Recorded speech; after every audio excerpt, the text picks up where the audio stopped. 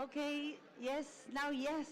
Welcome to the 6th edition of Valencia Digital Summit, the international technological event organized by Startup Valencia. From the majestic city of arts and science of Valencia, we are very happy to have you all here with us, and also hello to the people that are connected through the streaming. Entrepreneurs, startups, scale-ups, corporates, and investors from more than 80 different countries from all over the world who are building the good future based on the digitalization, technology, and innovation. VDS could not be carried out without the support of all our sponsors, governments, agencies, entities, technology companies, and startups. And your trust in us makes us proud and is a clear example of the potential of this event. We especially want to thank our diamond sponsor, Banco Santander, for all their support in making this event possible. Thank you also to our institutional partners, Government of Spain, Spain of Nation, EOI, Generalitat Valenciana, Provincial Council of Valencia, Valencia City Council, Valencia Activa, Las Naves, Parc Scientific, and the IBF. We want to thank as well HP, DAM, EY, OpenTop, Avia, and DreamHack. The more than 100 supporters and collaborators of BTS and the more than 25 partners of Startup Valencia, thank you all for your support. During this week of BDS, Valencia becomes the world epicenter of technological innovation and positions the Valencia ecosystem in a global level. And this is thanks to all of you. So thank you very much for being here. And now some practical information very quickly. You can connect to the VDS Wi-Fi through the QR of your budget. You have there your username and password. You can also download the app of the event. You can have there all the information about the programs, the different states, and also you can schedule one-to-one meeting connections with other entrepreneurs. So this is very useful. Download the app, and if you want to share any comments, photos, video, please use our official hashtag VDS2023. And now, let's start with the first content of this innovation stage. Let's talk about tourism, the future of tourism. And please, let's applaud a little bit for this first panel, please. Thank you. Let's welcome Germán Sanchís, CEO of Sailing, Daniel Nieto, Enrique Lancis, Alejandro Muyor, Ramón Ferri. Os dejo, creo que va a ser en castellano esta ponencia, así que os dejo con ellos.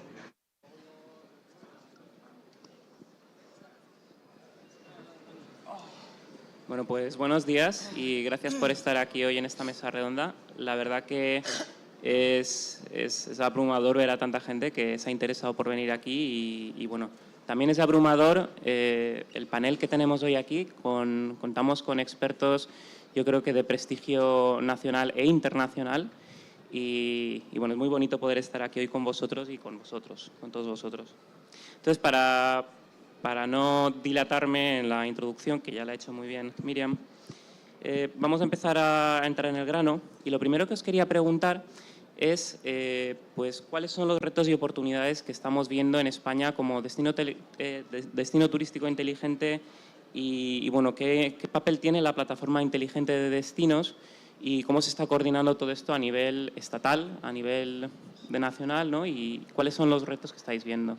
Y quería empezar dándole la voz a Ramón Ferri, que es director de Relaciones Institucionales en Segitur. Hola, buenos días. Muchas gracias a todos. Bien, pues los retos suelen ser los de siempre. El sector privado lo que quiere es que el turista gaste más dinero. Desde un punto de vista del turista, pues cada vez demandan servicios pues mucho más especializados y personalizados y, por tanto, hay otro reto muy importante para el destino, que es ser capaz de controlar los aspectos negativos que puede tener el turismo en relación a la sostenibilidad en el propio destino. Y, por tanto, esos retos van a seguir y lo que tenemos que hacer desde el punto de vista de la tecnología es ver cómo les podemos ayudar.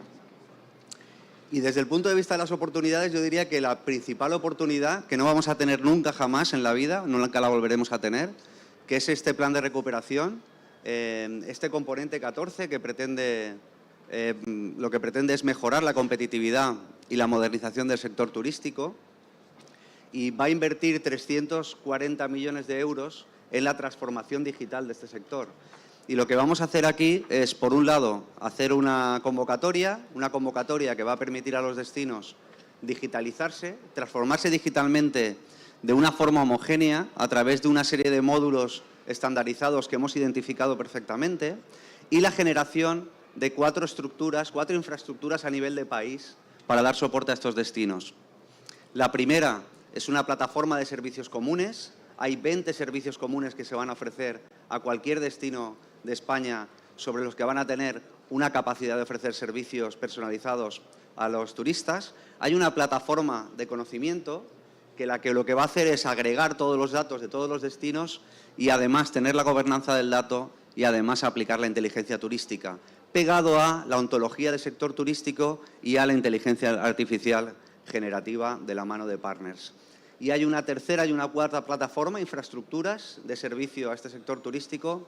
Una para crear el espacio de datos de turismo. Estamos esperando aquello que vaya a desarrollar Gaia X y otros proyectos europeos como Simple, pero nosotros debemos de crear esa infraestructura. Y por último, una plataforma de innovación abierta que nos permita, con todos los datos que vamos a poder ofrecer, generar sandbox tanto a los investigadores como a los emprendedores para que desarrollen nueva tecnología. Y es un poco el estado del arte de lo que vamos a hacer en el futuro. Muy interesante, Ramón. Muchas gracias. Bueno, has comentado cosas como Gaia X, como gobierno del dato, temas que en realidad son retos, yo creo que no solo en el sector turístico, sino en general, yo diría que en la economía en general, ¿no?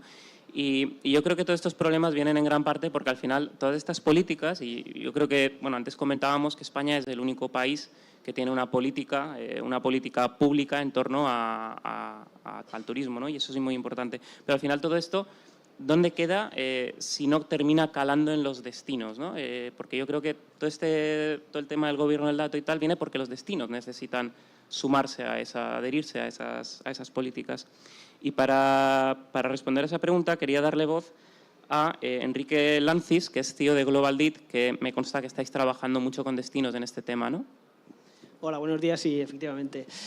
Pues sí, a ver, en primer lugar, volver a recalcar que España es un país líder en turismo, y es líder no solo por el número de llegadas que hay, sino sobre todo también por tenemos la gran suerte de contar con una entidad como es Egitur, que lidera y coordina toda esa capilaridad de la tecnología y de la innovación. Entonces, lo bueno que tiene España es que tenemos un montón de destinos, pero hay una voz, hay un líder que va aglutinando esa dirección que es Egitur. Entonces, el reto está en cómo aterrizar esa tecnología, esa innovación a los destinos, ¿no? Hace años España trabajaba con el sector turístico, luego se unió el sector tecnológico y ahora se une la red de destinos inteligentes, ¿no? Entonces, la percepción que hay es que hay un liderazgo fuerte de Segitur, va marcando muy bien qué es lo que tiene que hacer. También es cierto que hay retos porque lo que estamos comentando, la velocidad de la innovación es tan rápida que muchos destinos tienen incluso hasta miedo de incorporar esa tecnología, ¿no?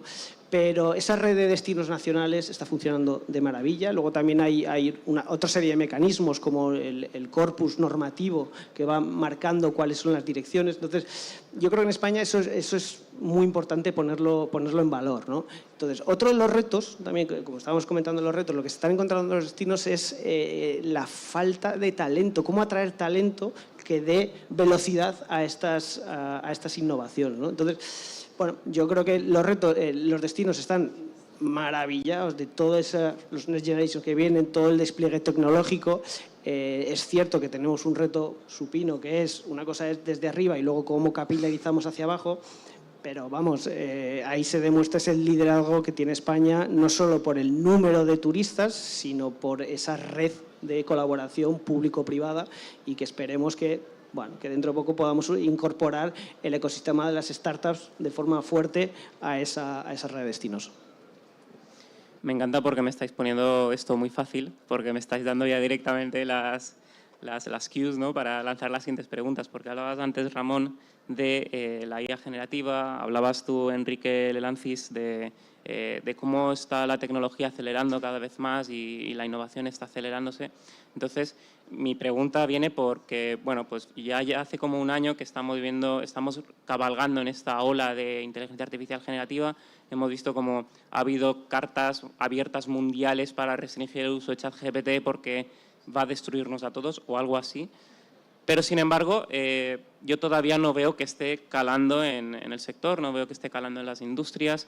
Entonces, pues bueno, quería saber cuál es vuestra opinión al respecto. Y esta pregunta se la voy a lanzar así, bueno, la primera es de Alejandro Muyor, que es lead mundial en turismo en Microsoft, encargado de definir la estrategia a nivel mundial.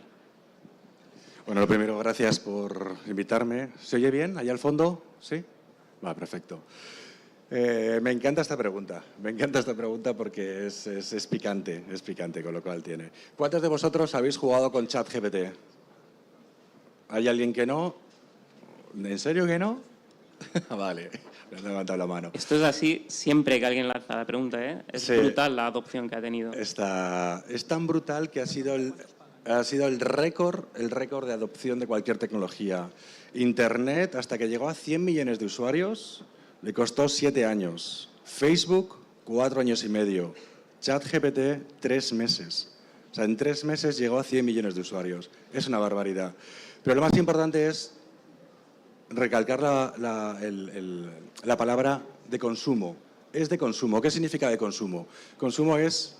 Yo ChatGPT lo entiendo desde OpenAI, como lo sabéis todos, y entiendo que es un producto demo para ver las capacidades. ¿Qué significa? Cuidado con lo que metéis ahí, os lo digo directamente. O sea, si metéis un documento privado de vuestra empresa en ChatGPT, esos datos se van a utilizar para reentrenar el modelo y para que sea mejor, porque es de consumer, importante, para el consumidor. Con lo cual, se van a utilizar. Tiene alucinaciones, lo estoy poniendo fatal, pero es por una razón. ¿Por qué tiene alucinaciones? Porque se ha configurado para que sea la temperatura creativo. Creativo es, créame un cuento, créame una poesía, créame lo que quieras.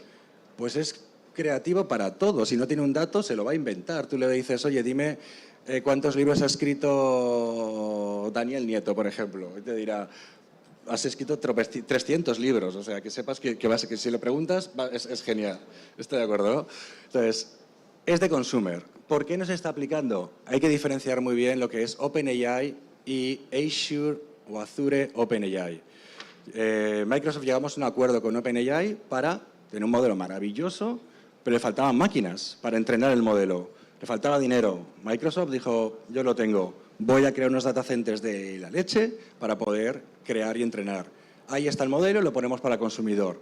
Ahora, ese mismo modelo, si lo quieres a nivel enterprise, a nivel profesional, tienes el Azure OpenAI. ¿Qué significa? Entrénalo con tus datos, con tu información.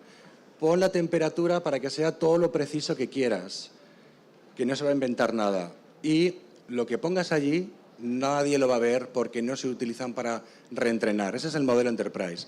Entonces, después de la adopción de consumidor, todo el mundo está creando las empresas. Estamos empezando a crear estos enterprise, estos chat enterprise, para dar una solución o que sea el copiloto de tus clientes. No me enrollo más. En el caso de turismo, hemos hecho una prueba de concepto muy en Segitur, precisamente, con toda la información que tiene ahora. Hay un webinar dentro de 2 semanas donde vamos a abrirlo al mundo para que lo veáis, pero lo más bonito está por venir.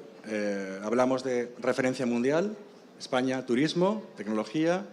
Vamos a tener el asistente conversacional de turismo más potente del mundo a través del proyecto que ha contado antes Ramón del PID. Imaginaos toda la información de turismo que tiene Segitur, más la que le llegan de los destinos, más fuentes de datos que van a comprar y toda esa información con el GPT empresarial entrenado y además con un modelo ontológico. ¿Qué significa modelo ontológico? Le vamos a enseñar al asistente las palabras que se utilizan en turismo. La gente que trabaja en turismo habla un idioma, las máquinas no. Entonces vamos a inyectarle una ontología que tiene que ver para que sepa y hablar en turismo. Todo eso junto lo va a tener Segitur para ponerlo a disposición de usuarios, turistas y destinos. Con lo cual, bombazo. Lo tenemos en breve. Suena muy bien y atacando algunos de los retos más importantes del sector a día de hoy, ¿no? Como es la coordinación entre destinos y la coordinación del gobierno del dato y toda esta plataforma. Daniel Nieto, VP de Relaciones Institucionales, no sé si lo estoy traduciendo bien, de marketing artificial en torno a tecnología, desde tu posición más en el lado de los pagos. Bueno, muchas gracias y gracias a todos por venir. Pues vemos bastantes cosas, ¿no? Yo creo que en España, y aprovechando estamos aquí, hay dos cosas interesantes, ¿no? La primera es que desde la parte privada tenemos compañías mundiales que están innovando desde España, ¿no? Creo que tenemos el caso de Microsoft, en el caso de Mastercard tenemos el Hub de Innovación Mundial de Turismo en España. Y eso al final nos da mucha visibilidad y nos da muchas oportunidades también para vosotros, ¿no? Los que estáis aquí, de acercaros a nosotros, a grandes corporaciones y poder innovar con nosotros en proyectos al final que van a tener visibilidad mundial y que son muy innovadores, ¿no? Y luego la segunda cuestión que está pasando en España es que desde las instituciones, desde el gobierno al final, se están poniendo en marcha, antes lo hemos hablado, ¿no? La plataforma inteligente de destinos, que es algo rompedor, diferente y que va a traccionar, ¿no? Eso genera innovaciones como lo que ha hecho Alejandro dentro de ChatGPT, pero también en otros ámbitos, ¿no? Nosotros en Mastercard al final hay muchos datos, ¿no? Y ahora llega la cuestión principal de qué hacemos con esos datos o qué se hace con esos datos, ¿no? Normalmente los gobiernos utilizan esos datos pues para hacer mejores políticas y demás. Pero nosotros nos hemos dado cuenta y al final, gracias a ChatGPT, yo creo que tenemos una oportunidad interesante, ¿no? Que es, más allá de lo que es la adopción, que como dice Alejandro ha sido bastante rápida, es conseguir que esa adopción sea relevante para todo el ecosistema que no tiene las habilidades a lo mejor para digerir todos esos grandes dashboards con información y demás, ¿no? Yo creo que ChatGPT lo que nos puede ayudar, y es lo que es a que una persona que tiene su pizzería en una calle de Valencia pueda preguntar y pueda tener acceso a saber qué turistas vienen, cuándo vienen, cuáles son sus hábitos, cómo se comportan y demás, ¿no? Yo creo que hay una oportunidad también para ayudarnos a reducir esa brecha, ¿no? Digital, porque al final te lo da tan masticado, al final preguntas tan concretas, que va a ayudar mucho a esas pequeñas empresas, ¿no? Entonces, nosotros dentro de esos proyectos en Málaga, por ejemplo, estamos trabajando para hacer uno basado en inteligencia artificial con los datos nuestros de transacciones, en los cuales cualquier pequeña y mediana empresa, autónomo, emprendedor, va a poder tener un asistente en el cual preguntar y poder adaptar su negocio a partir de esas respuestas, ¿no? Y os animo a todos vosotros que estáis en el mundo de tecnología a innovar con nosotros porque es una gran oportunidad. Y yo creo que esto que estamos innovando desde grandes corporaciones, del gobierno, yo creo que tiene que llegar a todos, incluido vosotros. Y mi llamada a vosotros es que aprovechéis la oportunidad y os unáis. Os pongo un ejemplo, yo lo viví ayer.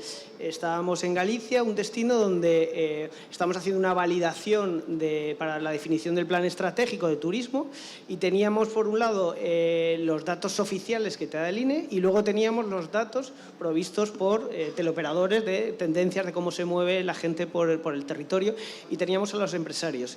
Y la validación que hasta ahora se estaba haciendo preguntando en una mesa redonda, ahora ya los propios empresarios empezaron a preguntarle a ChatGPT con esos datos tendencias y era una conversación máquina-humanos y al final el resultado fue conjuntamente. Entonces, eso ya se está utilizando en los destinos. Entonces, yo creo que es algo que hay que poner en valor de toda la innovación que se está haciendo en España a nivel nacional, pero ya en los pequeños destinos se está haciendo, lo cual es maravilloso.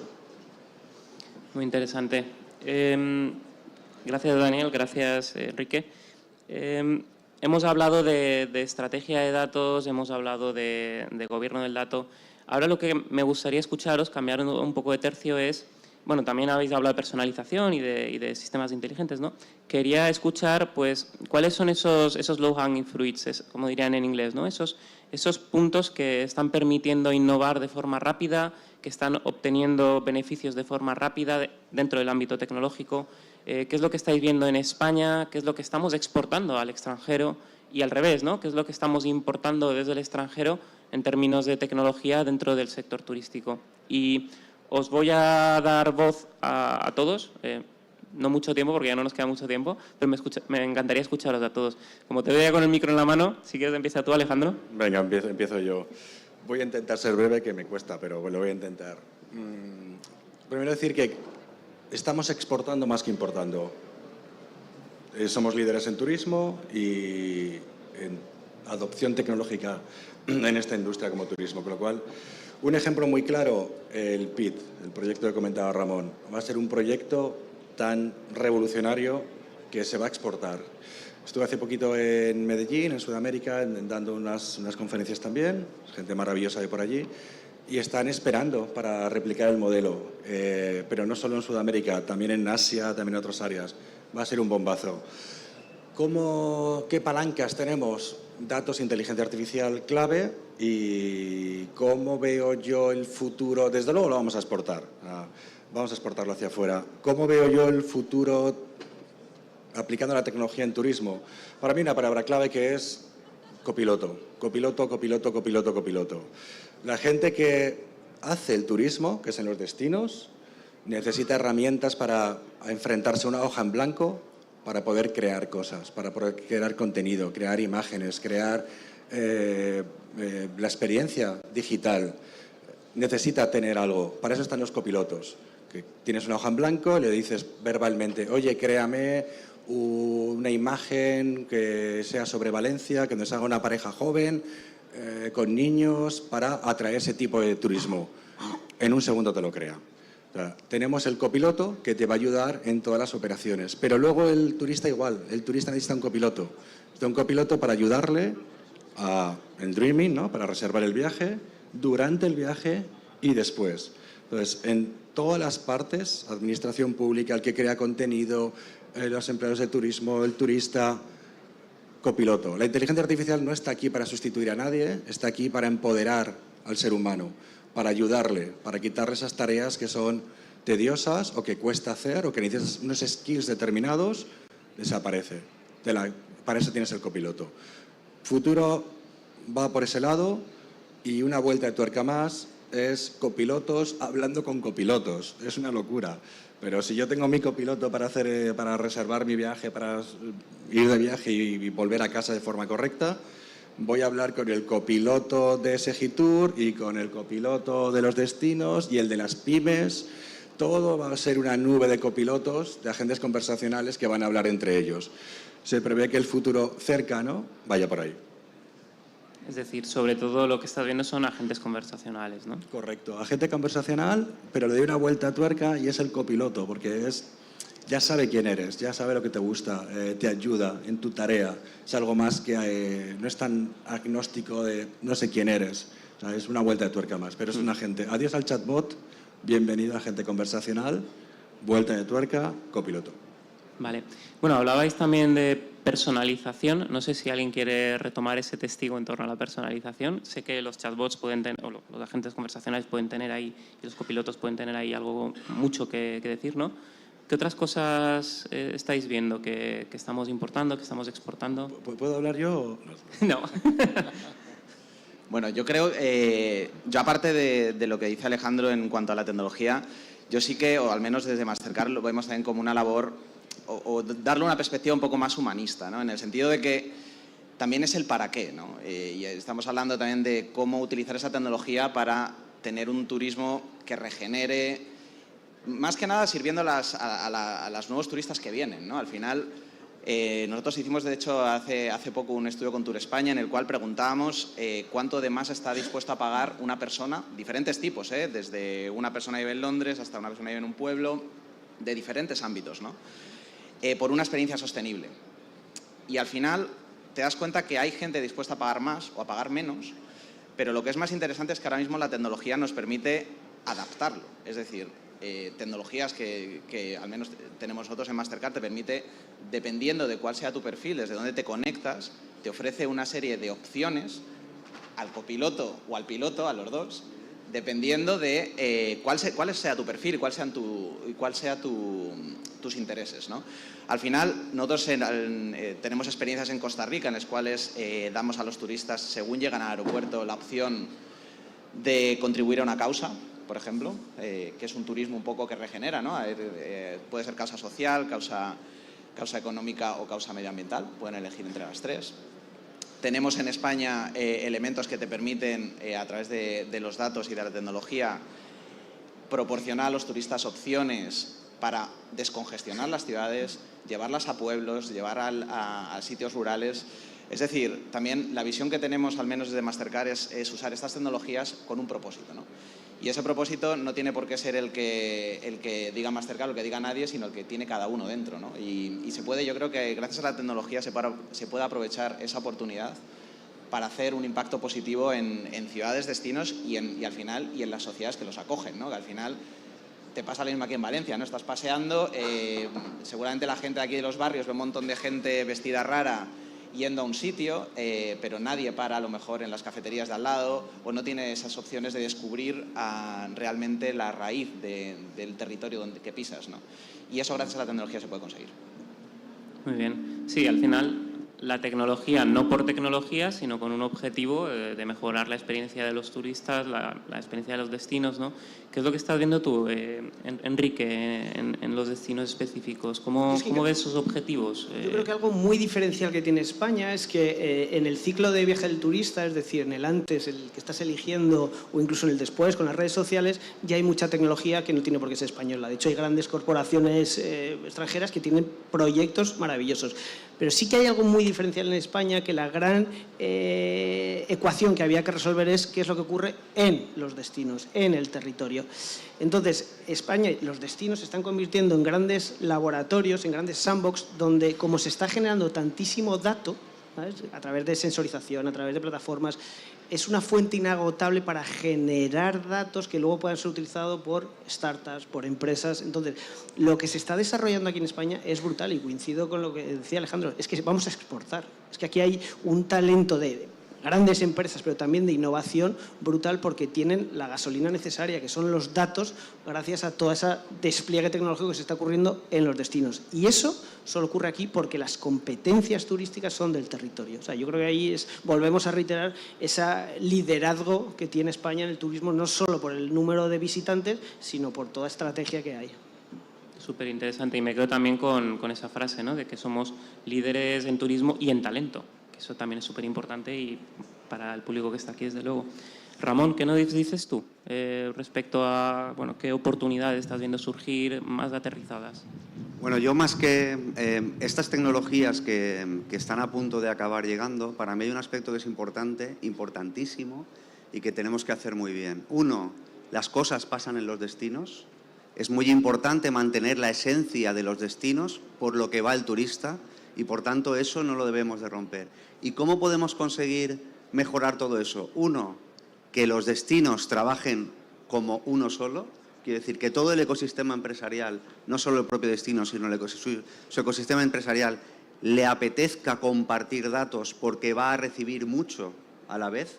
Si conseguimos que el sector permee y que esos datos se compartan con el propio destino, uno, el destino va a tener muchas mejores capacidades para desarrollar políticas públicas para que esa esencia no se pierda. Y dos, vamos a ser capaces de verdad de ofrecer esos servicios personalizados al turista que viene a nuestro destino y, por tanto, tener mejores experiencias y, por tanto, gasta más dinero y, por tanto, todos ganamos. Por eso es muy, muy importante, además, para alimentar a esos grandes módulos o building blocks que van a permitir esa inteligencia de futuro, que nos dediquemos a trabajar muy bien, a digitalizar nuestros recursos y nuestros activos y nuestro sector empresarial, por pequeñito que sea, para que permita esa interacción en el mundo tecnológico con ese turista que está hiperconectado y que va a demandar de forma rica situaciones que va en ese momento a vivir en el destino.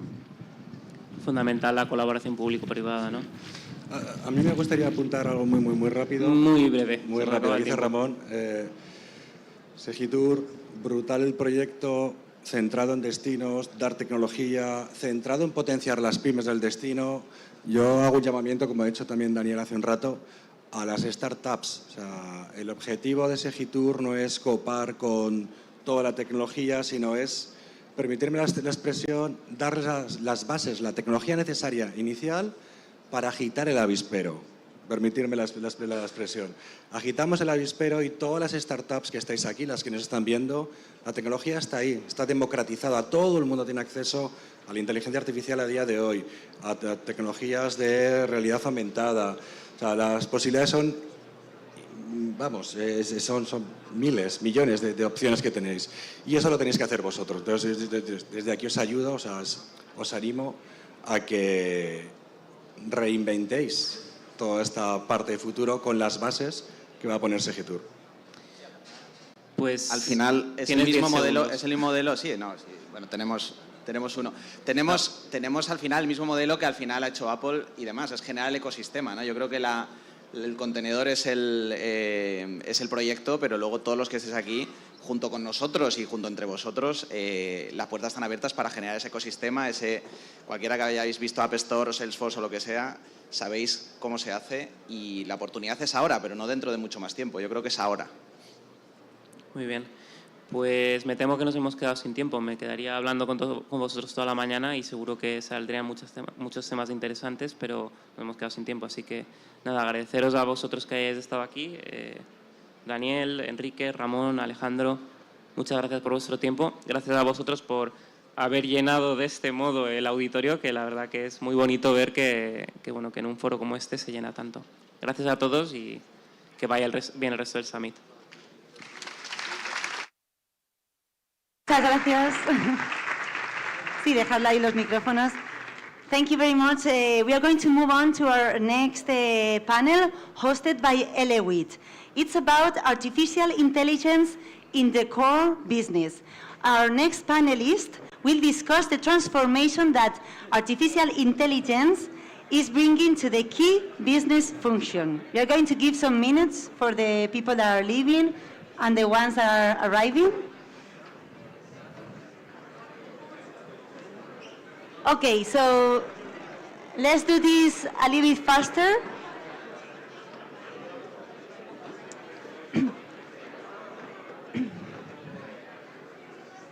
Okay, let's welcome our next moderator and panelist, Oscar García from Elewit, José Luis Serrano from Ispasat, Norberto González from Unusuals, and Luis Carlos Prieto from Ferrovial. So, yeah, the people that are leaving, if you can do it a little bit faster, and yeah, let's start.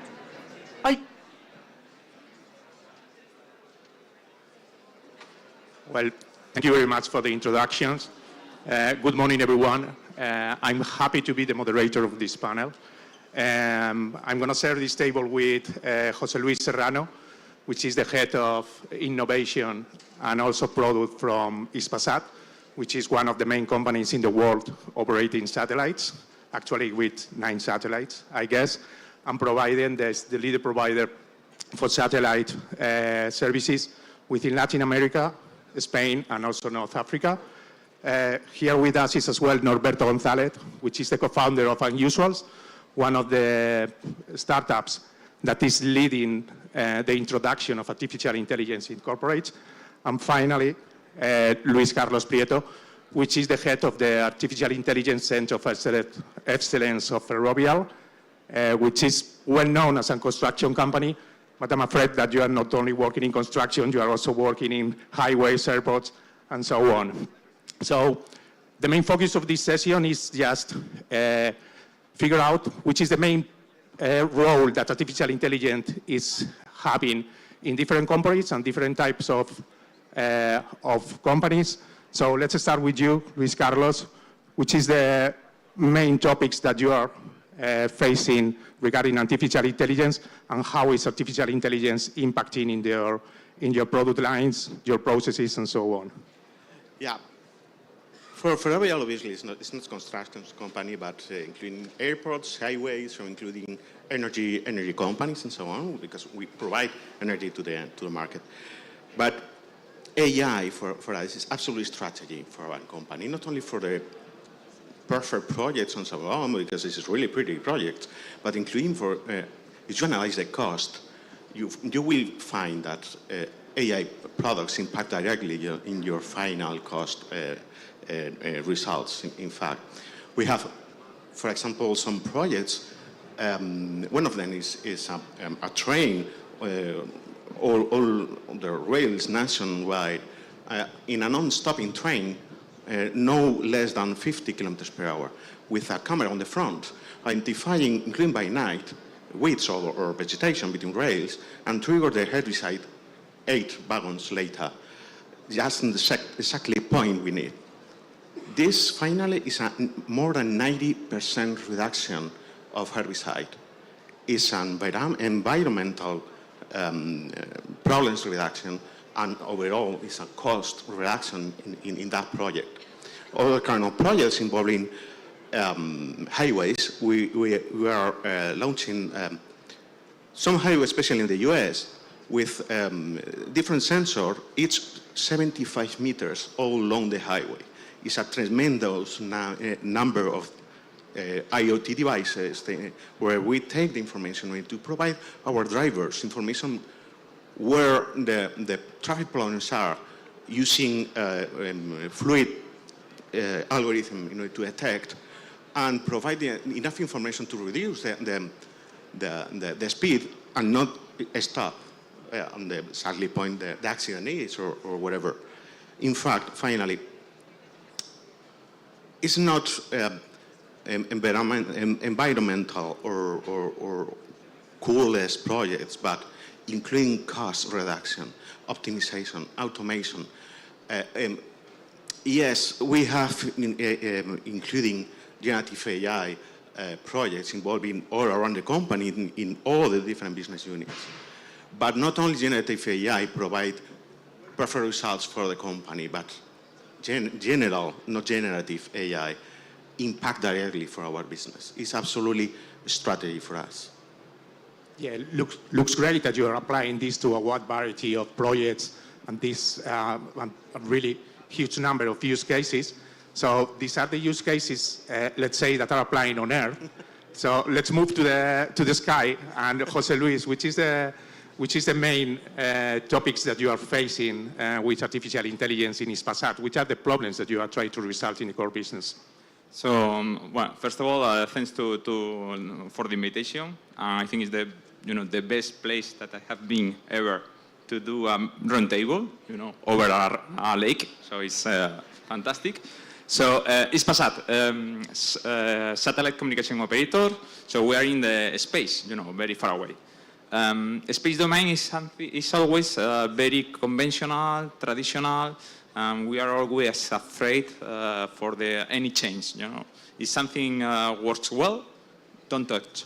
So, but everything is changing. Telco business is moving fast. Everything is evolving. Hispasat as well. So it's now time to change.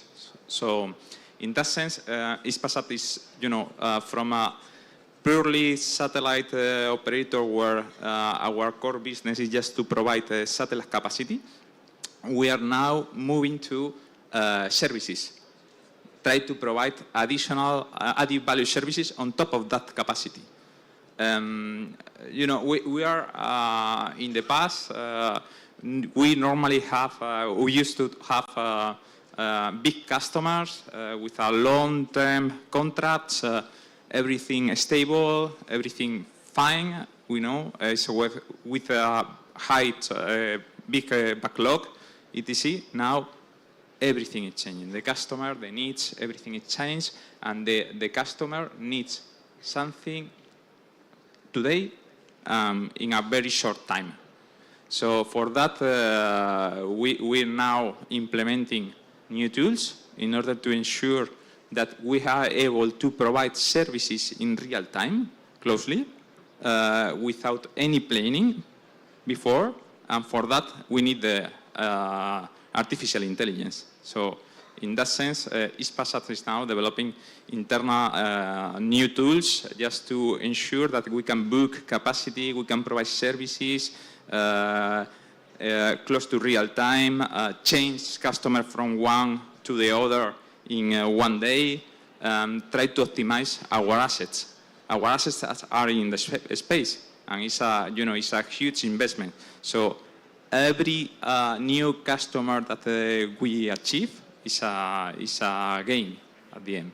So now we are evolving from 10 to 20 customers to thousands. So for that, artificial intelligence is a must. We are doing that to optimize the service and to optimize our assets. Well, it's a really challenging transformation process, the one that you are facing. And for that, I pick one of the main things that you mentioned at the beginning of your speech, which is that you have a really narrow room to failure when you are operating with satellites. I'm assuming that for that, when you are testing artificial intelligence tools, you are supporting on different companies, such as startups, as we have here representing Alberto, one of them. So which is the way that you are working with them? So normally, in the space domain, we have to differentiate the change that we apply to the space asset, I mean the satellites itself, that is complex to introduce new startups because it's a very complex technology. Everything should be tested in an environment that is not the terrestrial one. It's with a huge difficult environment, and for that we use the traditional satellite manufacturers that are also trying to evolve to this or introduce this artificial intelligence. But for the terrestrial tools, of course, we are using startups, and the way that we collaborate is just to try to perform some MVPs, try to test it, try to focus on specific problems, and just to have a win-win, a collaboration between the startups in order to grow up together. Well, it looks like it's a mutual beneficial solution and approach for the two of us. So, Norberto, from your point of view, what is the core business of Unusuals? What are you providing to corporates such as Ferrovial or Hispasat? I'm wondering which is the way that you are collaborating with this type of corporates. So, first of all, I'm glad to be here. It's a pleasure to be in this fantastic event today. Happy to share insights on how AI is transforming the world and the industry today. So, Unusuals, for those who don't know who we are, you should know who we are because we are a really good startup in the Spanish ecosystem. I'm pretty sure. Yeah. We use AI to transform how our customers carry out the visual inspection process for maintenance purposes for critical infrastructures. So basically, we use AI so we can identify asset defects or anomalies in critical assets that our customers have to maintain. And of course, AI is very important for us. It's the core of the company. We use AI to operate. So we use Copilot for our developers to go faster. We are a startup. We have to grow, to do it faster. So we use the AI internally. But of course, we use AI so our customers can become exceptional. So we like to say that we detect unusuals so our customers can become exceptional. And the whole idea about that is we try to put in the value chain so our customers can be companies, TSOs, rail major companies. They can use our product, our services, so they can use AI to improve how they do these processes. So, for example, we have to identify defects or anomalies in assets for Spanish TCO, Rithletical, for example, and we have to develop AI models. So we work hand in hand with those customers, these specific customers, so they can identify in automatic manner those defects. So I'm going to be faster. I don't know. We are going to slow, I guess. So the thing is, it's very important for us that our customers understand how important AI is. So that they have to understand that the AI is going to transform the way they do business, the way they work, the way they operate, and we help them so they can become a better company by reducing costs and improving those processes. Well, as you mentioned that you are providing services for critical services, so I don't know if this is a Tinder match, but at least a company match, because also Hispasat and Ferrovial are providing critical services as well. I would like to ask you if you like, for the benefit of the audience, just to elaborate a bit more in some of the typical use cases that you are facing, for example, with an electricity company. Yeah, sure. So I would like to focus on one thing, that we are facing an AI problem, AI challenge that is different for other AI problems. We, as I said, we have to identify anomalies, defects in critical infrastructures. But the problem we have to face is those anomalies don't pop up very often. So we don't have the data we need to train our models. So as you can imagine, we use pictures coming from drones or helicopters to train our models so they can identify in other pictures where the anomalies are in those assets. But I'm going to use a word, an idea that is going to be repeated all over the day, I think, during this summit, is we are going to use generative AI so we can create those anomalies in a virtual environment so we can train our AI models. So that's a typical use case we had to carry out with those customers like the Spanish TSO. And our main goal is those customers, Spanish TCO and other TSOs in Europe or in the world, can automatize this process using our AI models. But to that, we need to create some anomalies that otherwise it's impossible to identify because they have a huge impact in the power grid, but they don't show up very often, so we have to do something to train our AI models. So just solution to improve the processes, to reduce the failures or the risk of failure that you have when you're maintaining some of the processes that they have right now. Yeah, that's right. So the whole idea about that is our customers can reduce costs, but improving the whole maintenance process. This is our goal, yes. Luis Carlos, what about Ferrovial? Can you share with us one of the main use cases or one of the solutions that you have over the MVP process and already in production? Yeah, for sure. I think the most important, obviously, is generative AI, but we are leading inside Indesi. Indesi is the industrial AI agency there in Spain, promoting AI in industrial, different sectors, but industrial there in Spain. This project we are leading is based on ingest all the different manuals or procedures for any kind of business in order to receive operations field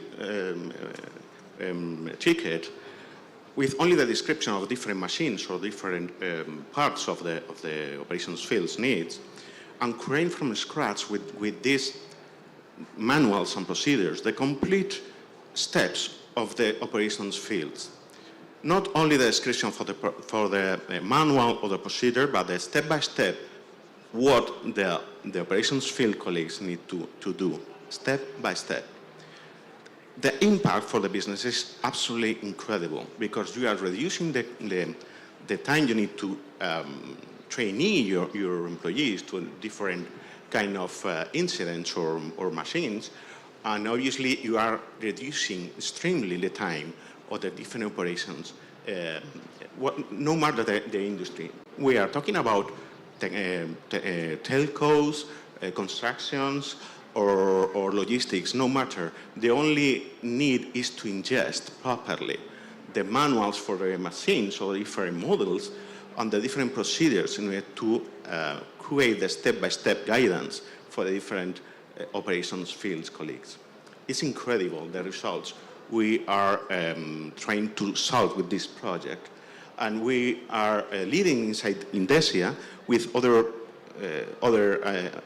different companies involved in that association in order to create for transversal, no matter the business unit, the business or industrial sector. Okay, thank you. José Luis, in the case of Hispasat, what are the main services that you are thinking on providing in this new way of business? Which is the way that you are thinking of the matching between satellite communications and also services on air? So, coming back to referring to this evolution transforming to the services, I think one of the key drivers is 5G right now.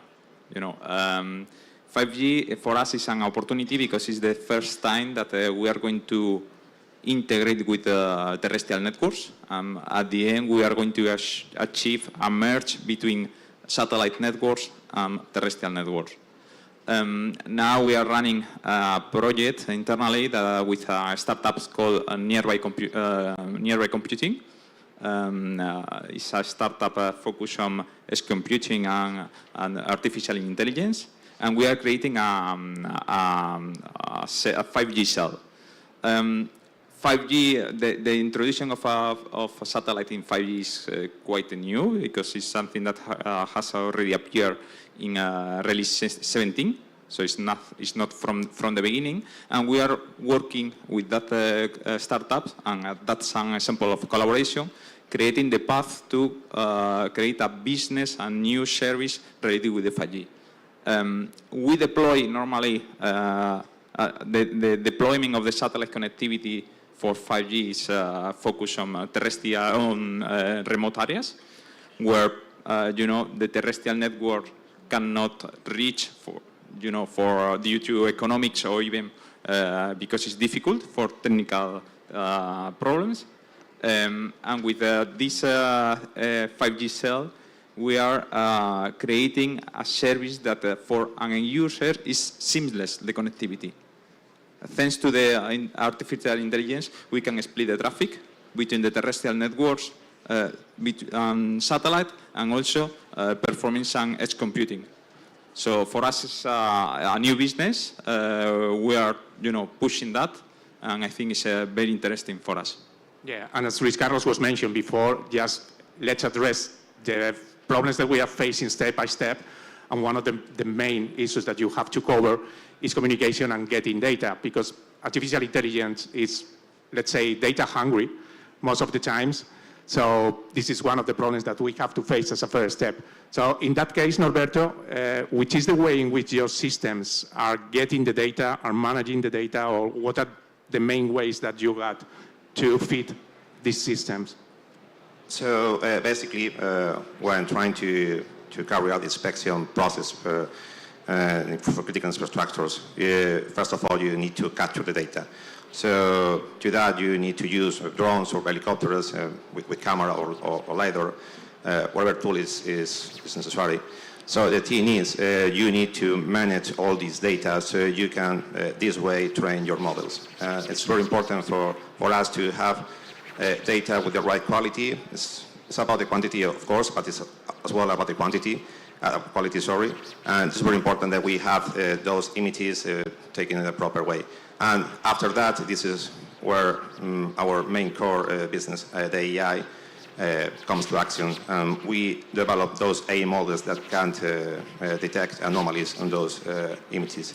So for us, it's very important, the data, because our customers are big companies that want to keep the privacy of the data, want to keep the privacy of the models we develop and everything. And it's very important for them that we take care of this data.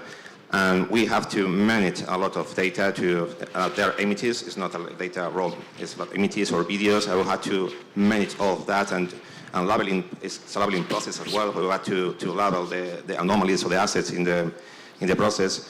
And this is very important for a customer, for us to manage all this data so we can build those AI models.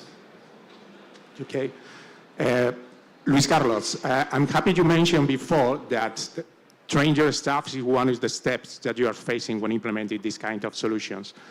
I'm wondering what are the resistances that you have with the staff that is going to be using artificial intelligence, and what are the main risks that they are facing to adopt these solutions? Yeah. Especially when you have field operations or all-style company, is you can feel that this resistance is to use not only AI but technology in general, obviously.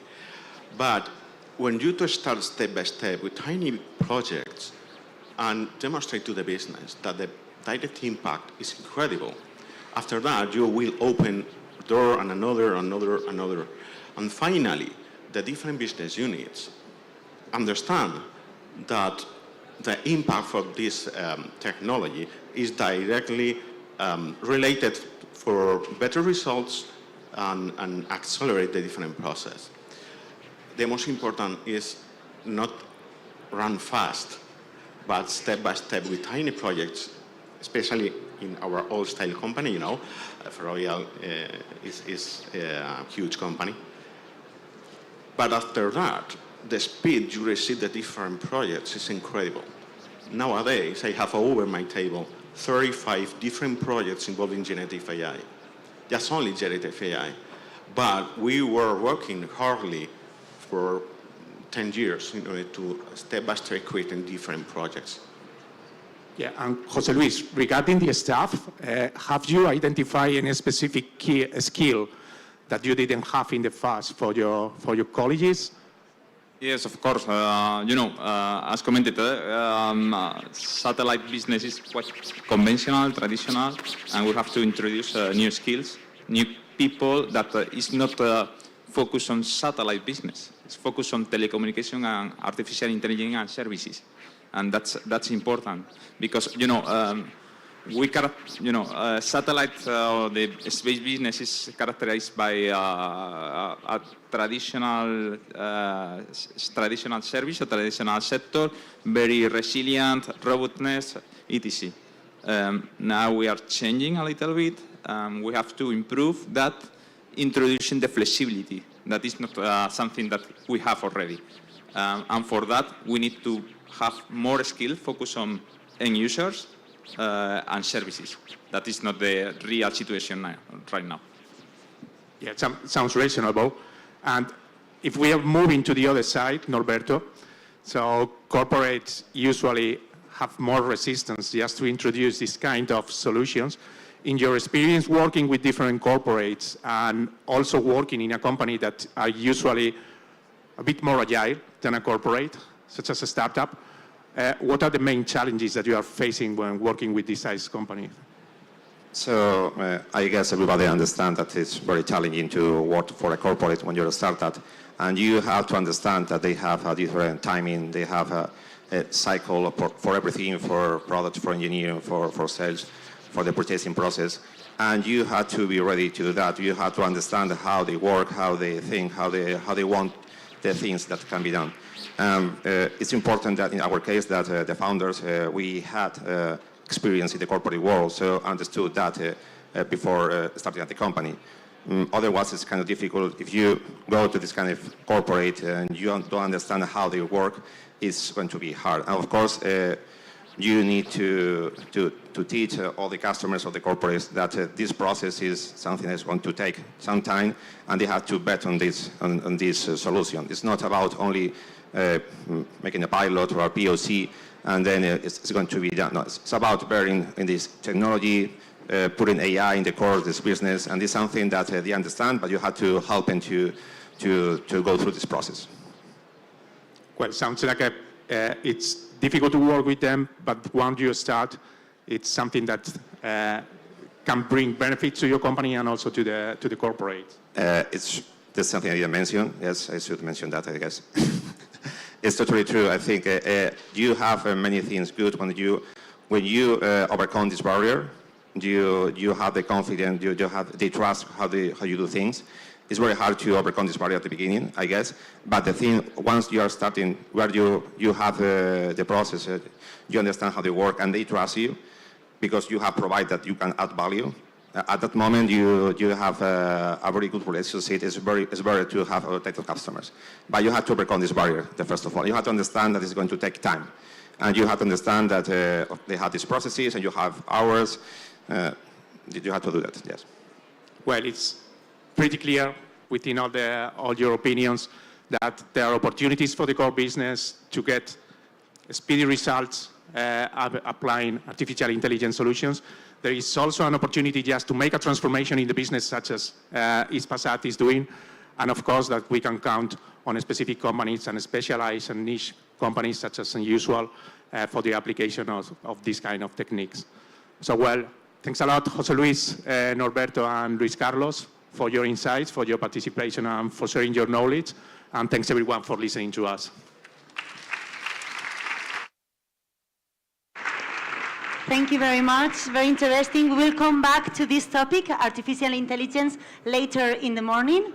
And we give some seconds to the people that want to leave and the ones that want to stay.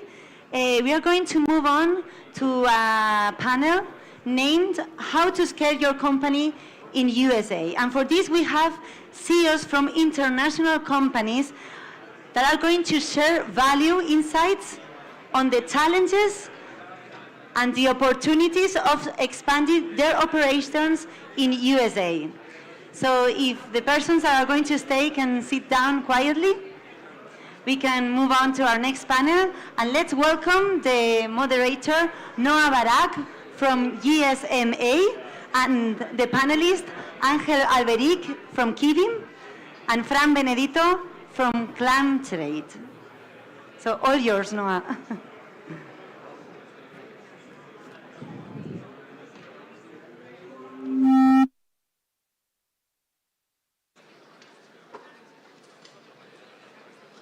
Good morning, everyone. Please take your seats. My name is Noah. I work for 4 Years From Now, the startup event and platform of the GSMA and Mobile World Congress. I think a lot of us already have been to the event. Hopefully we'll see you there in 2024 in our 10th anniversary. A few years ago, I moderated a panel with big American funds who have been making the move into the European and Spanish market.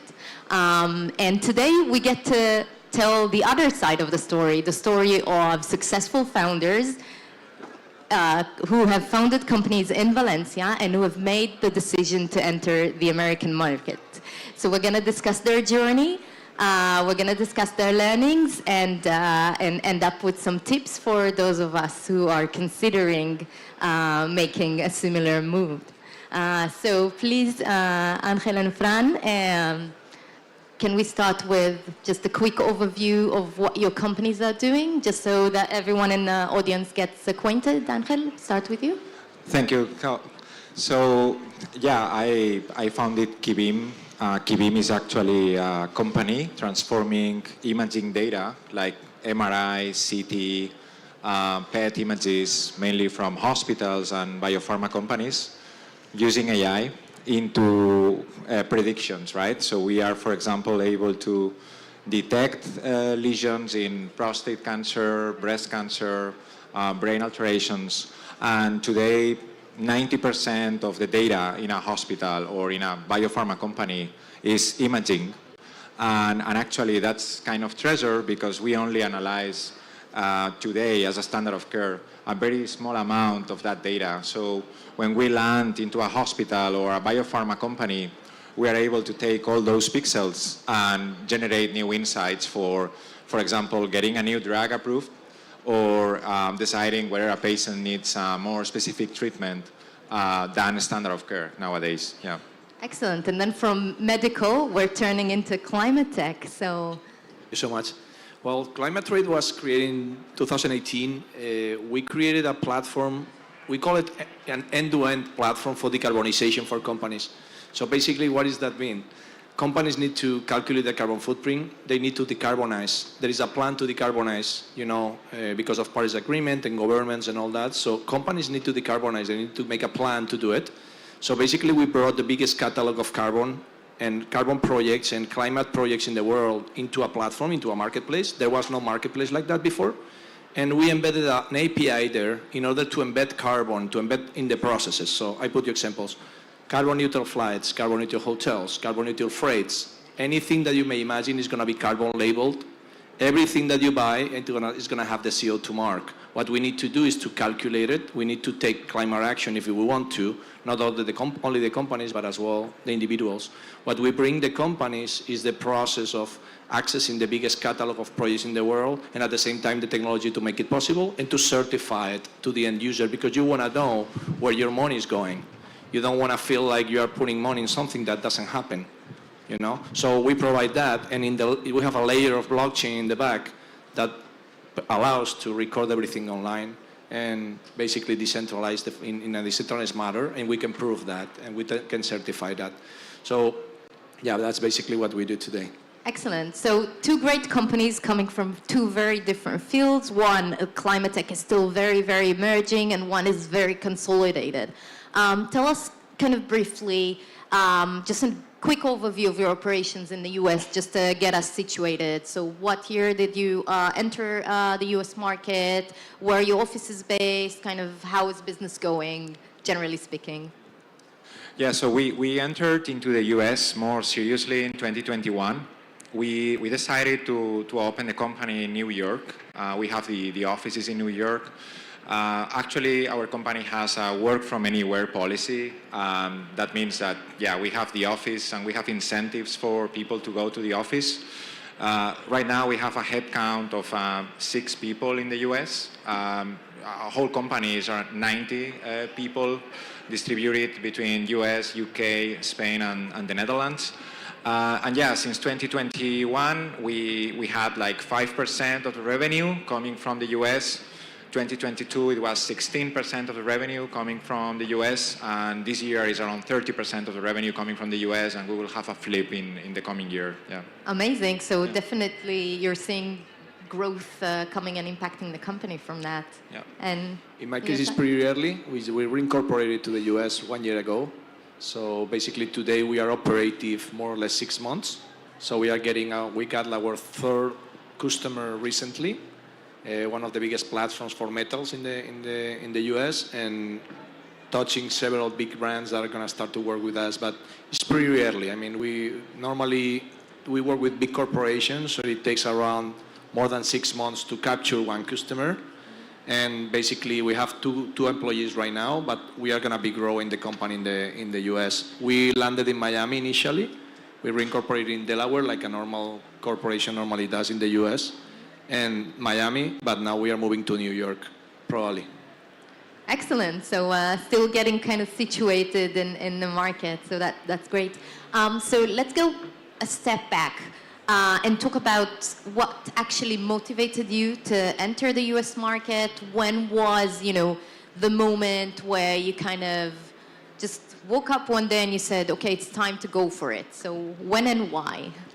Yeah, so actually our first customer ever was from the US. So it was a customer from Arizona at Kibim, and we started working with them. And of course, one of the biggest things for my team was the time difference. And, as the company grows, it's very important that you create a very solid culture, because you need those 6 p.m., 7 p.m., 9 p.m., and you really need people on board, right? And I took care of creating a very solid culture.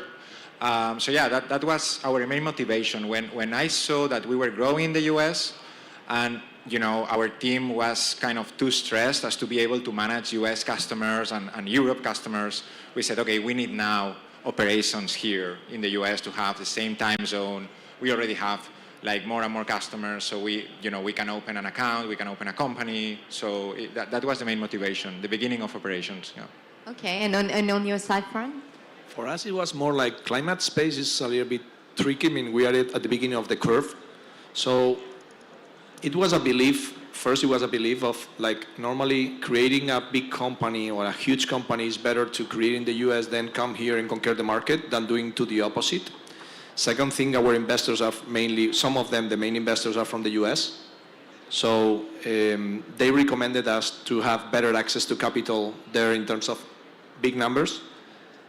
Our main competitors are in the US.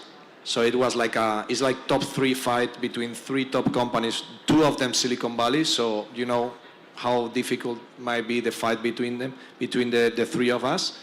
And basically at the same time, when you create a startup that starts working fine, you have like we call it viento de cola, no, in Spanish, no? It's like you have some wind that throws you there. There was kind of magic as well about going there. The tickets are bigger in the US. The companies go faster. They give you more business in that terms. So obviously, if you want to grow at the path you want to grow, there is like kind of easier to do it at here. And it's a huge market, and obviously the numbers are there, right? Yeah, so I'm glad you mentioned this. So kind of the next question is on your way, or kind of as you start operation in the US, what were kind of the main challenges for you, and how did you go about addressing those challenges? Was it through collaboration with partners, access to expertise, any kind of change in your business strategy? So, Fran, why don't you start with that?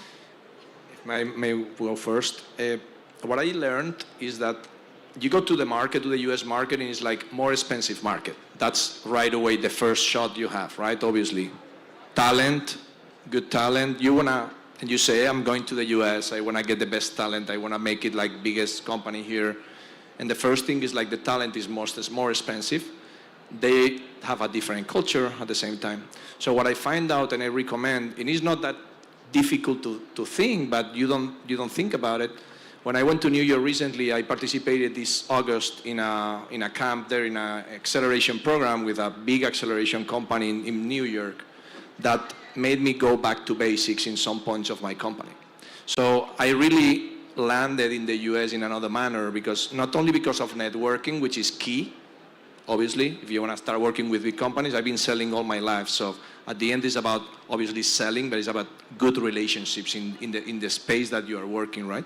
So that program gave me, I remember one phrase of one of our advisors, which is he sold his company to Jeff Bezos, and he works in one of the biggest top companies in electronics in the world as head of platforms. He says, Fran, you have to be a cheap son of a bitch, right? So it's like, you have to be very cheap, because when you go there, if you don't go cheap, you hit yourself against the wall. Because there, and as I say, you land in the airplane, you land in the airport, and if you don't take care of yourself, you get naked. They get you naked, right?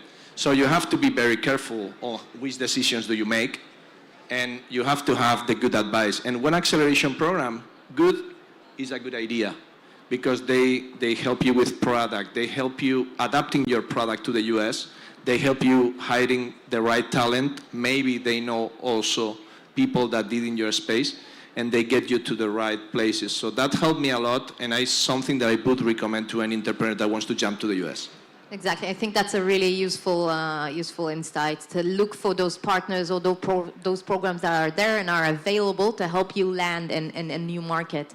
And Angel, in your case, you're entering healthcare, an industry that is heavily regulated, that works very differently to what we know in Spain and around Europe in terms of the health insurance, the funding, the scale. What for you? What were the main challenges? Yeah, actually, there are two things, right? On one side, I think the main challenge for us, although we overcame it in a very straightforward way because we had a solid company culture, I found out that, for the US, what you do for a living is very important. It's culturally, it's the way they start many conversations, right? Here in Europe, we are not that used to talk about our jobs when, you are with friends, but for them, they want to work for a company with purpose, with a clear culture. And actually, the fact of having created a very strong company culture here in Spain or in Europe, and then having translated that to the US, is a lot of things, rather than having a not so solid company culture. And yeah, as you were saying, more related to the company, we saw that this is a heavily regulated business, completely different to Europe. We had a medical device cleared in Europe that was more a platform managing data in the cloud and AI algorithms, for example, for brain, for cancer. When we landed in the US, they were no, we don't want to clear platforms. We want to clear indication by indication. So you take prostate cancer, and we will approve a product for you on prostate cancer. You take breast cancer, and we will approve a product for you on breast cancer. But you have to be very specific in the way you create new tools, because then that is linked all the way down to reimbursement codes from the insurance companies, Medicare, Medicaid approvals. So in the end, we learned how the entire kind of healthcare system works, and we failed in selecting our first consulting firm, right? We chose a company from Oregon that we thought it was great. They were, not the most expensive ones. We ended up realizing you have to invest damn money if you go to the US. You have to go with the best team, best legal support that you can. Yeah, so maybe, as Fran was saying, save on some things and then know where to invest, but also kind of understanding that You can invest a lot of time and money in studying the regulatory landscape and kind of studying the ecosystem. But when it kind of comes to the real time, you know, your first step off the plane, you're going to fail and you're going to learn a lot on the way. So I want to like continue with you know, a few anecdotes, if you can share, of moments where you kind of realize you know, that what works in Europe or what works in Spain doesn't necessarily apply in the US. So terminology gaps, cultural gaps, anything like that that we can relate to. Yeah, I think a great advice is that if you are deploying the company, rolling out the company in the US, I strongly recommend to have US native people. I mean, to have US at least talking about, you know, the same accent. It's very important. You know, the way they open conversations, you know, what college did you study, that's very helpful. It was very difficult for us to open that level of opportunities at the very beginning without, you know, native people.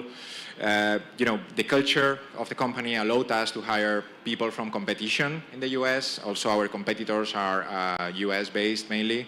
So we hired a BD director from San Diego who loved the fact that Kibim had a strong culture, right? And then he helped us create and translate the culture in the US. You know, initially, for example, we saw the difference that we were used to, you know, British English, like we were providing service to a company. They were saying, you know, okay, are you performing quality checks on your studies? And we were saying, yes, of course. That was more on the British side. We went to the US, we noticed that, yeah, they are way more assertive, way more specific, and you know, terminology like QCing, it's already a verb, right? And we had many gaps between our team and the US team on how to address these kind of conversations. That was funny, that just the first months of adaptation, yeah. Yeah, and Fran, on your end, any anecdote you could share? Well, when we hired as well people that then it didn't work at the beginning, no? So we had to hire a CCO that was a great seller, not from our sector, which I think it was, again, a mistake, but our sector is very early, so you don't find too much talent, like sales, applied sales to climate. It's not that easy to find people on that space, so you're trying to train them, right? The culture is much more different. Sometimes when you go there, you think that you are the one that you are wrong, and they are the ones that they are selling correctly. But at the end, the CEO has to be at the forefront of everything. You have to move there. You have to be at the forefront because you are the one that you build this, right? So it's hard. So it has to be like we were talking before, no? It is like your family and taking care of your family at the same time. The balance between traveling a lot in your personal body, like traveling every 2 weeks to see your family and then go back, and then taking care of the new challenges there. And at the same time, when you go, you have here people that you are not here. So you have to take care of this as well, and you have to leave someone here that takes care of this, no? So everything gets a little bit messed up. So you need to learn about managing all that as well. Yeah, you need to strike a good balance. So we're almost out of time. Could I ask you to stick around for like 10, 15 minutes around so that maybe some people want to ask you some questions because we don't have time for the Q&A? Yeah? Sure. Yeah. Okay, so everyone wants to, you know, just get some more information about this exciting journey. Please come and meet us there. I just want to thank you for joining in today and sharing your experiences with us. These are two really great companies born in Valencia. They're doing a great job in two very different, very exciting sectors. I hope you'll be with us also in our Green Tech program and our health program 4 years from now so we can further take this conversation and also address the important issue of founder wellness. So thank you so much. Thank you. And Pleasure. thank you everyone for listening in. Thank you.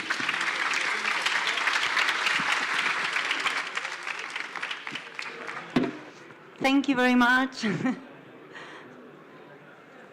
And we are going to move on to our next panel. We are going back to speak about artificial intelligence. We are going to analyze the trends and also the opportunities of this emerging market.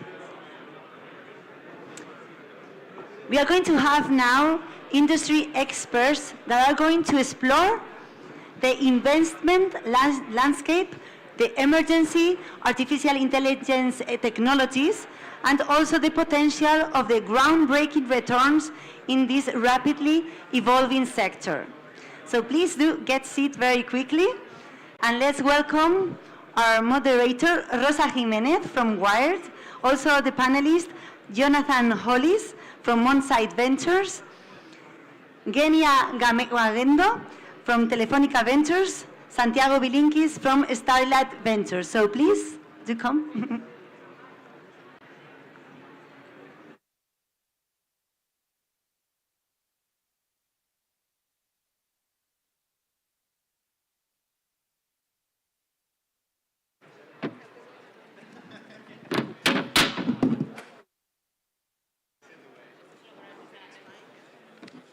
Buenos días. Gracias por venir. Vamos a hablar de AI, de inteligencia. Oh, it has to be in English, right? Yeah. Okay, perfect.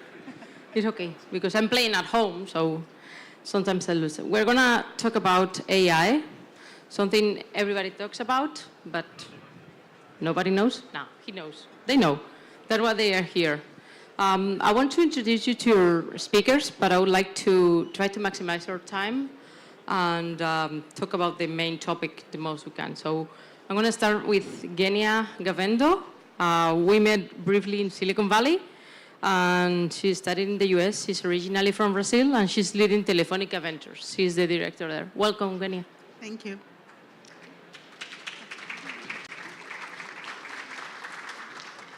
Then we have Jonathan Hollis. Did I pronounce it right?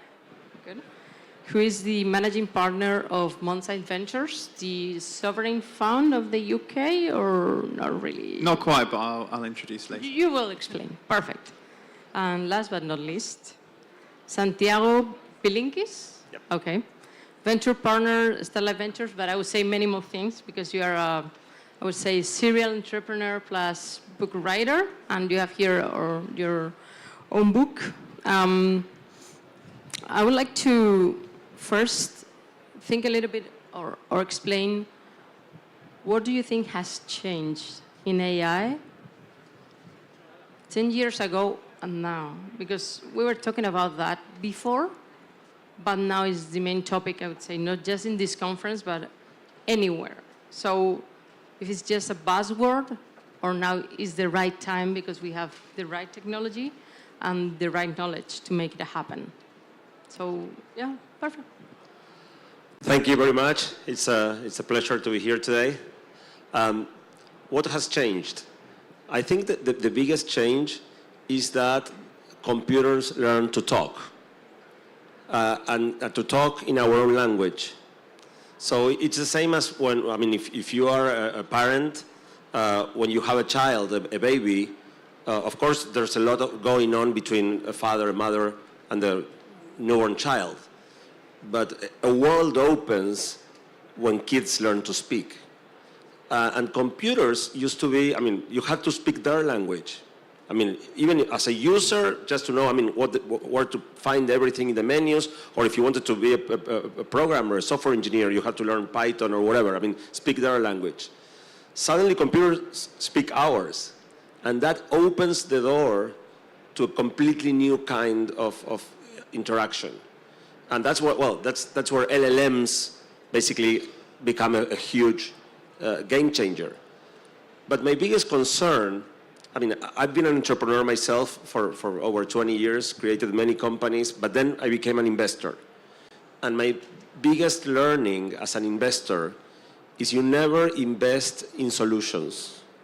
You invest in problems. I mean, you look for problems, and then, of course, someone who's trying to solve that problem. But when you put the solution first, I mean, and I've made that mistake before. I mean, I invested in things that were going to be a platform to do this. That's the solution, not the problem. And the AI is a solution. It's a solution that can solve many problems, but we don't invest in AI. We invest in problems that can be solved with AI. And you know, you said, is it a buzzword? Well, for many people it is. And that's what's kind of concerning. I see many companies simply adding AI to their name. I mean, I've done that.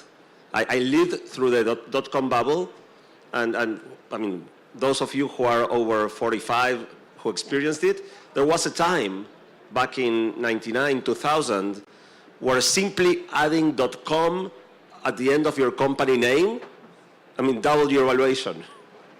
And I've done that. I had created a company called OfficeNet that, of course, became OfficeNet.com, because that simply was enough to well, with AI, we have something similar going on. And it's not simply about adding AI to your name or changing your URL. Like blockchain 5 years ago, right? There was the buzzword that everything related to that gives extra value. Absolutely. I mean, now it's for real. Now it's for real. And now it can solve a lot of problems. It used to be, I mean, AI is 80 years old. It's not something new. Yeah. But for 70-something years, it was basically an academic endeavor. It was, I mean, can we make computers that can think? Well, now they can.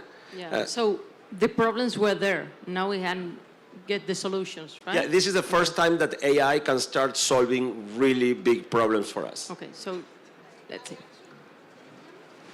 I think now. I asked ChatGPT the exact same question, what have changed? And the answer I got was like a lot of very technical stuff, you know, and I will not even try to replicate it.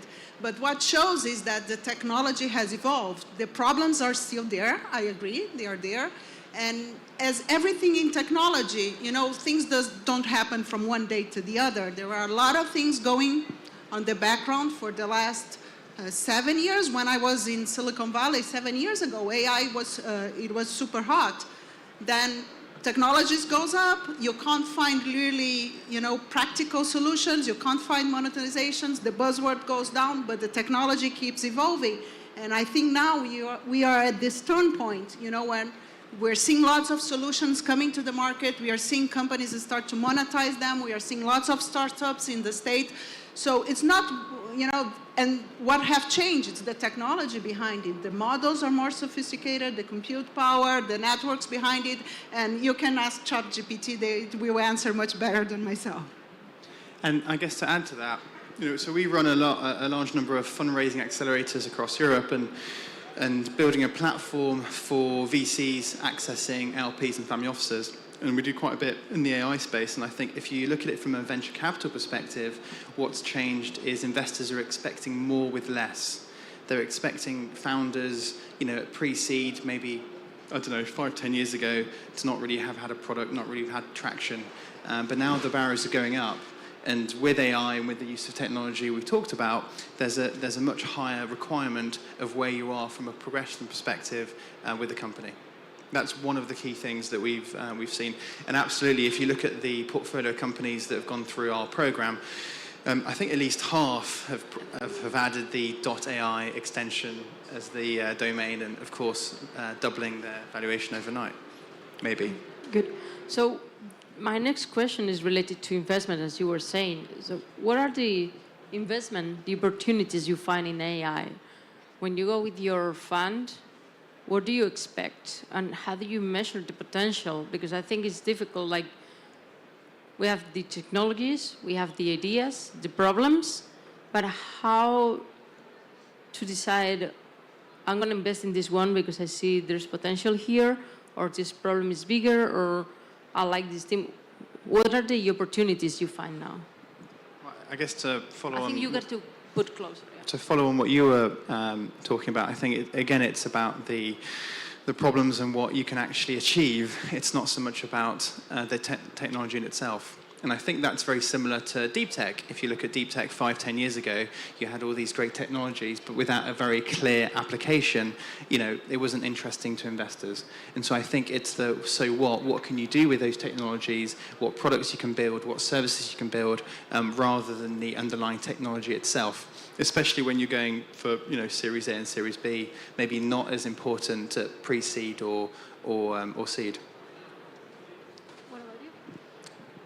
When you try to define intelligence, one of the things that first come to mind is that intelligence is the ability to do problem solving.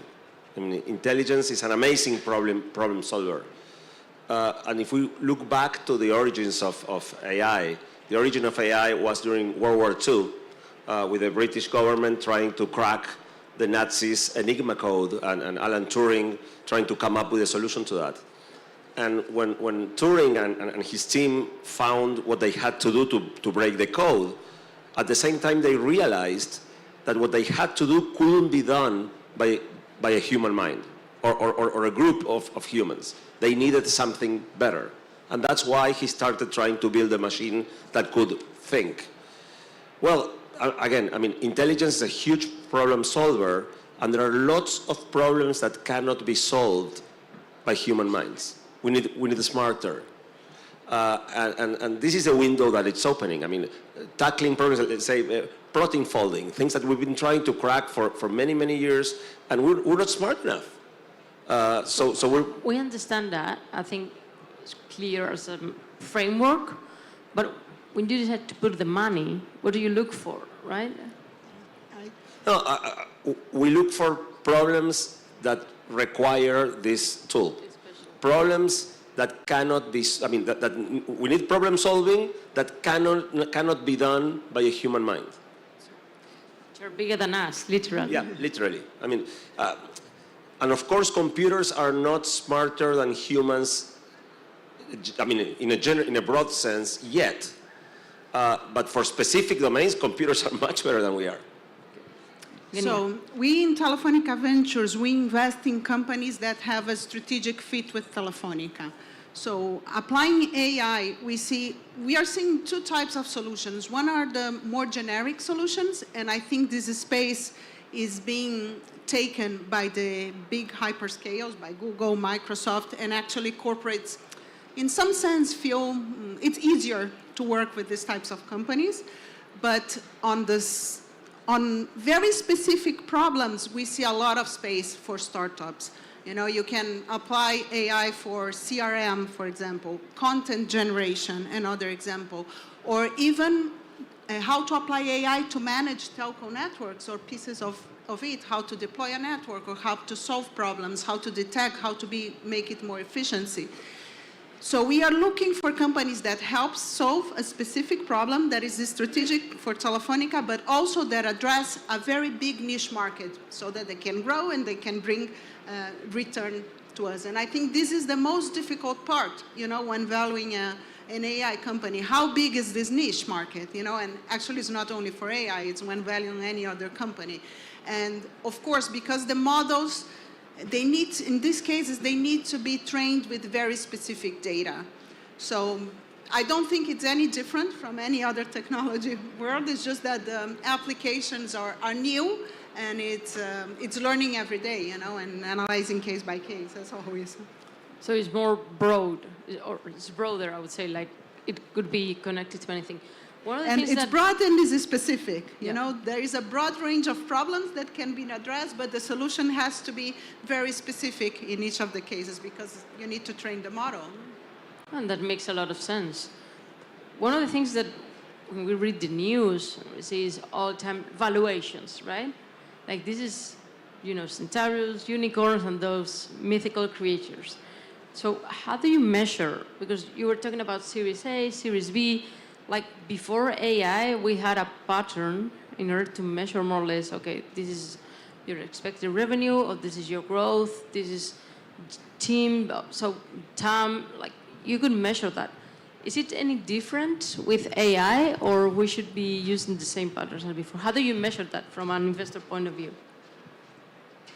You know, when you go to a restaurant and you look at the menu and you see how much each dish costs, and when you get to lobster, it always says market. Yeah. There's no price for lobster, not a fixed price at least. And I think this is similar. Every company is different, and it's, I mean, for good companies, it's a bidding war. I mean, even with high interest rates like we have right now and less capital liquidity, we fight for good founders and with companies. And valuation comes out of, of that fight. It's not like we go to a spreadsheet and say, okay, no, we don't pay more than $8 million pre-money for this. If we really like the founders and we really like the problem they are tackling and we think they have a chance, it's just market price. I guess I agree. If you're saying that, things are as usual, in the sense that with AI, nothing has changed when it comes to valuation. You're using the same methods. You're using the simple method, looking at future cash flows. You're looking at competitive, FOMO, fear of missing out, as you talked about. So nothing's changed. Your typical valuations for C, Series A, and Series B, and the methodologies of those are the same. It's all about what the technology can bring and the future traction it can enable, not the technology itself. There's an exception, a very, very small percentage of the actual companies building these LLMs and really building the technology that's powering others' technology, but those, I'm sure, are in the minority. And we're talking, probably sub 1% of startups actually building the technology. The majority of companies, especially in Europe, are using technologies, using AI, actually not building it themselves. Yeah, I agree. I also asked ChatGPT again if there was a special way, to value AI companies, and the answer was the typical VC receipt. Look at all this stuff. For me, the difficult part was something that I was addressing before. How big is this niche market, which is always the question, but in this case, it makes it more difficult to answer. And how good is the solution, And you will only know if you try it. And being in Telefonica, it's we can try it and we can prove it before making an investment decision. Maybe the ChatGPT answer didn't satisfy you because who's feeding that content are VCs themselves. So it's like running in cycles somehow, right? Like that question comes from those that give the data. We should have a ChatGPT live behind us, shouldn't we? Correcting our every word. But she's using it as a personal assistant, right? Like, I like it. I had to try, Let's see what it says it's a about little bit it. of dog food, right? Like, my next question is, when, let's say, a startup decides to take money and you both are given the same amount of money, what would it take your money? When they talk about smart money, what do you offer? What's the difference between 10 million from you, 10 million from you, or 10 million from you? What's the differentiator when you invest into this field? I think as a corporate, Hello?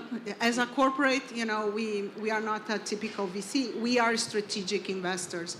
We only invest in companies that our business units want to work with. So it's very clear for the company why they want us as an investor, because the moment you invest in a company, the relationship that they have with Telefonica is much closer. So it's really, and we actually want to invest in the companies that don't need our money, that have VC money and want us just as strategic investors. Yeah, similarly. We're a community of family offices and VCs, and I think in terms of AI and what came before, nothing has changed really. It kind of depends on the stage. At the earlier stage, it's all about the founding team. It's all about the product. At Series A, it's all about the go-to-market fit. At Series B, it's all about the metrics and the traction and whether you can prove a repeatable, scalable business. And AI, if this is the topic of conversation, it simply adds to that process. It doesn't replace it. I'm going to say something very counterintuitive. We do everything for founders. So opening doors, giving them access to technical advice, the typical list. But the counterintuitive thing is we look for founders who don't need us. I'm concerned with founders who think they need too much from their investors besides money, even if we can provide a lot. And I learned that the hard way. When you get founders who think they need a lot, they don't have what it takes to actually make the company huge. So whenever an entrepreneur is too concerned with what he or she is getting besides money, you want trailblazers, right? Yeah, that's a yellow flag to me. No, makes sense. More than counterintuitive, I would say like unpopular opinion, as they say now, right? Like. I think that also applies to VCs when they're fundraising from LPs. From an LP perspective, who are the investors into funds, and of course funds then invest in startups, but it's the exact same thing, this counterintuitive aspect. The best time to be meeting LPs as a VC is not when you're fundraising, it's when you're building the relationships. And same can be said for founders and funds. And often, VCs try to preempt the round if you're not raising, and you can get all sorts of great deals from a valuation perspective. We've already talked about the challenges, right? Like the team or what you look for.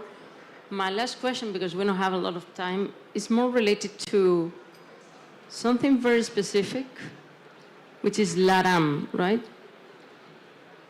Because you're from Argentina, from Brazil. In your case, more than LATAM, I would say about Spanish, which is something that from the UE, the European Union, is also a mandate, right? Like promote different languages and so on. So how do you approach that from an investor point of view too? Because I think there's a big opportunity, feeding data, understanding how people behave, even cities, societies, is quite different. So do you find something very specific on how it's been used, or something that really got your attention there? Well, our first point in the checklist to decide an investment is we only invest in global companies. We don't care where the founders are from. We don't care where the company is based. I mean, they could be Latin American. It could be based anywhere. But the company has to have a global mindset from day one. And one issue we see very often with Latin American entrepreneurs is they think Latin America matters, and it doesn't. So typically, I mean, if you take an Argentinian entrepreneur, they will say, we're piloting this in Argentina, and then we're going to expand into Brazil. No, come on. I mean, go for the largest market first. Don't run your MVP where it's more comfortable for you. They have 3 stars, right? Mm-hmm. So don't run your MVP. No, I'm kidding, but you know what I mean, that it's also being self-referent. It's a temptation. Absolutely. They have like self-importance, not making a typical joke, but also they've been reading that, like the market and all that, so sometimes... Mm-hmm. So having this global mindset from scratch is rare, but when you find that, I mean, I don't care where the founders are from. Again, I think the problems are of global nature. And if you need some problems, the language don't matter. For example, we have, throughout one of our funds, an investment in a company that use AI for imaging, medical imaging. So in that case, language is not that important. But in cases, in models and problems like CRM solutions where language are important, of course you have to look if the niche market, as I said is big enough. Usually in Latin America, Brazil is the big market, and it has enough big markets to make a company grow and scale. It's an empire itself. Exactly, and it's easier to do it with one solution than go like through all other countries in Latin America where you have a common language, but different governments, different relationships, different regulations sometimes, because this is not Europe. And this is the same problem that we have in Europe. You have like big enough local markets to make the company grow, but they need to go pan-European and global if they want to really scale and be global leaders. I think the key issue here is the language. How much you can translate, how difficult it is to translate, and also the data, the regulation related to data, how common they are, and if they pose any how big adaptations you need to make to do one jump from one country to the other. I guess if I could add to that, we don't have any much experience in LATAM, but if I was to look at one of the key problems that investors are facing, I'm not sure it's language. I think it's that they've got no idea really how to understand what they're investing in. And that's because the majority of VCs, especially in Europe, might be ex-consultants, ex-accountants. I think Sifted do these regular reports. I think something like 10 to 20% are ex-entrepreneurs. And what you're having now is all the funds are investing in AI without really truly understanding what they're investing in, which is why I mentioned at the start that revenue traction was critically important for them, because that's the indication of leveraging the technology. But I think that's the biggest challenge at the moment, is the group of investors investing, don't all have written books on AI. The majority, have only started learning about it for the last few years. And if you compare that with the world of maybe B2B, if an investor spent 20 years in the corporate building and maybe building a team and working with that organization, or 20 years as an entrepreneur building a solution in that domain, they understand the domain a lot more. And I think now what we're having is a problem of simply not understanding what they're investing in for the majority. I love your The answer. agnostic. I'm sorry, because it's a lot of dog bite dogs, right? So I like it. Before we leave, because we are already in time, if we can answer very briefly, I would make a last question. If not, just stop here. But I would like to ask you a very basic question, which is, what keeps you up at night? What really worries you right now in this field? I'm glad you asked. But briefly. I'm very concerned with the dangers of AI. And when I talk about that, I'm not speaking about killing robots or a superintelligence enslaving us. What we've learned so far is that AI is great at picking our weaknesses. Humans using AI to keep us all day hooked on our phones or doing something that's against our long-term interests. So in this new wave of AI companies, I encourage you to think how to use AI possibly. Again, this is not killing robots. This is how do we use AI to empower human experience more than basically profit from human weakness. I think briefly, it's how we coordinate all the efforts that are around the globe to take control over the technology so that the technology doesn't control us. I'm quite pessimistic on the outlook of job displacement and unrest as a result. So that's probably the key thing that I worry about with AI, is the speed of job displacement, 10, 20, 30% unemployment, what that happens and what that, the result of that in a country. And I guess an entire generation, which of course is what happened to, the miners in the UK, for example, all those years ago. Thank you. Very interesting. Thank you.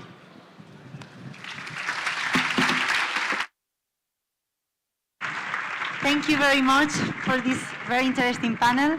Vamos a seguir hablando de inteligencia artificial con los siguientes ponentes en la siguiente charla, también para analizar un poco los retos, las oportunidades de las startups que quieren empezar en este sector, en la era de la inteligencia artificial.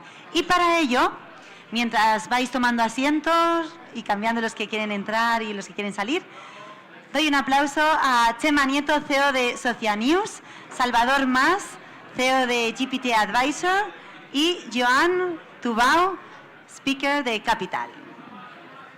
Todo vuestro. Hola, buenas tardes.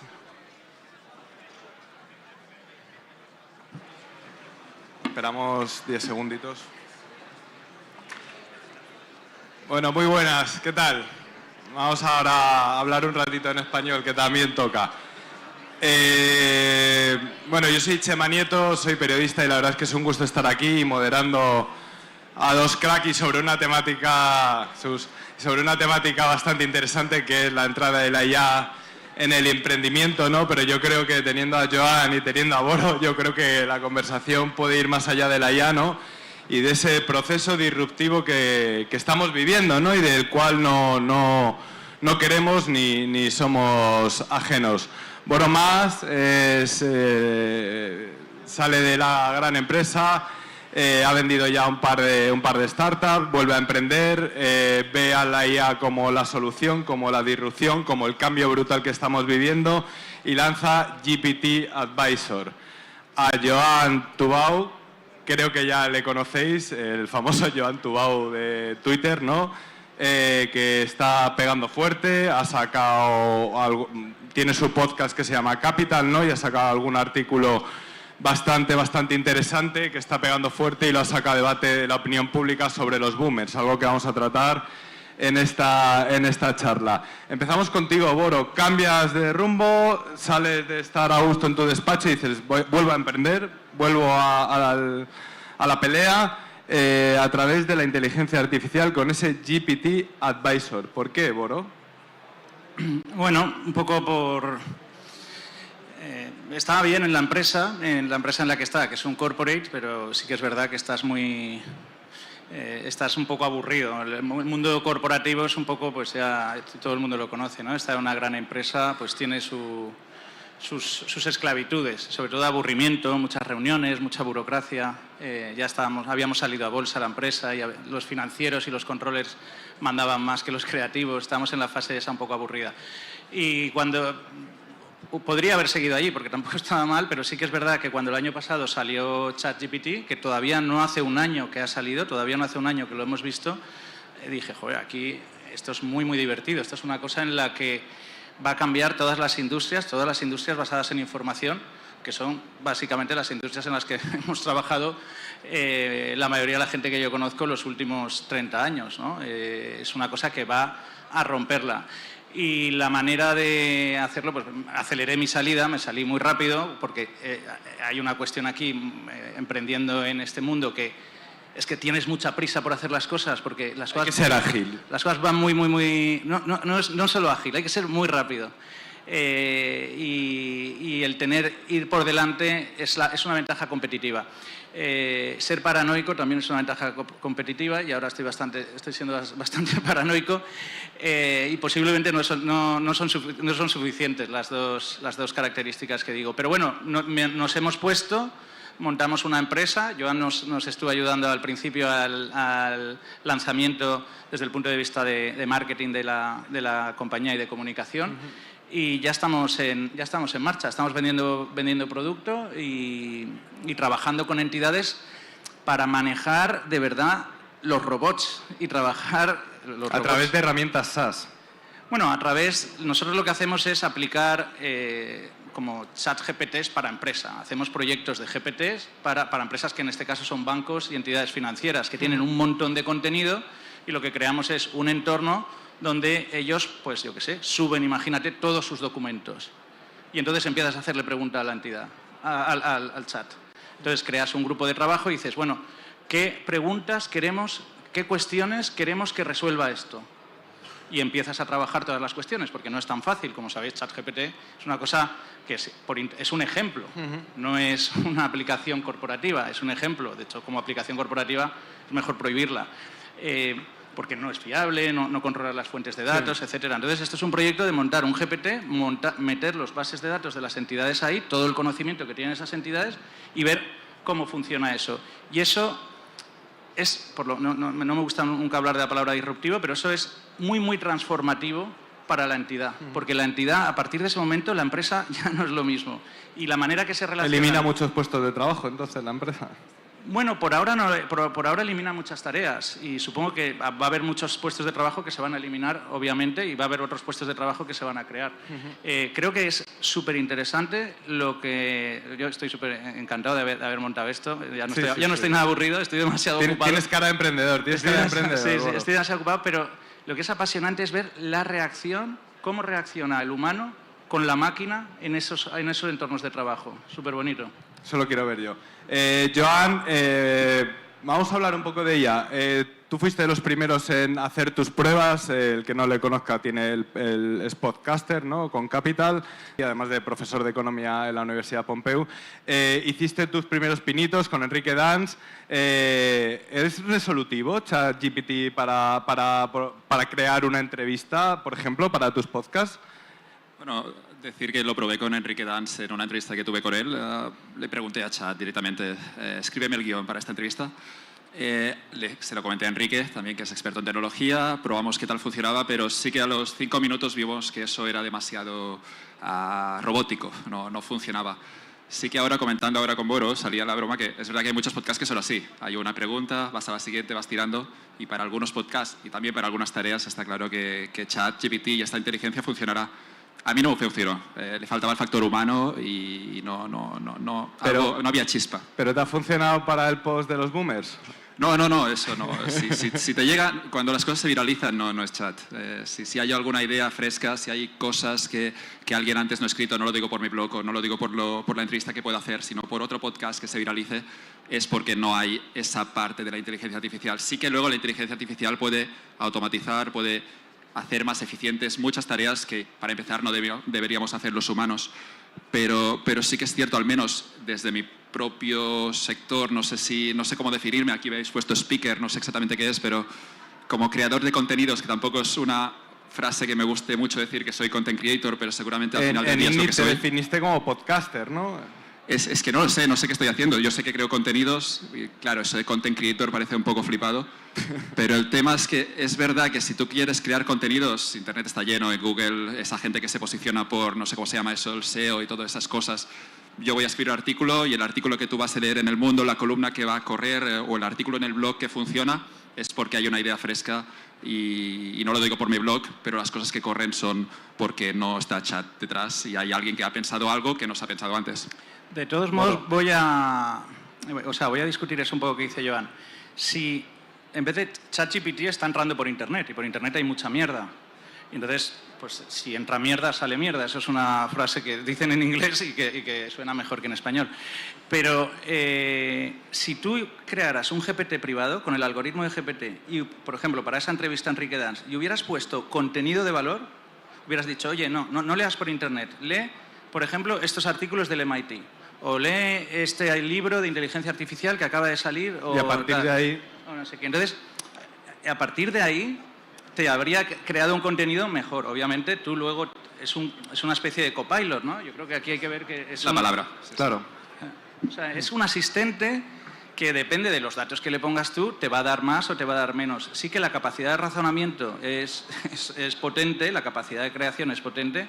Y luego, ya te digo que lo que es alucinante es que es algo que se lee millones de cosas y te las sirve, y te las procesa, te las resume, te las traduce. Es una herramienta lingüística alucinante. Y como tal, yo creo que, claro, el problema es que ChatGPT, como lo entendemos como que es la herramienta, ¿no? ChatGPT es un ejemplo de lo que va a ser luego todas las empresas. Que lo que vamos a meter, nosotros metemos el algoritmo, el GPT-4, en una intranet de una entidad, por ejemplo. Y ahí rastrea toda la información. Y ahí ya la entidad, todo el conocimiento está ahí. Joan, ¿eliminará la inteligencia artificial la generación boomer contra la que tú has declarado la guerra? No. Si hay algún boomer en la sala que no se enfade. A ver, ¿cuántos boomers hay aquí? Que levanten la mano. Mira, ahí tenemos un boomer. Estás dentro de los boomers. Cuidado con Joan. Esto era solo un artículo donde se cuestionaba de que mi generación, los millennials, no soy muy de excusas, pero cuando miras los datos te das cuenta de que ha estado jodido a distintos niveles, pero sobre todo vivienda es uno que es bastante importante como freno social. En cualquier caso, la pregunta es si se cargan los boomers. Eliminar no me refiero a exterminar, ¿no? Pero que este cambio, esta disrupción que estamos viviendo, como comentaba Boro, tan importante, ¿no? Él dejó una empresa para... La sustitución de puestos de trabajo ha ocurrido siempre y siempre hubo miedo. Eso viene desde el ludismo, ¿no? Desde esas historias de la revolución industrial, ese mito de ese hombre que no se sabe si existió, Ned Ludd, pero la destrucción de máquinas o la máquina sustituyendo a los hombres en el trabajo siempre ha dado miedo. Y es cierto que en este mercado de hoy en día es un tema que está claro que las empresas van a tener que actualizarse. Dicho esto, hay ese tema, yo creo que es bastante interesante, que es a nivel de capital, quién controla el capital, el factor trabajo, factor capital, la idea de que quien tenga acceso a esa herramienta puede tener más poder que el que simplemente esté trabajando. Es decir, aquí hay esa idea, creo que de Piketty, que la economía está... El retorno del capital es mayor que el crecimiento económico, al menos eso es lo que publicó el libro Piketty, no lo he leído porque tengo mejores cosas que hacer, pero lo que he visto un poco de ese libro y me interesa esa fórmula, el R más grande que G, al final del día significa que, resumiendo mucho, que quien tenga acceso al capital o quien controle el capital tendrá más poder. Y es un poco quizá el debate interesante ahora con toda esta inteligencia artificial, lo que puede ocurrir aquí. Boro. Yo creo que tengo a corto plazo, son malas noticias para los no boomers. Los boomers no van a estar tan afectados, por lo menos en este país, porque los boomers saben muy bien mantener su puesto de trabajo. Los boomers, muchos boomers... según Joana, algunos boomers son prejubilados. Bueno, sí. Con sus 10 pisos. Bueno, yo soy boomer generacionalmente. No sé cuántos años son, pero yo tengo 50 años. ¿No te has prejubilado todavía? No, prejubilado no. Pero lo que quiero decir es que el boomer... Con 30 años no eres boomer, Boro. En las empresas corporate, en los corporate, ya saben sobrevivir a todo y saben aguantar su puesto de trabajo aunque no hagan nada. Organizan reuniones, organizan una burocracia y todo el mundo trabaja para la burocracia. Eso es como funcionan las empresas. Y eso es así. Entonces, esa gente le da igual que haya una cosa más eficiente. Políticamente correcto, Boro. El problema lo tienen de nuevo. Que se nota que ya no está dentro de una empresa. El problema, esa parte, espero que... Bueno, dentro posiblemente estemos, no sé. El problema no es ese. El problema no es destrucción, porque además destruir es más fácil que no crear. El problema vuelve a ser de nuevo de los jóvenes. Porque ahora mismo nosotros hemos creado una empresa, GPT Advisor, que acabamos de crear, que es una empresa de informáticos, básicamente de informáticos, y tengo muchos menos informáticos que los que tenía si lo hubiera montado hace 5 años o hace solo 3 años, porque ya hay una cosa que hace el trabajo de un junior. De momento de un junior, dentro de un tiempo. Entonces, el problema no es el trabajo que se destruye, sino el que no se crea. Y el que no se crea, por desgracia, como en España es mucho más fácil conservar el trabajo que crear nuevos puestos. Eso es, o sea, a corto plazo, el problema para mí no es tanto que los boomers vayan a vivir de gorra, que eso ya da igual, eso ya lo hacían, sino que los jóvenes lo van a tener más difícil en muchos puestos. Estamos ante un cambio generacional también de la forma de ver el trabajo, en el sentido, yo el otro día leí en las noticias que se buscan más filósofos ahora.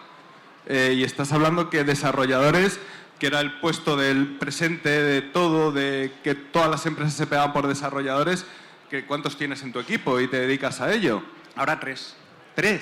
Sí, pero 3, pero bueno, acabamos de empezar, tampoco pero tenía presupuesto para tener 4 o 5 más. Y yo le digo a mi CTO, ficha gente. Y el tío me dice, no me hace falta, porque para coger a un junior y decirle, píntame este código y dámelo, y luego yo corregírsele eso, para eso ya tengo la máquina, se lo doy y me lo da, y más o menos lo corrijo y ya me apaño. Nos ahorramos el sueldo y nos ahorramos también tratar con un becario. Pero lo que te quiero decir es que el problema para mí es la no incorporación hasta que se creen puestos nuevos. Va a haber un problema de tiempo ahora, que es cuáles son los nuevos puestos que se van a crear. ¿Cuáles son? No tengo ni idea yo, pero...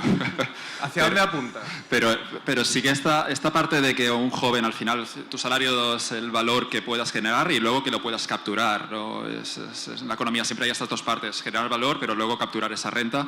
Y es cierto que estoy muy de acuerdo con esto, que siendo joven, tu capital humano es en parte lo que has estudiado, pero sobre todo, o al menos por mi experiencia, tus primeros 3, 4, 5 años trabajando y currando con muy buenos equipos. Y si los más jóvenes no tienen acceso a estos puestos, es verdad que luego no podrán generar ese capital humano y luego con 35 años será un perfil ya mucho más conflictivo. Es problemático el tema. A la vez, claro, lo que se dice es, bueno, hay más oportunidades, se pueden estudiar carreras atípicas e intentar generarte un camino por otro sitio. Pero bueno, a mí el entorno me gusta, no tengo nada contra los boomers, la verdad es que... No le peguéis a... No, todos... Sí. Mira lo que está diciendo, que te has fichado, Joan, te has fichado. Pero el tema simplemente que es un entorno competitivo en el que yo estoy muy cómodo de estar, de haber nacido en el año 89, hablando claro, pero es verdad que hay una serie de retos que son interesantes. Sí que es verdad que hay unas grandes oportunidades. Yo creo que ahora lo que tendría que hacer todo el mundo en su carrera profesional, sobre todo los jóvenes, pero no solo los jóvenes, es, de repente ha salido una cosa que todas las tareas informacionales, que son muchas, las hacen mejor que los humanos. De repente ha salido, ¿vale? ¿Cómo convivimos con eso? Las tareas de información, de pura información, de escribir, de crear código, de tal. Entonces, ¿cómo convivimos con eso? Lo que tendremos es que saber qué es lo que no hace eso, saber muy bien usar esa herramienta para que sea mi copiloto, porque si ya sabes eso, ya vas a saber más que los boomers, que casi ninguno va a ponerse a hacer el y por lo menos vas a potenciar... Pero la sociedad no te encamina hacia ahí, Boro. ¿En qué sentido? En el sentido de que tienes la obligación de estudiar en una universidad, sacarte una carrera... Nada, eso tienen que hacer... de verdad, es como si de repente hay calculadoras, es como si siguiéramos haciendo cálculos de cabeza, como si no hubiera la calculadora. O sea, es que no, ahora mismo hay que saber, hay que trabajar con eso, verlo, pero no solamente evaluarlo superficialmente, decir, oye, entra en chat GPT, sino para mí cada uno debería tener su propio GPT con su trabajo, con su profesión. Es decir, ¿qué contenido me interesa? Oye, pues no, todos estos libros, todo tal, no sé. Hay un montón de profesiones que van a ser mejores y ese profesional va a ser mejor. Esa persona, ese como profesional va a ser mejor. El que no use esas herramientas va a estar obsoleto. Los boomers les da igual porque están obsoletos ya hace años y siguen trabajando. Pero los jóvenes tenéis que ir ahí. Tenéis que ir ahí. Joan, ¿cómo hacemos que los jóvenes piensen en eso, en adquirir ese conocimiento que no versa por el camino que nos marcan? Bueno, esto habrá ocurrido siempre, a tener espíritu crítico, a ir a sitios. Supongo que al final es moverte, no esperar que resuelvan las cosas por ti, pero ese problema seguramente será el mismo conflicto que han tenido todas las generaciones antes y seguramente, yo cuando veo mi generación, seguramente sí que veo que somos quizá poco contestatarios, veo que falta quizá un poco más de plantearte de que, bueno, hay un sistema, si juegas con las reglas de los otros, de rebeldía. Eso para una startup, sí, pero para una startup al final, si vas con las reglas del grande vas a palmar. Lo que animaría a todo el mundo es plantearse si eres el pequeñito a intentar, si tienes una opción, a jugarlo con otras reglas. ¿Cuáles son estas reglas? Es jodido, habrá comentarios, habrá gente criticándote, pero es una lucha que merece la pena a veces plantear. Tenemos que ir terminando.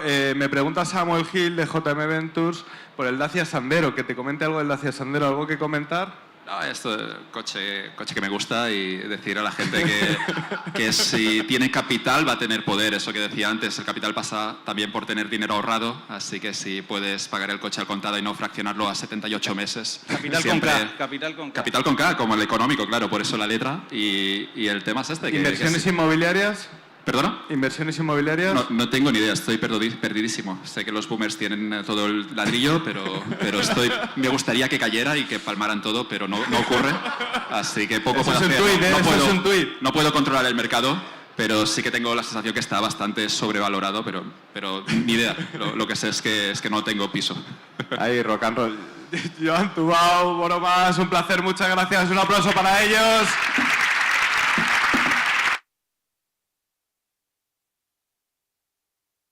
Muchas gracias.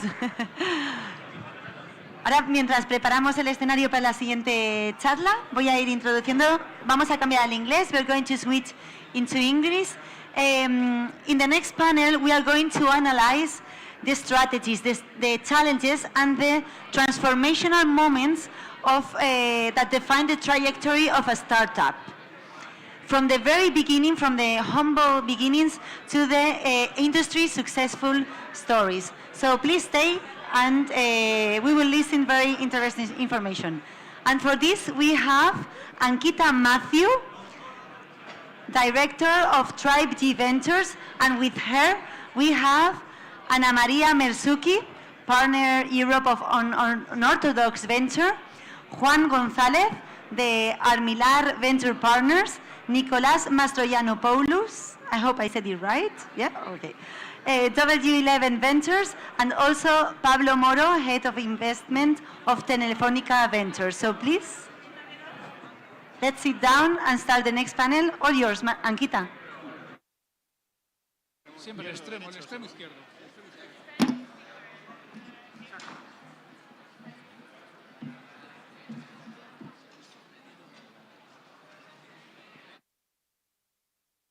Everyone, check.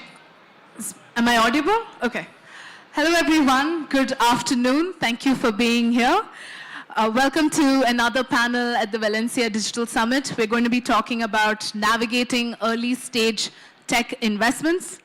So there's a lot written on this subject, but what we're going to be doing today is talking about the current climate and how we can give you takeaways that you can take back and put into action right away. So I am Ankita Elizabeth Matthew, engineer consultant and the former director of strategy and client partnerships at Triple G Ventures.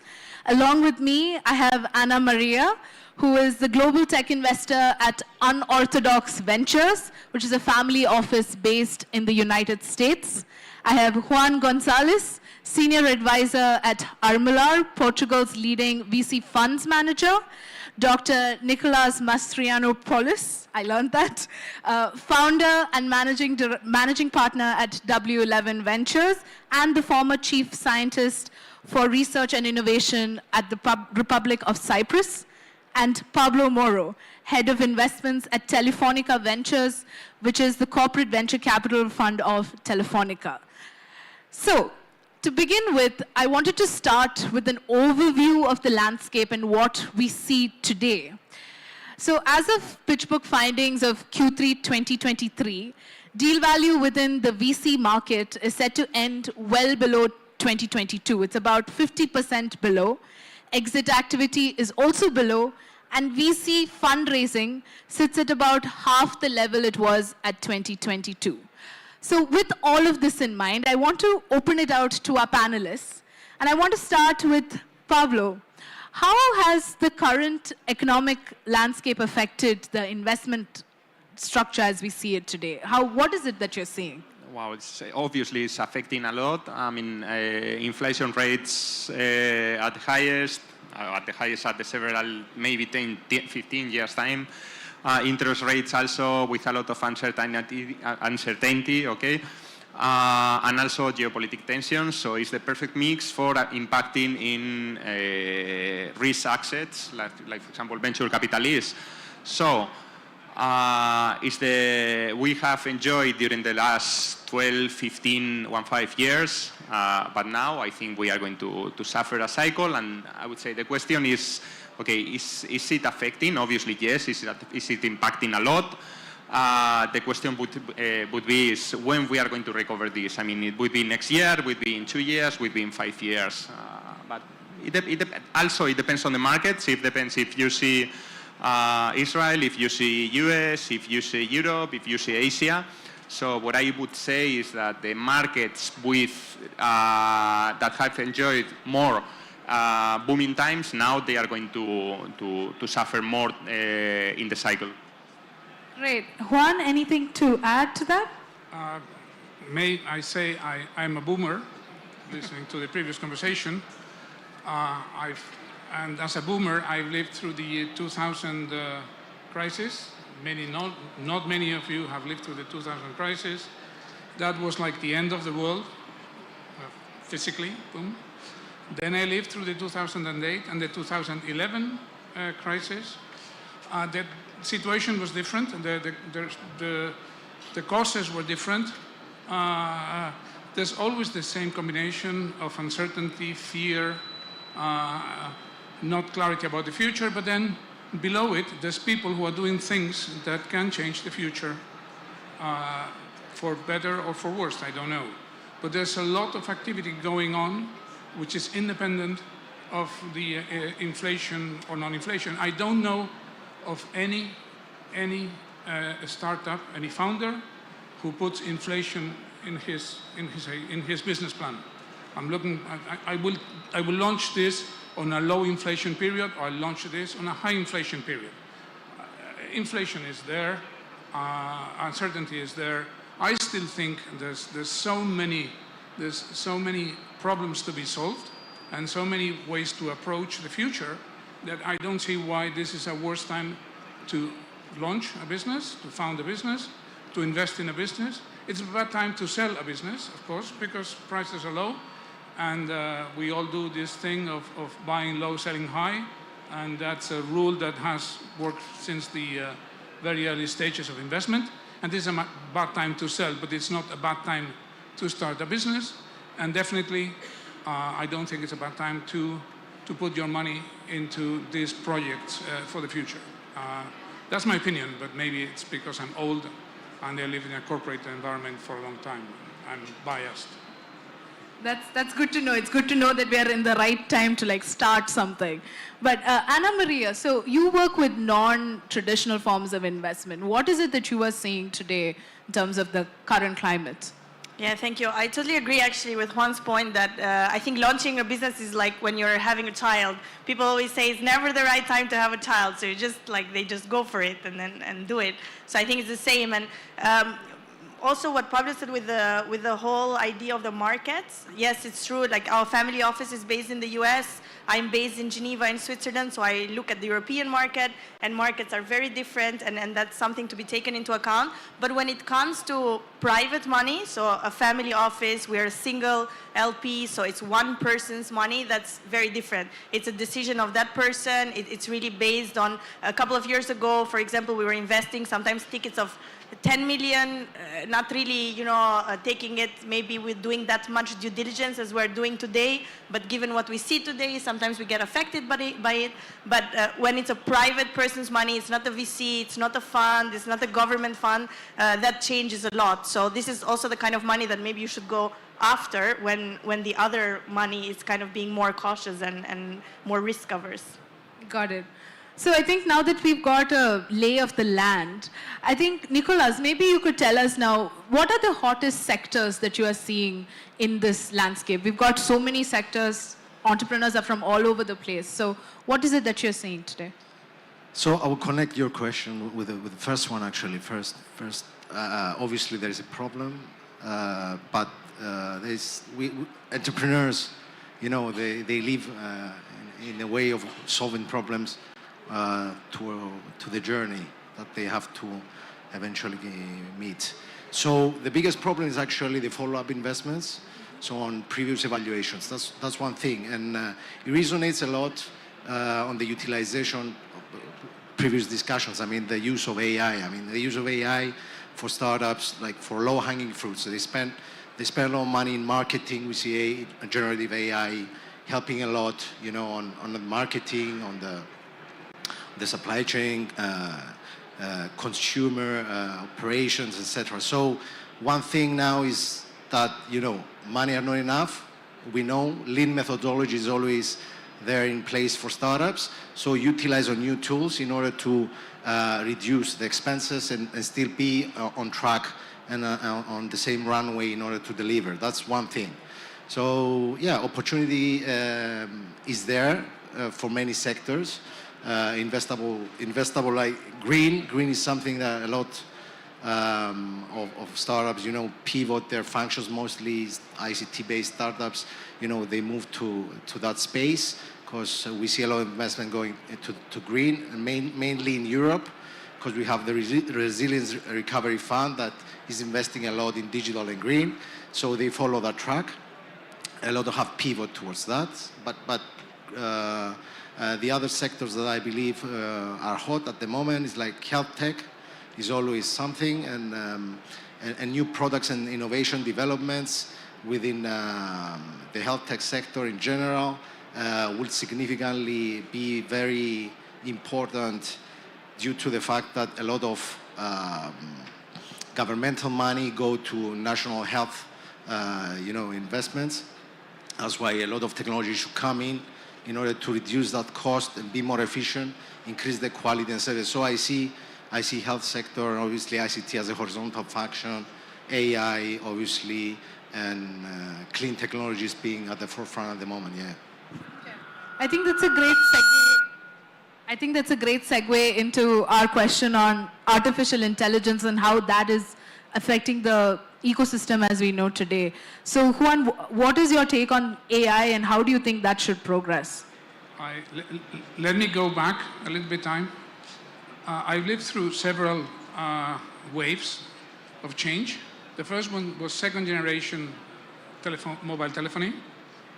Most of you didn't use it. And that was led in Europe by European companies, and that was great. And that's the last time Europe has done anything relevant in technology. Then we had the internet. Second generation telephony is linked with Nokia.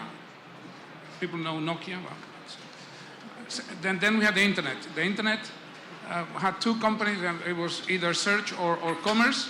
And there were two companies that were born around it, Google and Amazon. You both know of them. Then there was the cloud. And the cloud was also developed somewhere else. We were not there, and we missed that one. Then there was the smartphone, and that was developed by someone else. Europe was missing it. And now I think we're facing a new, so we had second generation telephony, the internet, the cloud, mobile, smartphone, and now we're facing this artificial intelligence. The first wave of artificial intelligence has been hardware, and the people who have really enjoyed the growth of artificial intelligence have been the hardware guys, NVIDIA and the like. And here we are discussing the future. I think I'm afraid, I'm concerned, I'm worried that we will see again another wave going on top, and we will navigate after the wave has gone and do little projects around it. But I think it's so massive. It has a possibility to impact everything, like the internet did, like the smartphone did, like the cloud did, and we are working heavily towards regulation of artificial intelligence. We are thinking about the issues that artificial intelligence can bring. I don't see a massive wave of investment in Europe on artificial intelligence because inflation rates are high. At a very early stage, what is your take on this, and also what are you seeing in terms of like risk factors that investors need to start keeping in mind in terms of what our entrepreneurs should keep in mind while talking to investors?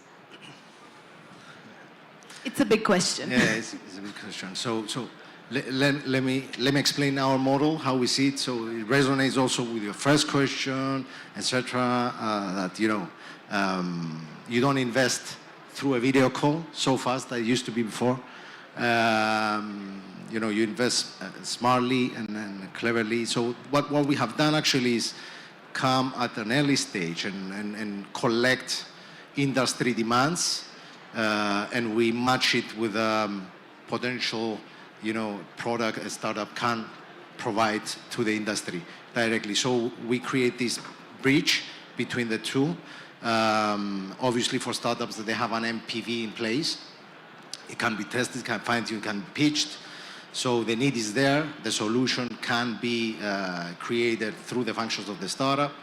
And we create a bridge, let's say an R&D contract between the two. So the validation is more realistic. And when we see that this, so the knowledge, the market knowledge creation that is created by the corporate to the startups at an early stage, it comes at a later stage anyway. You see startups moving and being very focused. I have the product, this is the product, I know the market will need this, is innovative enough, and eventually they go in the market and they go back and they fine-tune, they go R&D again, etc., etc. They spend a lot of money on the process. So what we do, we build this relationship very early on, and when we see the opportunity, we come at a later stage with bigger investments in order to support the startup to scale up and explore and be, have a more global outreach. So that's our model at the moment. It looks to work fine. It creates also the necessary culture and knowledge by the corporates towards what is there and how they can actually acquire technology and technology know-how early on at a very good valuation. So that's how things are for us. And it's never have been, early stage pre-seed funding, small tickets, averaging on 100,000 euro, $150,000. It was a validation point, but it wasn't the actual key point that startup eventually will make it happen at the global level, and being powerful enough and bringing the multipliers in. Thank you. So Anna, what is your risk appetite to investing right now, and what are you looking for when it comes to, especially you're in the field of medical devices. What are you particularly looking for? Yeah, so from our side, we're looking for companies in the medical device space. So if you're a startup in the medical device space, please come and see me or send me your deck on LinkedIn. I will look at all the decks because I'm constantly looking for a good deal flow. What's very interesting from our side is that our tickets are 1 to 5 million, up to 10 million. We do follow-ups, we do lead, we co-invest. So again, it's a family office, very open like that. And what I find also interesting sometimes is that many times we're investing 20 to 25 million a year. and we are struggling sometimes to find actually what we think are good companies. Why? Because sometimes maybe you don't think of a family office as the place to go. A lot of companies look at VCs because they think that's going to open a lot of doors. You know, if I have a big VC, I'm going to have this name behind. But sometimes if you're having a single family office, one LP, if that person really likes you, they're going to stand behind you. They're going to come after you, you know, all the way. They will bring their friends, other investors, and so on. So that's something to really keep in mind, because I see now a bigger shift, especially given that VCs are becoming sometimes very difficult to even interact with or even look at your deck and things like that. And here are the family office, which is good capital. I mean, 1 to 5 million is a pretty nice check. And sometimes struggling to get all of those deals. So definitely I would say that's a kind of like sweet spot. And in terms of risk appetite, again, it's very much based on the entrepreneur. So we look at the entrepreneur, how are they doing, how is their team. Sometimes we have invested in companies that maybe the product wasn't like really the best, but they were very open to change, because we said, you know, US market wants this, are you open to make these changes? And those entrepreneurs were open, and we supported them to come to the US as well. Okay, thank you. So now that we have 5 minutes left, I have one question for everybody. I think we'll take turns answering it. So what is your prediction on how this year would end, and what are the things that you think our entrepreneurs should keep in mind in terms of what do you want to see entrepreneurs come up to you and tell you? So maybe I'll start here, maybe Nicholas, maybe you could start. You know, entrepreneurs are focused enough. I mean, they're motivated enough. I believe we should look as investors, as coaches, mentors, etc. We should actually go back and see what we were doing wrong all these years. And I believe one factor that we did wrong is actually we provided the funds, but in very short runways. We didn't create that good relationship with the entrepreneurs, with the companies, with the people. And now, as the situation is, I see that's a real opportunity for us to go back, invest, create long relationships, you know, be close to the startups and entrepreneurs, and not, you know, function on a transactional investment opportunity. This is my 2 cents, and you know, don't go on the success rate. You know, I will invest in 100 startups, 10% will work, 8% will work. We'll bring the performance where we want. You know, invest in less, stay with them, work with them. You know, and at the end of the day, you increase the success significantly. So go back and fine-tune our functions. Sure. Juan? I have one certainty. The year will end on December 31st with a party. That has Thank happened. you. Good to know. That's how I think the year will end. Then, everything else. Yeah, we will continue to invest. We will continue to work with the founders that we have, that we are working with. We will continue to seek for opportunities, and again, especially in all these domains of software, artificial intelligence, we will continue looking as if it was a normal year, because for us, as early stage investors, it is a normal year. We've been through years like this sometimes before, and we continue to do the same things we did in the past. We are companies with a positive cash flow, because if they were companies with positive cash flow, they will go to a bank maybe to get some credit and not share their equity with people like us who are very good and the like, but what the hell, I keep my equity and I go for other types of funding which are cheaper, okay? So I don't say that we don't look for future profitability, but we are looking for good projects with good people, and we will continue to do so today, tomorrow, and once the year is over. That's great. Good people with good projects. Ana Maria? First, I want to know where this party is that Juan is going on the end of the year. I hope it's like open invitation. So from our side, I would say maybe something a bit, two things maybe. So the first one, and this is what I do when I see companies I like, I see who invested in them, and I go and try to talk to those family offices, VCs, angels. But many times I don't see entrepreneurs doing the same. So you have like a family office or a VC investing in you, but you don't know who they invested in as well. And sometimes those people can can be your clients. So I saw a very nice success story like this. Two founders met because the same VC invested in them, and actually they became like kind of each other's partners. So I think there's something to look more, like use that VC or that family office that invests in you, not just for the money or maybe the connections, but also to see who they invested in, and maybe you can, partner with that company. And the second thing that maybe it's a little bit controversial to all I've said, but a lot of entrepreneurs focus so much on raising money sometimes. They're always looking for that. If you don't need investors, don't take them. If you can bootstrap your company, that's what you should do. Put as much effort as in finding clients or finding partners as much as you put into finding investors. Because many times I see entrepreneurs just chasing investor after investor, and they forget about, you need to make money and find clients. So if you do that, you'll be in a much stronger position, and the investors are going to come. So that, I would say, would be my 2 cents. Yeah, that's amazing.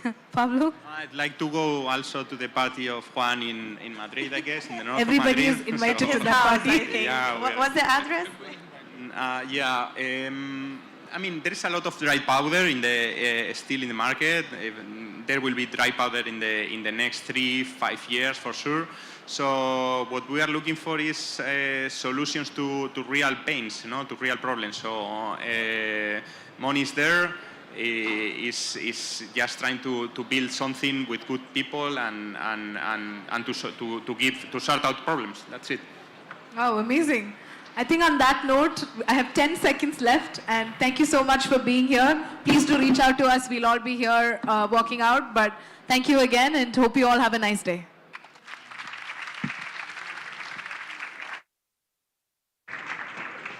Thank you very much. We give some seconds to people to get in and people get out. Our next speech, our next panel is hosted by Plug and Play. Open Innovation and Venture Capital, it's a match, that's the name of the next panel. Open Innovation leads most of the innovation strategies of corporates nowadays. It seems it's a natural aspect of startup innovation, but how is venture capital preparing for further innovation to corporates? For this, we have Sara Cebria from Plug and Play. She's the moderator, and with her we have Luis Llorens from Plug and Play, Jordi Iserte from Adevinta, and Joseba Sagastigordia, Director from Mondragon Business Development Center. So, all yours, Sara. Hi, everyone. Good afternoon. Well, I'm Sara. I'm from the events team of Plug and Play. And, well, here in Plug and Play, we are an open innovation platform that we connect startups, corporations, VC firms, and governments. And we are also the most active investor in the world. I want now that the other panelists can take a minute to introduce themselves. So please, Sure. Luis. I'm Luis Llorens. I'm principal at Plug and Play. As Sarah mentioned, we're one of the most active investors globally, mainly investing between pre-seed and Series A, and in B2B SaaS companies. Hi, this is Jordi Iserte, Investment Director at Adevinta Ventures. Adevinta is one of the leading classifieds and operators across the world. We operate marketplaces and classifieds in 10 countries. We have more than 25 brands. It's a listed company based in Oslo, and we have marketplace and classifieds in mobility, real estate, jobs, and horizontals. I'm leading the corporate VC. We invest as a financial investor. We invest in Series A, in the future of our verticals, future of mobility, real estate, jobs, and fintech across Europe. Yeah. Hello, my name is Joseba Sagastigordia from Mondragon. While I'm working on the Business Development Center of Mondragon. Our mission is to, let's say, validate new businesses through internally into entrepreneurship and also investing in startups. Our group is probably the biggest industrial cooperative group, and say that we have 4 different divisions: finance, retail, then knowledge, and finally the industrial one, the biggest one, okay? In terms of in terms of, well, I would say I will explain later on. Okay, thank you. Well, I'm very excited to talk about this topic, these two key drivers of innovation, which are open innovation and venture capital.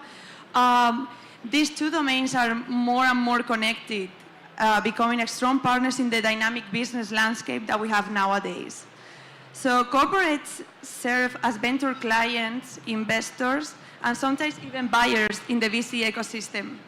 For VCs, collaboration with corporates can offer not only increased value in the portfolio, but also essential information into market trends and disruptive technologies. However, while corporates often look for strategic alignment and long-term vision, VCs look for the potential for financial return, usually within the lifetime of a fund, which is typically a decade. These differences in approach can lead to misalignments and missed opportunities. So, aligning both strategic fit and financial performance is a huge task, especially for corporates who often see shifts in priorities and management. Finding the balance is not easy and straightforward. So, here goes my first question to you. Why is it crucial for VCs and corporates to collaborate? And what formats does this collaboration take? And if please, you can share some real examples from your entities. Sure, yeah, I can start. I think it's super important for both corporates and VCs to collaborate as they leverage each other's strengths. So on one side, VCs can bring this financial expertise, while corporates offer this strategic alignment and also real and super valuable market insights. I would say there are different ways of collaboration between both, but at least the ones I've seen more often are probably co-investments, also sharing interesting deal flow between both VCs and corporates. And last but not least, also I've recently seen different corporates acting as LPs in several funds, which also gives them, helps them diversify the investments and also get access to top of the funnel deal flow. Good. Totally aligned. I think that is a good time for corporate VC investing, mainly because this shift of trends, growth at scale, growth at all cost, and now we are switching to profitability. So as a corporate, we have footprint, we have tons of brands, we can help companies to scale and to generate real revenues. So that's why I think that partnership between startups and other VCs, and now corporate VCs, could be a winning strategy. Second, I would say we know our domains. We know our fields. So we have deep knowledge in verticals. So this alliance between financial investors and corporates is again a winning collaboration. And lastly, the patient. I call it patient capital. Corporates are, we don't have these timelines, 10 years. We don't have this rush to deploy sometimes. So we are patient. In terms of decision making, we keep, I cannot generalize, but we tend to keep more calm in the good times and bad times, so we don't have this rush. So we are a good passenger seat, I would say. Fully aligned also. To say something additional, well, we work in minority, so we help to close rounds together with others, no? VC are part of those. Sometimes are institutional, sometimes it's just a family or a business angel and VCs as well, no? Relationship is good in each of the stages. We feel comfortable in each of them. The last, yesterday I was just reading a little, the last 15 investments we made, we put about 12 million euros, and private, I would think private ventures put something like 40 millions. So we need them, and I think that we also offer to the startups things that they are not offering, as here people say before, no? We used to say that we first are industrial partner, then financial, later we are commercial partner, and finally the financial partner.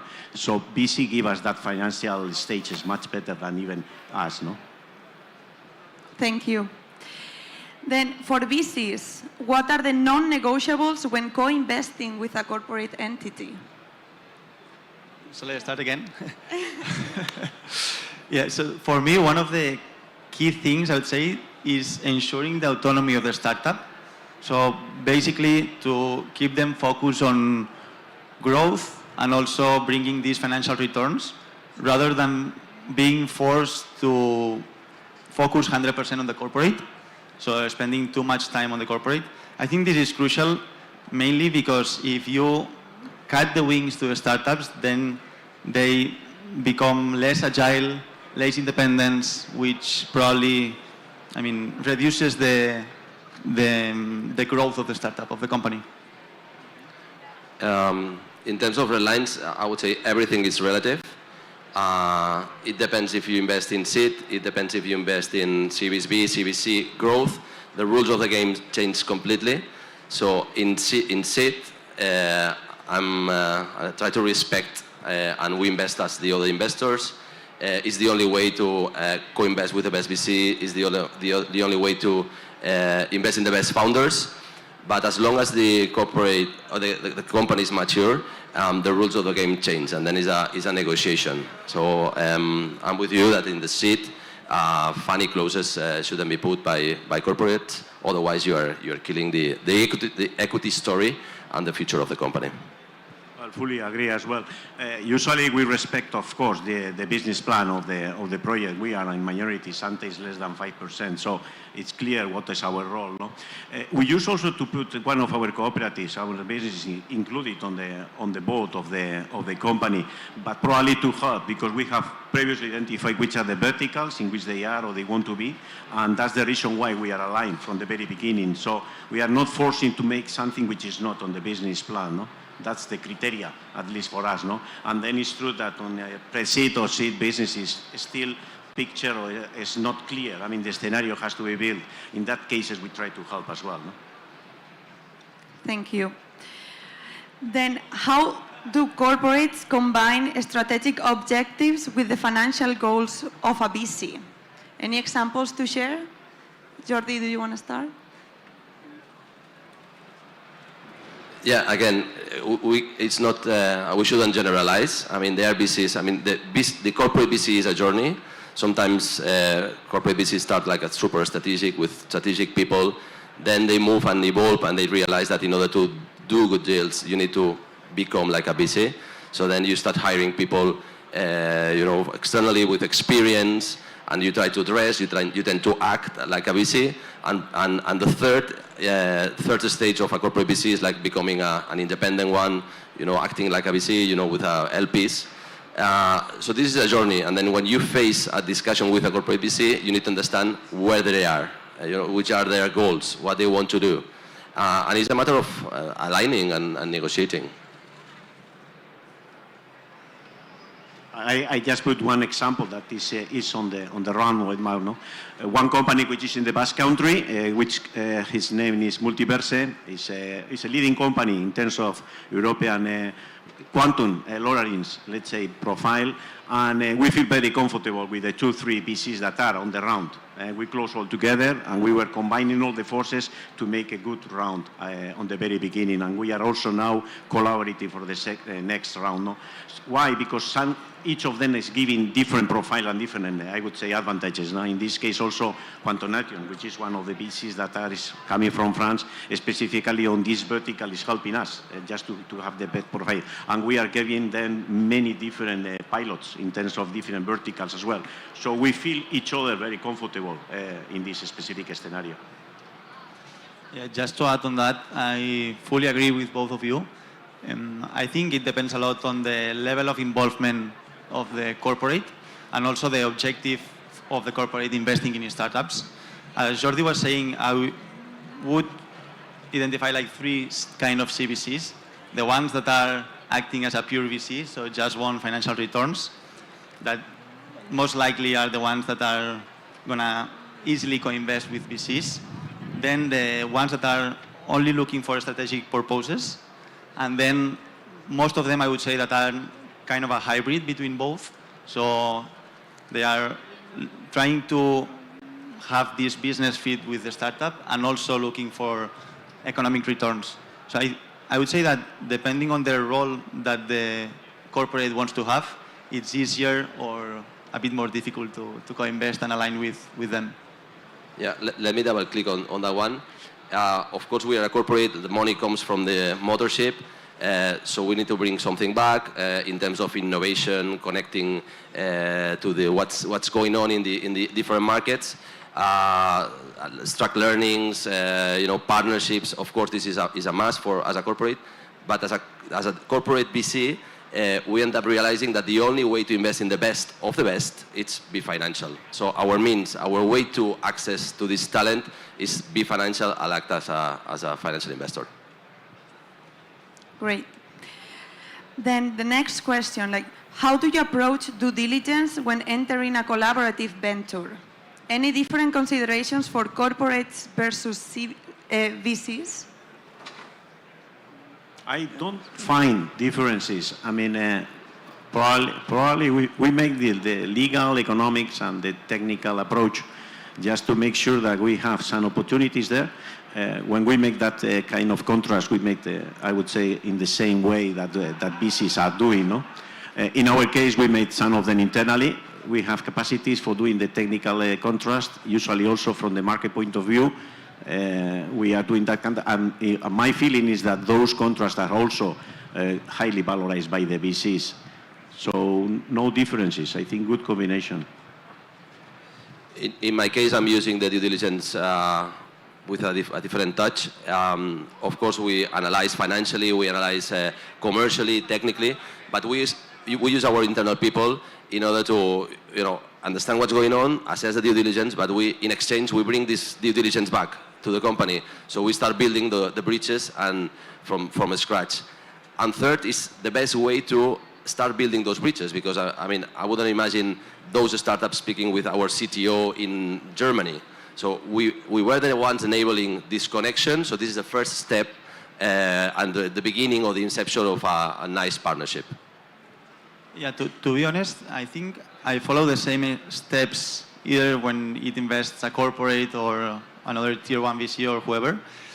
What I probably tend to do is when a corporate is investing, probably is reviewing some of the investment terms, because I've seen a couple of times corporates trying to put some clauses that may affect to the performance or to the healthy of the startup. For example, I remember one case where one of the corporates put a clause asking the startup to not sell their product or service to other competitors, which reduces a lot the growth of the startup, and also, puts more risk on the startup, as they are only going to sell to this company.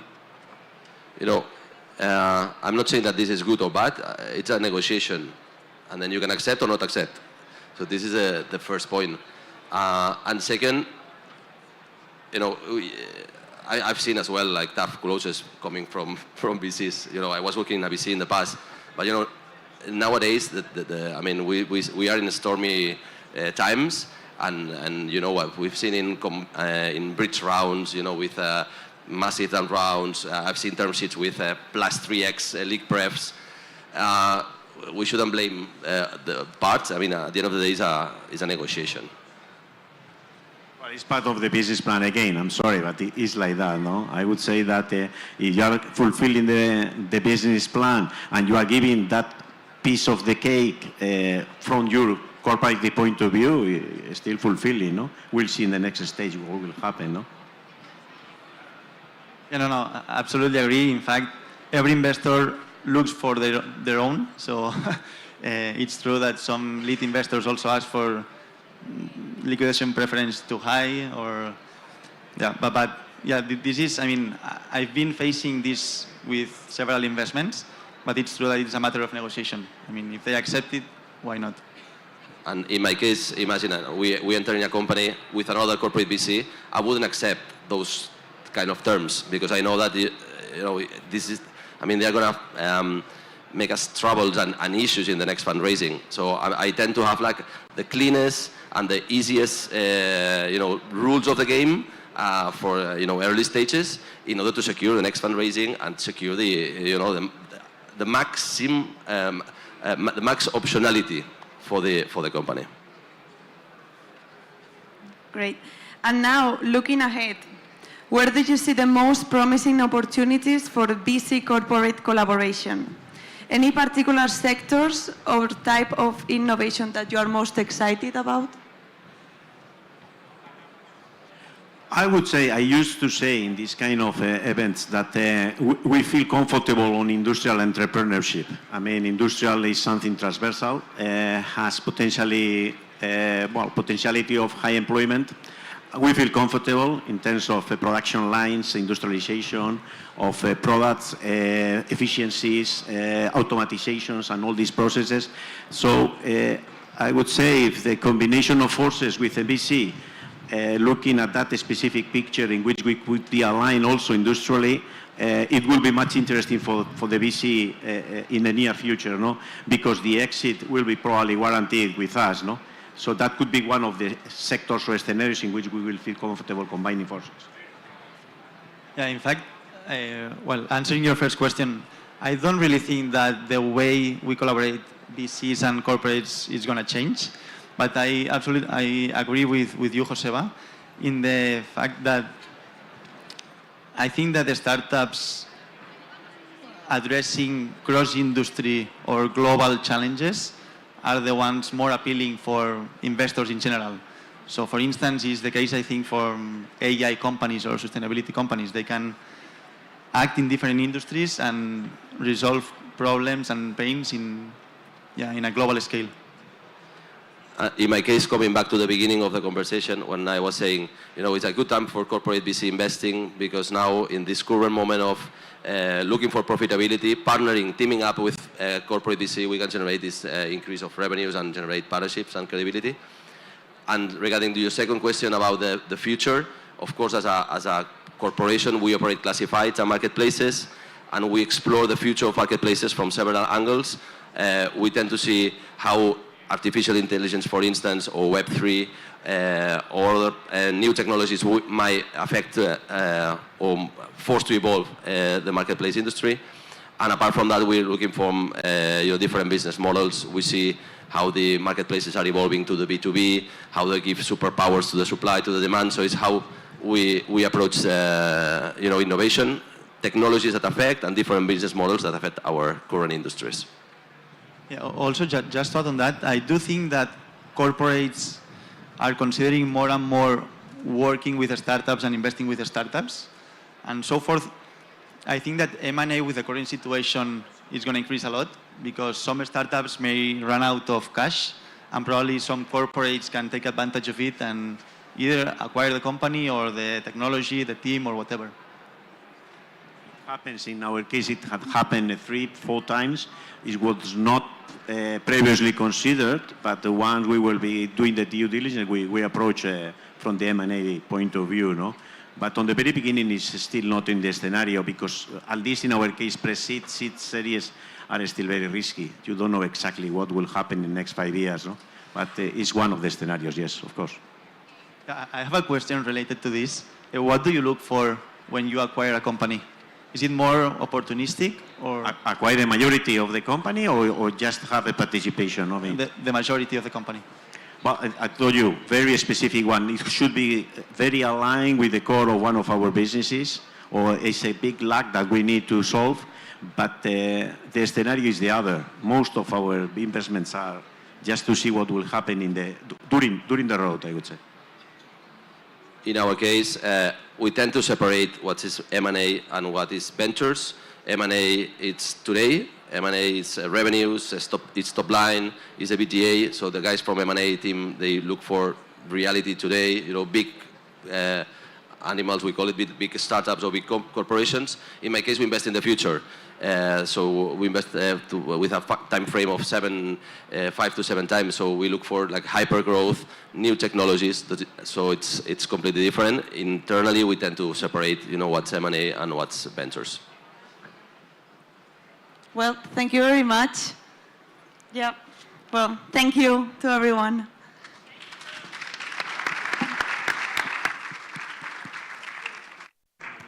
Thank you very much. And now we are moving to our next panel. which is hosted by Heineken Green Challenge. It's named Innovation Programs that transforms the world into a more sustainable place. For this, we have Josue, Director of Inc. MTY, is the moderator, and with him we have Jorge Luis Gudiño, the Clebot, Eduardo Fernández, the Blue 5PL, and Felipe Arriola from Bioesol. And that's it, no? We have all, okay? Sí, por ejemplo.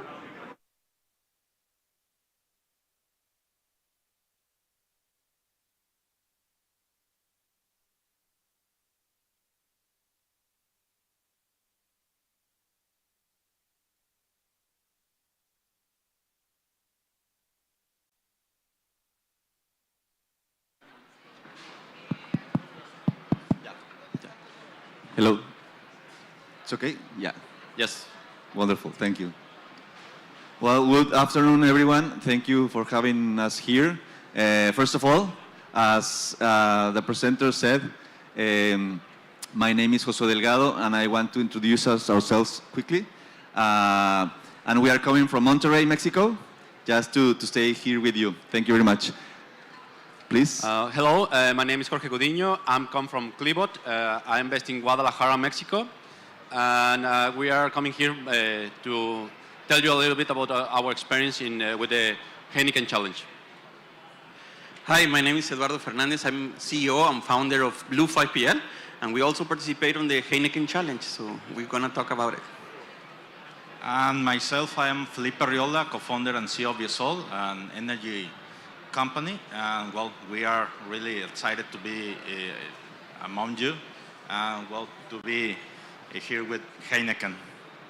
With the Heineken Green Challenge program. And I'm going to tell you a little bit more about Inc. Monterrey and Heineken Green Challenge program. First of all, Inc. Monterrey is an initiative that started 10 years ago in Mexico to accelerate the entrepreneurship, innovation, and investment ecosystem in Mexico.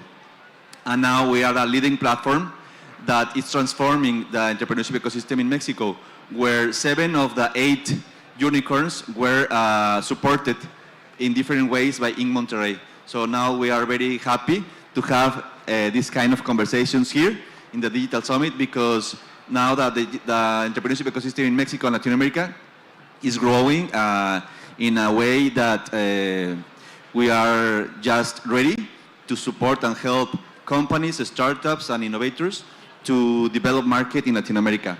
So now for the next future, one of the main things that we are doing, we are working with corporates to make open innovation programs. Like one of these, we are working for 5 years now. This is the 6th year with Heineken.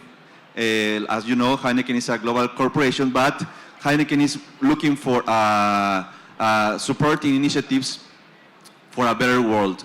So in that terms, 5 years ago, we started Heineken Green Challenge, or Heineken Challenge right now, it's called, where we support all innovations that are helping the world in different ways. Each year, we invite different startups and innovators like you that are looking for solutions to have a better world.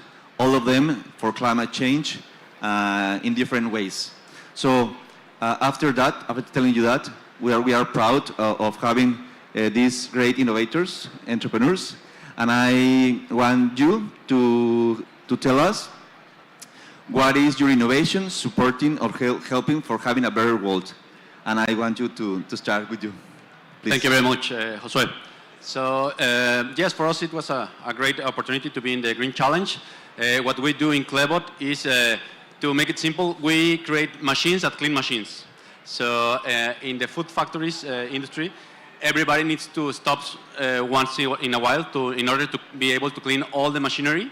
So I don't want to say any brand, but you may imagine that they have everything solved and they are cleaning everything in an automatic way. But the truth is that they are not. They are having a lot of issues to clean their equipment, and because they need to stop their processing line, bring a lot of people, and use traditional cleaning tools like water, pressure washer machines, and a lot of people.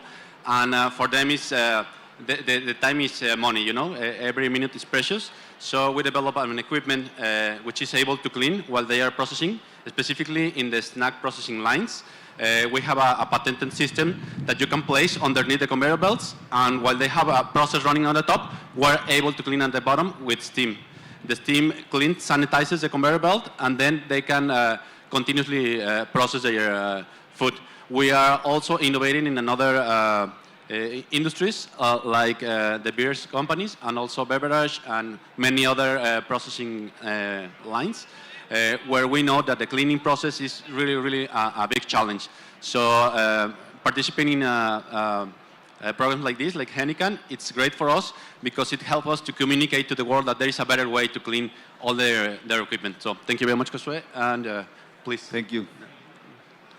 Well, hi, my name is Eduardo Fernandez. As I told you, I'm founder and CEO of Blue 5PL. In Blue 5PL, we have a logistics startup that is focused on the concept of shared truckloads. It's like a kind of carpooling, but for cargo. The specific problem that we are attacking is a crisis of capacity that we live in the cross-border industry between Mexico, United States, and Canada.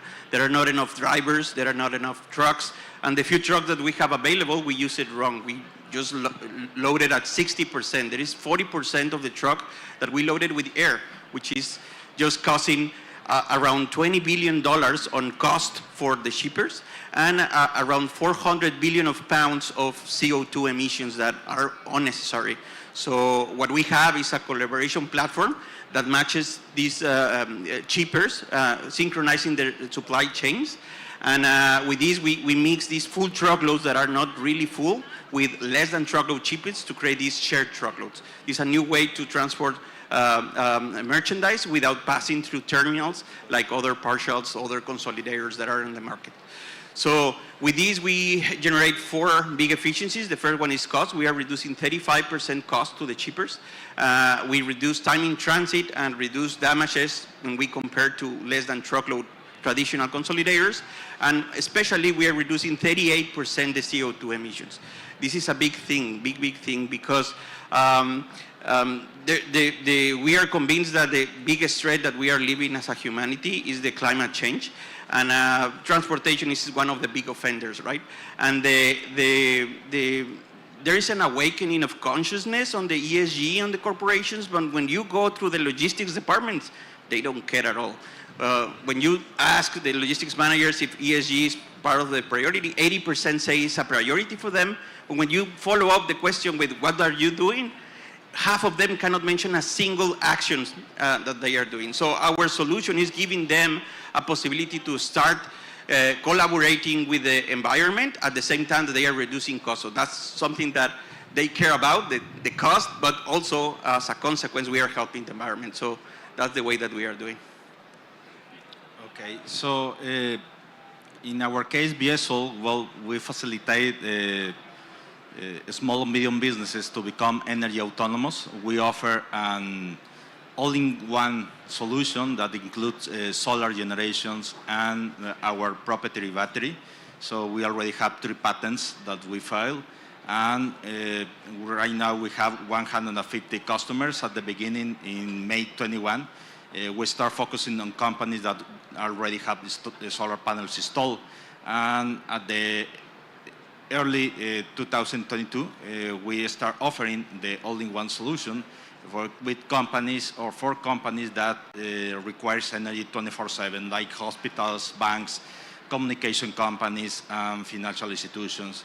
So at the end of the second year, we closed it with almost 80 customers that were requiring our solution to be energy autonomous using only renewable energy. And then we realized that one of the biggest obstacles in Latin America is the financial part, because they are urgently requiring our solution, but they don't have the means or the capital to acquire a solution. So we start developing a new revenue model that we call it energy as a service model. With that, we are offering a long-term contract that is a like PPA or power purchase agreement plus a battery. It's a long-term contract where we install everything. We don't require anything up front, not initial cost for the customers, and we install everything. The solar panels, our battery, our energy management software, and with that, the company becomes energy autonomous and energy related free from any kind of problem. So our company right now, as I mentioned, we have more than 150 customers. We are planning to expand our operation through Latin America. And in last May, we opened an R&D office in France, in Grenoble, that is located in the Alps. So we will be accelerated by all the ecosystem that is located right there. So we have a strategic partnership with Siemens, and the last one is Enel, the second largest energy company in the world. And well, we are really excited to be partnered with Heineken, to be part of the Heineken Challenge, because we know that corporate collaboration brings a validation, a market validation, and a technology validation, and that helps us to start exploring the market in different regions. So thank you for that. No, thank you for telling all your initiatives and how are impacting right now the world with your initiatives. And let me tell you one thing. Here we are facing the future unicorns from Mexico. So as we said in the past years, we have unicorns that are in the next stage to become a unicorn in Mexico. And we have now 8 in Mexico, and 7 are from our platform in Monterrey. And I appreciate Heineken, an initiative like this, Heineken Green Challenge, that is supporting scientific and technology-based innovations that are helping for having a better world. No? So I am very proud of that. And I know that a lot of corporations, but not only corporations, but in organizations and initiatives here in Europe are supporting harder innovations for having a better world for the climate change initiatives. So I want you to tell us how organizations, corporations, or venture initiatives could support your initiative to broaden your impact in Mexico, Latin America, and in Europe. Please. Thank you. Well, we believe that innovation is a big challenge, and we would love to do some partnerships with the big corporates that they have the vision to innovate, because everybody talks about innovation, but nobody is really willing to bet on that in that initiative, right? So our vision is to work closely with this initiative, these corporates, to create pilots where we can collaborate and to co-create some technology to help them to co-create some technology for them to clean in a more safe way, in a more sustainable way, because we could help them to save up to 95% of water. We are working already with Bimbo, with Mondelez, Hershey's, and we know that there are many other corporates out there that they have these challenges as well, and we would love to partner with them to do some pilots and create technology. So that's. And one thing that I remember is how to make cleaning simple, no? Exactly. That's our way. Thank you. Thank you. Yes, well, with corporations, what the word is collaboration. We are working with them through the clusters. Clusters are associations that are in Mexico per vertical, per region, right? Like automotive cluster in Nuevo León, the state that I live with. And let me tell you, now Tesla and all large corporations of automotive are coming there. Yes. So your industry and your fact is like in a very good moment, because in the next 5 years, Monterrey is going to lead is leading automotive industry, but is going to lead in the new way of e-mobility, no? Correct, yes. The new journey is coming very, very strong, and we are having big happy problems right now. Exactly, like you are solving, no? The economy is growing, but the challenges are growing in the transportation, logistics between the United States and Mexico is growing. So yeah, the answer is collaboration through clusters, through our platforms that put together their companies to mix their supply chain and use the resources, the few resources that we have, on a better way, right? And that at the same time helping the environment. That's do the right thing. Wonderful, thank you. Okay, so how we see it is that open innovation is one of the key elements on the ecosystem to develop technology supported by corporate and startups. So this relationship between corporates and startups will be the best way to market a solution in a faster way with leveraging on all the corporates' resources. So in our case, that right now we are working with Siemens, with Enel, as I mentioned, and now with Heineken, well, we think that is going to be a game changer for our company and for other startups in the same way to start working with corporates in this open innovation scheme. No, thank you very much for all your three different ways of how the organizations and the corporations could support and help spreading your impact in the world. I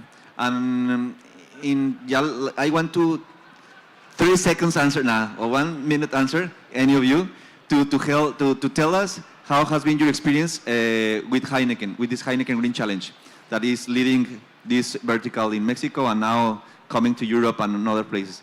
Please, one of you. Who wants? Yes. Well, these kind of challenges, this kind of a pitch contest is great, right? So I won a transportation innovation week in May last year, and in November we participate on the Heineken Green Challenge. And this kind of contest give us all the tools, the acceleration process to be the startup that we are now. So we landed our first anchor customers in April, and just in 5 months we reached $1 million of revenue in just 5 months and a half. So we are really happy and growing very fast. And Heineken, the Green Challenge, and Inc. Monterrey was part of this acceleration that we live and put us together in this pathway. So thank you very much. Thank you for your experience.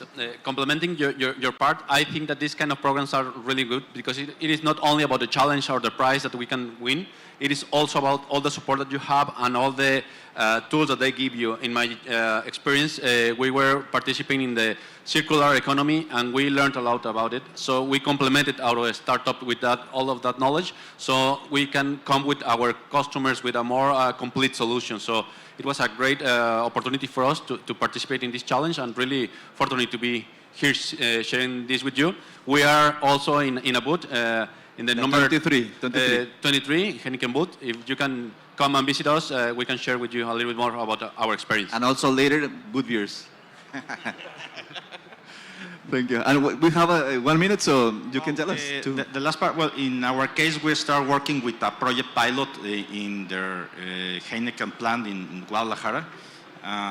Well, we are in the initial phase, but we are looking forward to develop a pilot next year. So yeah, that brings us a really great opportunity to work with a big corporate, one of the biggest corporate in the world that is focused on the sustainability sector.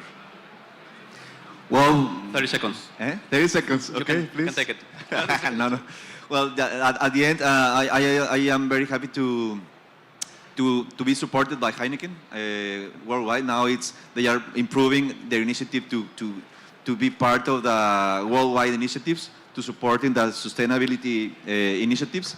So thank you for having us here, and let's bring more people together, and collaborate is a key word also. Collaborate together to have a better world, and it's much better with the talent that you are representing. You are leading the future Mexican unicorns, and you are the future investors and partners to collaborate with us. So thank you very much for having us here. Thank you. Thank you very much. Y ahora vamos a cambiar el español para la última charla de la mañana ya antes de comer, pero esperaos que es muy interesante la siguiente charla. Vamos a hablar de la innovación dentro de las corporaciones, ¿no? La relación un poco entre las grandes empresas y las startups, lo que las startups pueden ofrecerles, ideas frescas, agilidad en el ambiente, y lo que una gran empresa puede aportarle a una startup, que es acceso al mercado y también recursos. Para ello tenemos a Ismael Valero de Lanzadera como moderador, y le acompañan Ángel Uzquiza de Innovation Santa Lucía, Rayán Radjabali Head of Sales de Stripe, y Marta Pedrosa de Cinfa. Todo vuestro. Gracias.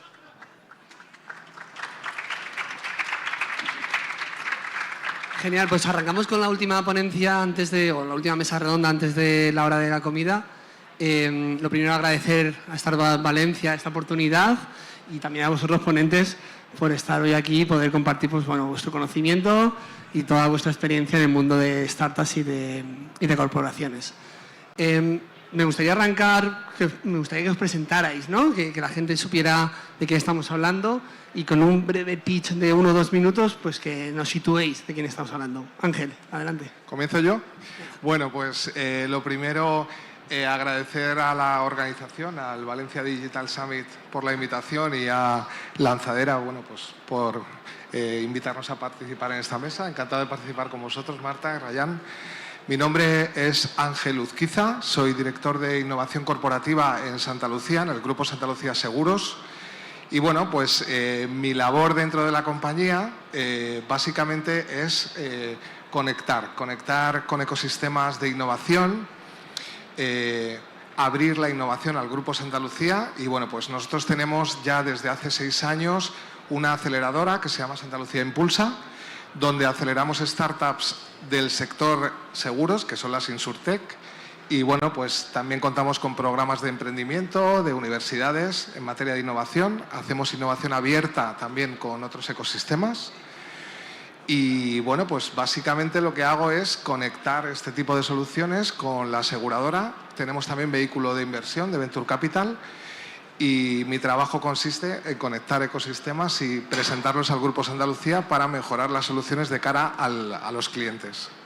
Así Ahora que entraremos más en detalle porque son muchos palos lo que estáis tocando, muchísima experiencia, 6 años. Ya queremos saber un poquito más. Ryan, cuéntanos tú desde Stripe, qué es lo que estáis, preséntate por favor y cuéntanos un poquito. Absolutamente, buenas tardes a todos. Me llamo Ryan, soy director de ventas en Stripe. Para los que no nos conocen, somos una plataforma y infraestructura de pagos y trabajamos con millones de empresas a través del mundo de todos los tamaños para ayudarles a aceptar pagos, a enviar transferencias y automatizar procesos financieros. Yo, en mi rol, lidero un equipo de ejecutivos de ventas que apoyan a startups y pymes en toda Europa del Sur, en particular en España, y les ayudan a evaluar Stripe para identificar las palancas que pueden utilizar para, por ejemplo, aumentar su tasa de conversión online, lanzar nuevos modelos de negocios o generar más ingresos con servicios financieros. Y última cosa que quería añadir es que soy francés, así que disculpen las errores que voy a hacer en castellano, pero me encanta vuestra lengua, entonces voy a intentar hacer la conversación sin palabra inglés o francés. ¿Buen reto? Puedes utilizar, si quieres, un poco. Trataremos de entenderte también esa parte de francés e inglés. Marta, cuéntanos, Cinfa, laboratorio Cinfa, ¿quién eres tú primero? Bueno, quería primero daros las gracias, sobre todo a Lanzadera, por esta mesa redonda. Yo soy Marta, soy analista de innovación dentro del grupo Cinfa. Cinfa es un laboratorio farmacéutico. Realmente somos el laboratorio líder dentro de la farmacia comunitaria en España.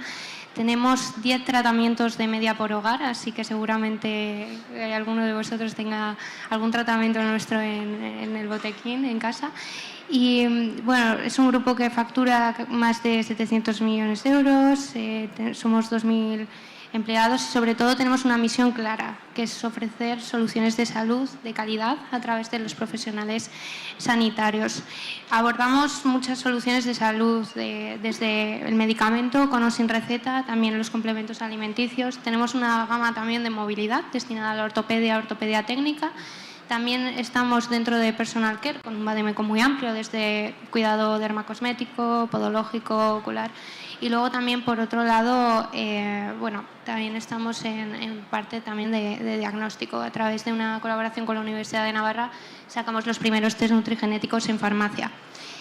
Y bueno, para terminar, yo no me enrollo mucho. Hace 2 años sacamos nuestra plataforma de innovación abierta que se llama Cinfanex, sobre todo dedicada a colaborar, co-crear y traccionar proyectos de salud.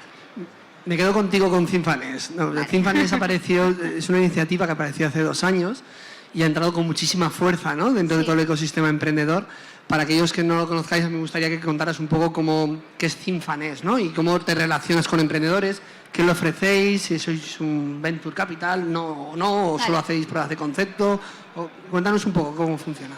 Vale, a ver, Cinfanex sobre todo, o sea, nosotros nos dirigimos a cualquier persona que nos quiera presentar líneas de trabajo y también cualquier tipo de proyecto, sobre todo centrado en el sector de la salud, pero también incluso, bueno, pues también procesos industriales. Al final nosotros producimos medicamentos y luego también en parte también a proyectos de sostenibilidad.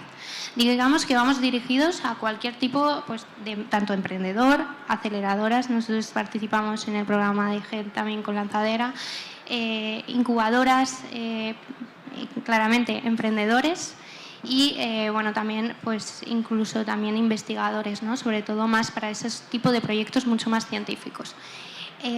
Digamos que Cinfanex sobre todo surge para digamos, evolucionar nuestro proceso de innovación.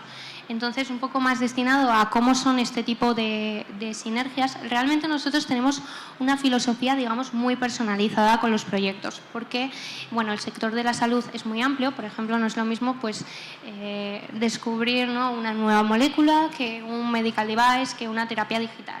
Entonces, en ese sentido, nuestra forma de colaborar con proyectos depende mucho del tipo de proyecto. O sea, entonces, en base a eso, pues nosotros estamos en base, pues, de hacer diferentes pilotos, incluso la parte de análisis clínicos, luego también en la parte también de regulatoria, que es una de las barreras de entrada, y luego, bueno, pues la parte de co-creación, de co-desarrollo y de implementación de tecnologías. Genial, gracias. Ryan, yo creo que Stripe, todo lo que tenga un e-commerce lo tiene que conocer, ¿no? Cuéntanos qué ventajas estáis ofreciendo también para esta pata de emprendedores. Tú, como responsable de ventas para toda Europa, pues estoy convencido de que en la audiencia hay más de un emprendedor que después te va a coger y va a querer hablar contigo, ¿no? Entonces, cuéntanos un poco qué es lo que les estáis ofreciendo a día de hoy. Sí, por supuesto. La primera cosa es que cuando hemos empezado esta aventura hace más de 13 años, nosotros mismos éramos una startup, así que entendemos de manera muy clara los desafíos y los problemas que tienen que enfrentar los emprendedores en esta aventura. Muy temprano también en la historia de la empresa hemos dedicado recursos especializados para trabajar con startups, como mi equipo, y entonces lo que hacemos es que ayudamos a las startups a entender de manera muy clara cuáles son las palancas que tienen para lanzar nuevos modelos de negocio, para poder aceptar pagos online como en persona, y aconsejarles tanto a nivel tecnológico como comercial y estratégico. También dais ese tipo de mentorías, no es solo la plataforma tecnológica. Absolutamente, y lo hemos empezado con Lanzadera, por ejemplo. Queremos acelerarlo.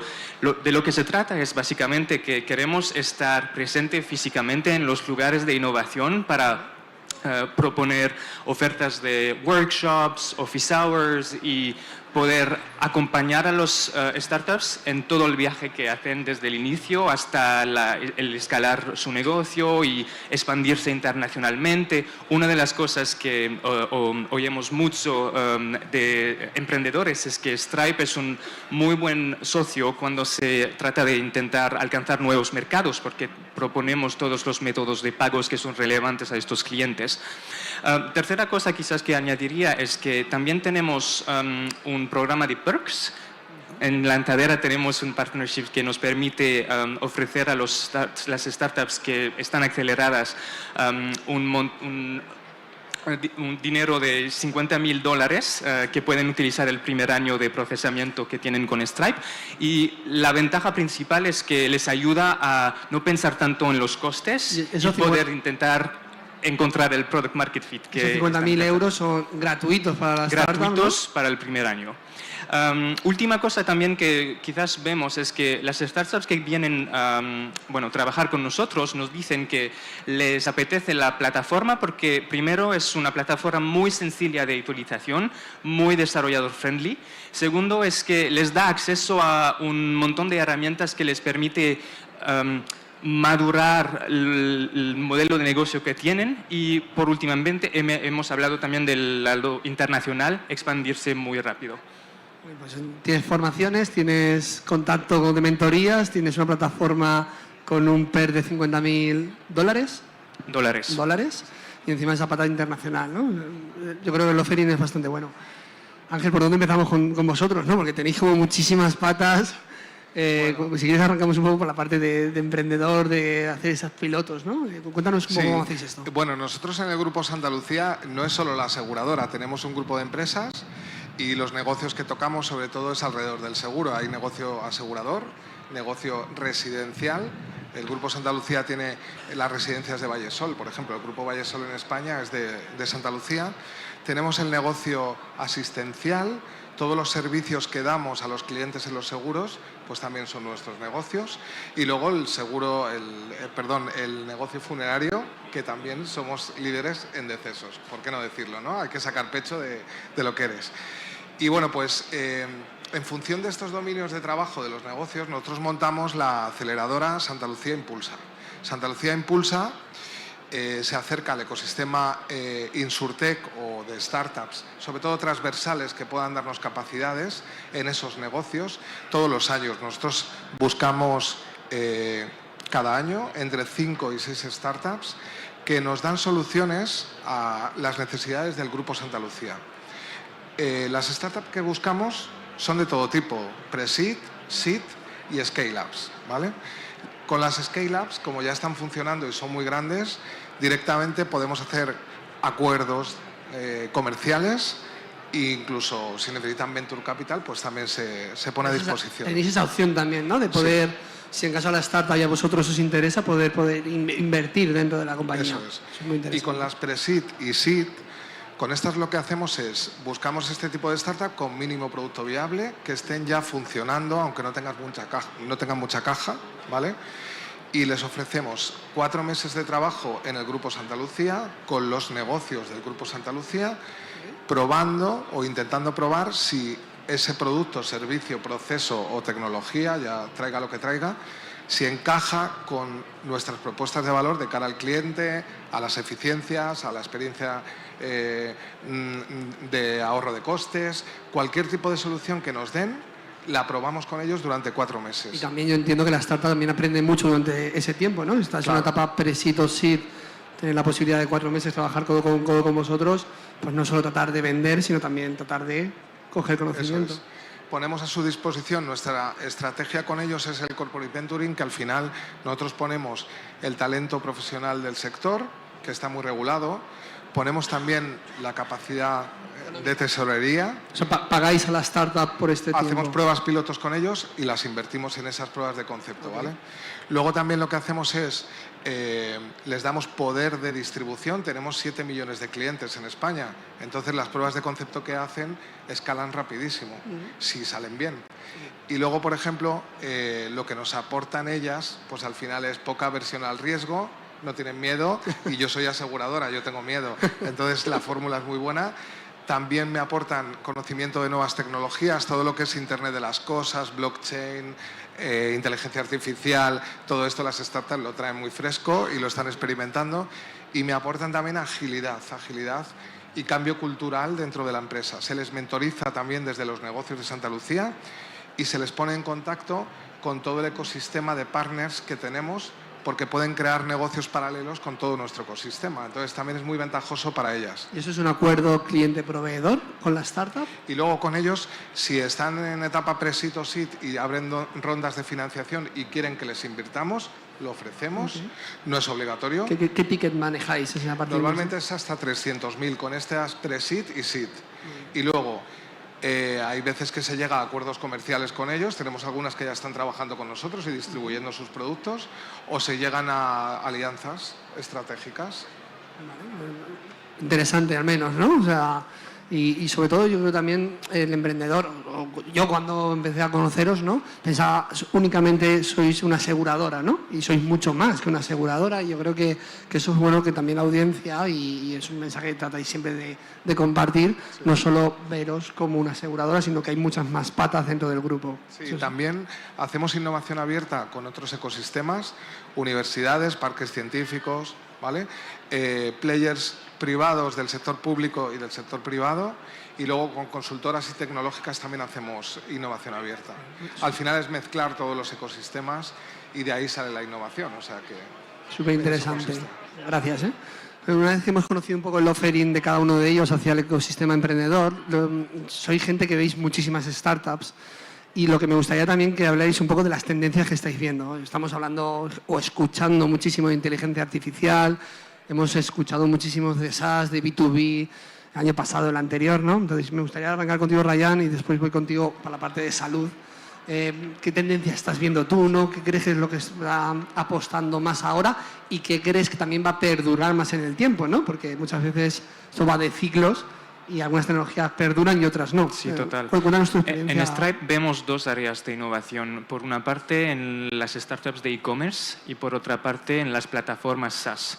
Históricamente, nosotros hemos trabajado de manera muy cerca con los e-commerce y las startups que estaban innovando en este dominio y lo que hemos visto en los últimos años es que han empezado a lanzar nuevos modelos de negocio, por ejemplo, en suscripciones, modelos de suscripciones que tienen muchos beneficios para startups porque te trae ingresos predecibles, te permite manejar la retención de tus clientes de manera un poco más proactiva y lo que hemos visto es que se han lanzado negocios en muchos nichos, desde por ejemplo juguetes para niños hasta ropa, libros y podría ir adelante con el listado con mucho tiempo, pero lo interesante es que necesita que las startups reinventen un poquito la manera de pensar sus procesos tal como su ir al mercado.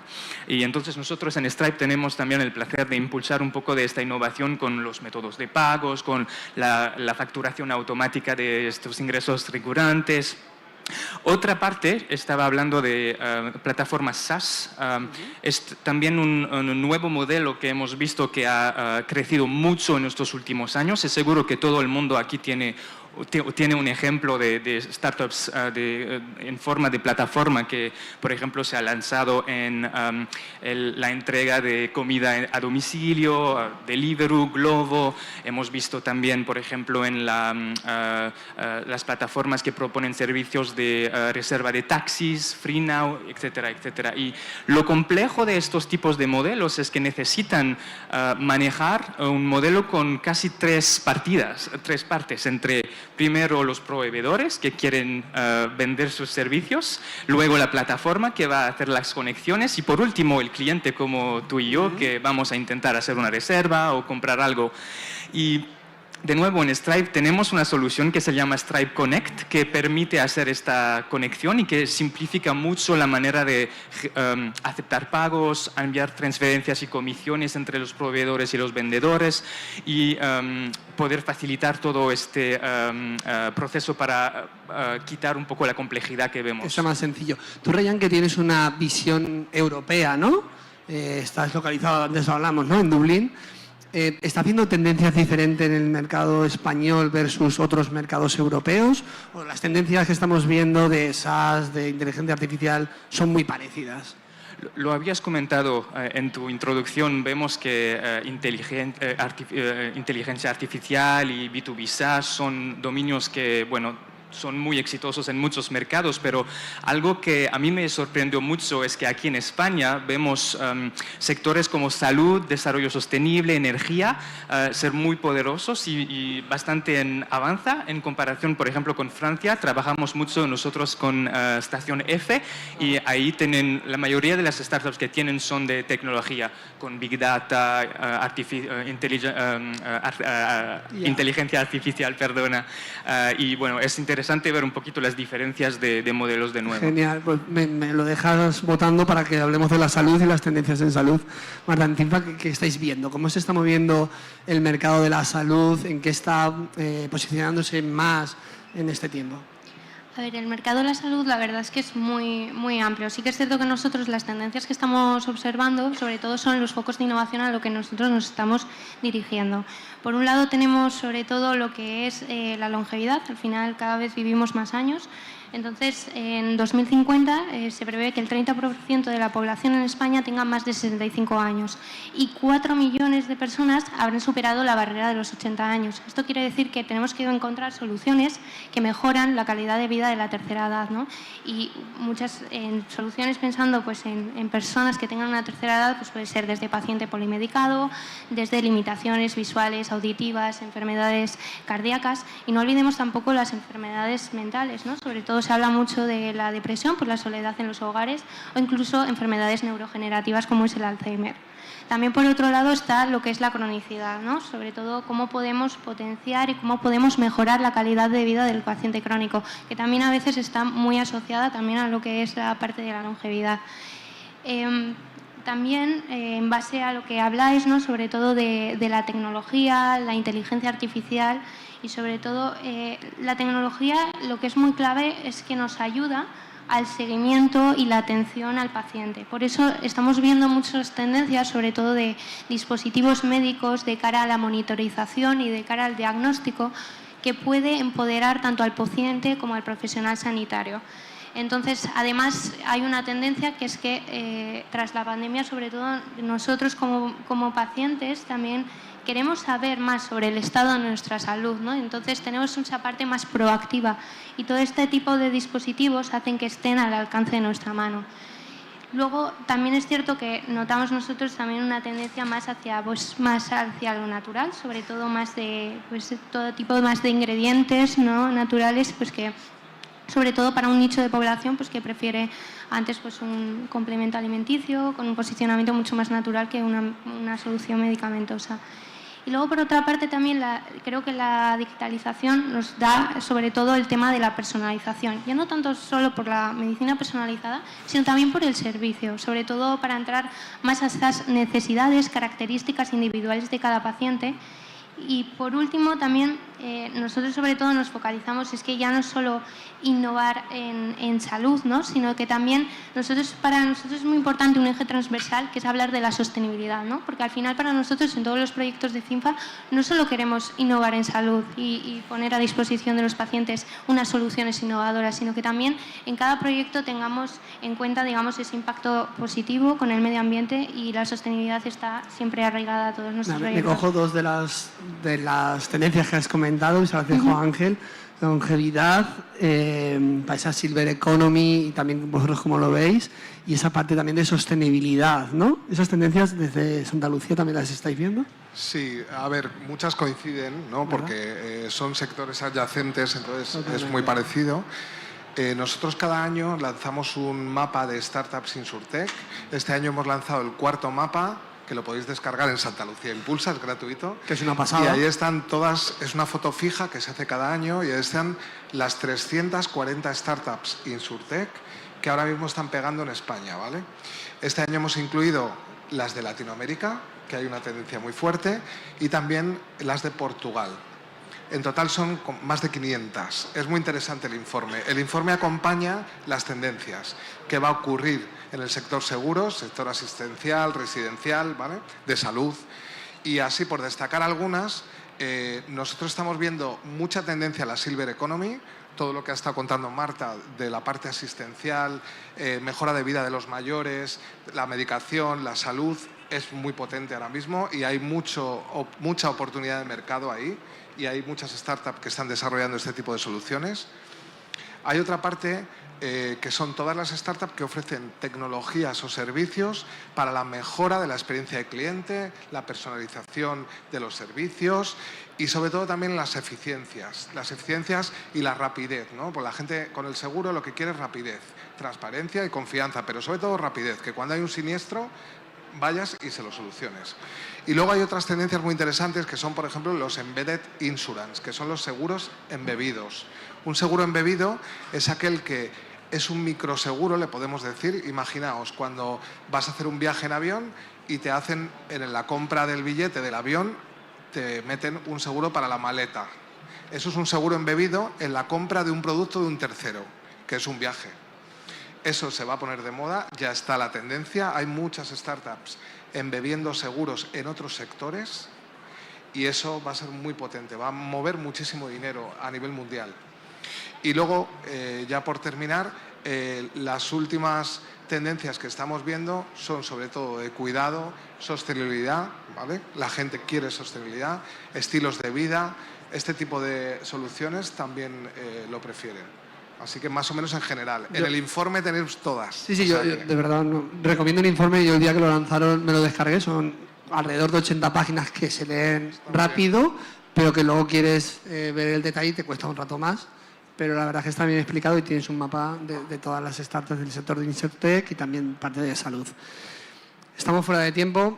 Agradecer al público, a los ponentes, a la Startup Valencia. Mi nombre es Ismael Valero, que me presento al inicio y llevo toda la parte de lanzadera en la parte de corporaciones y trabajando con ellos y con alguna más. Y mil gracias por todo y cualquier pregunta pues terminamos y estamos encantados de resolverla.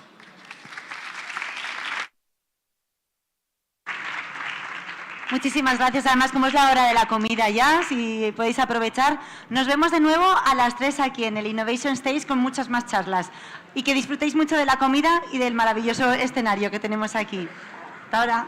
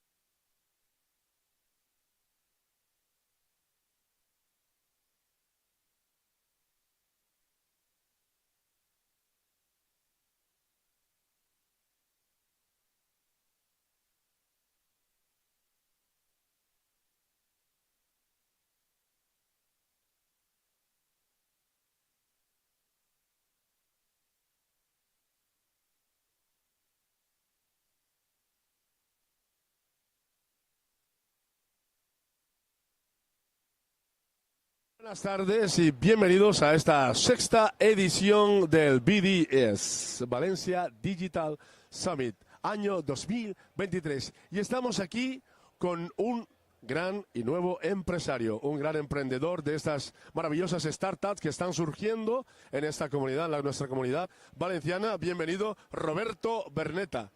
Santiago, ¿qué tal estás, Santiago? Perdón, ¿qué tal estás? Oye, una cosita. Cuéntame ahora mismo cómo está siendo tu experiencia en esta sexta edición del Digital Summit, del BDS.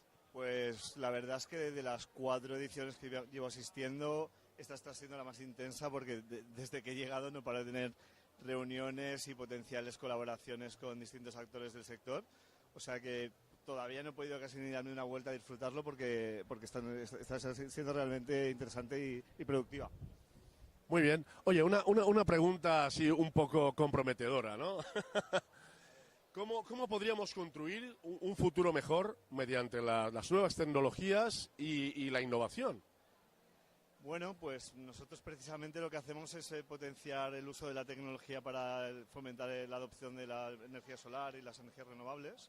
Entonces, bueno, al final lo que tenemos que hacer es tanto crear sinergias entre los actores del sector como evangelizar y educar a la población acerca de cómo la tecnología ayuda a mejorar la vida de las personas. Muy bien, muy interesante, Santiago. Oye, una última cosa. ¿Vives aquí en Valencia? Bueno, ¿sabías que por tercer año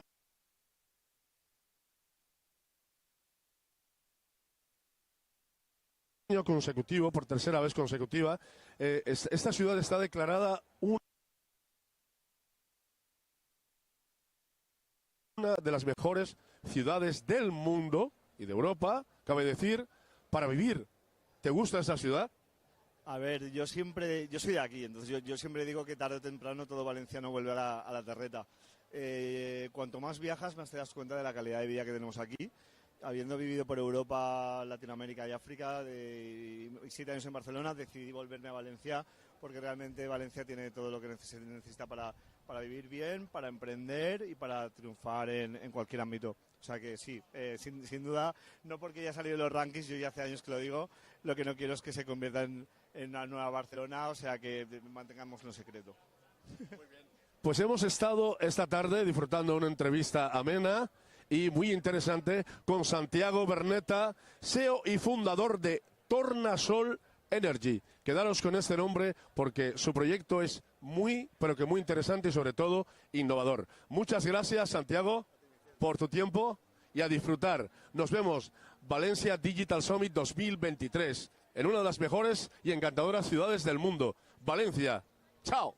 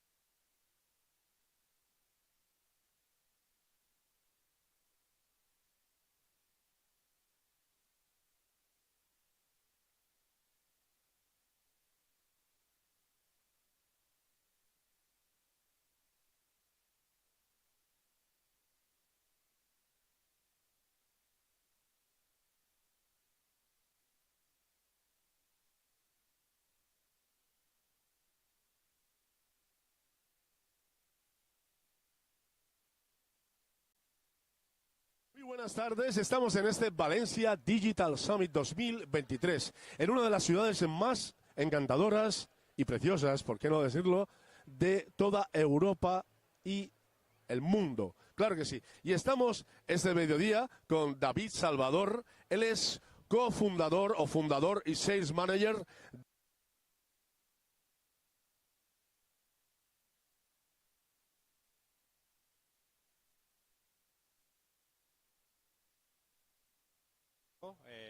Tanto con la organización como con la calidad de las ponencias, de los asistentes y sobre todo de las startups, ¿no? Que vemos cómo año tras año se van superando y van sacando soluciones muy innovadoras que la sociedad las necesitamos y el mundo empresarial también. Hablando de innovación, como bien decías, voy a tomar la palabra y te formularé una siguiente pregunta. ¿Cómo podríamos contribuir o construir un futuro mejor mediante la tecnología, las nuevas tecnologías y la innovación? Sobre todo creo que una manera es acercando tanto la parte educativa, la parte universitaria, la parte de emprendeduría, que tenemos un gran ecosistema emprendedor, y la parte de empresa, todo dentro de una co-creación para poder llegar realmente a dar soluciones desde todos los valores que pueden aportar tanto las empresas, instituciones y universidades, aglutinar en un foro común como pueda ser también un foro como es Startup Valencia, el VDS, donde todo ese conocimiento y realmente toda esa tecnología no solo se desarrolle, sino se pueda poner en práctica y se pueda poner en valor resolviendo retos reales de la vida que existen y que necesitamos día a día, que no queden aisladas, que no sean patentes que se queden en un armario, sino realmente potenciar todo este ecosistema que nos puede llevar evidentemente a ser mucho más sostenibles en el futuro. Muy bien, muchísimas gracias, amigo David Salvador. Te deseamos mucho éxito, muchos grandes logros en esta andaduría por las startups, tu nuevo proyecto. Así que nada, David Salvador, fundador y sales manager de Nespra Smart Device. Ha sido un placer, que tengas muy buen día y a seguir disfrutando. Valencia Digital Summit 2023.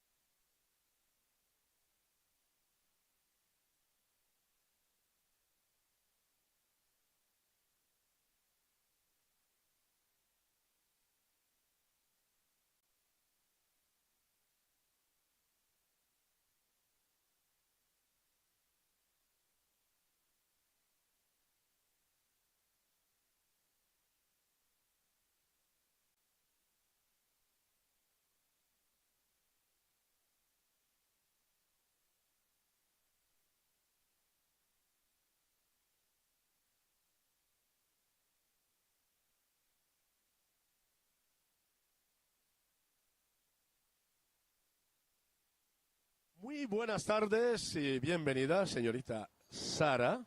Sara Rico. Estamos aquí en este Valencia Digital Summit 2023 para conversar un poquito con nuestra amiga Sara. ¿Qué tal estás? Encantado. Vamos a ver, Sara, cuéntame un poquito cómo estás viviendo esta sexta edición de este BDS. Pues mira, justo lo estábamos comentando porque en realidad vinimos el año pasado, que ya fue una pasada de evento, pero este año, bueno, es que este año han reventado directamente, es una barbaridad, está muy bien organizado, hay muchísima más gente, hay oportunidades, es decir, han llamado muchísimos inversores y para las startups pues es lo más importante.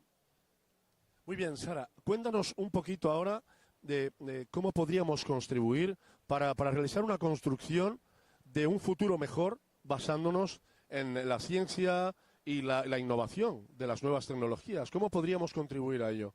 Pues mira, en nuestro caso, nosotras somos un universo de empoderamiento femenino, con lo cual lo que intentamos es justo lo que has dicho, ¿no? O sea, llevar la tecnología a todo este concepto social. En nuestro caso, el tema de la mujer. Y bueno, nosotros, por ejemplo, en Romac, por ponerte un ejemplo, tenemos la creación de aplicaciones propias de inteligencia artificial y realidad virtual, pues para mejorar la vida de las mujeres en cuanto a defensa, emprendimiento, empoderamiento. Muy interesante.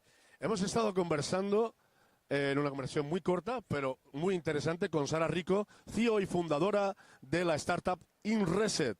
Ha sido un placer, Sara. Que tengas buen día y a seguir disfrutando. Nosotros continuamos aquí, en Valencia, en este Digital Summit 2023. Seáis todos bienvenidos.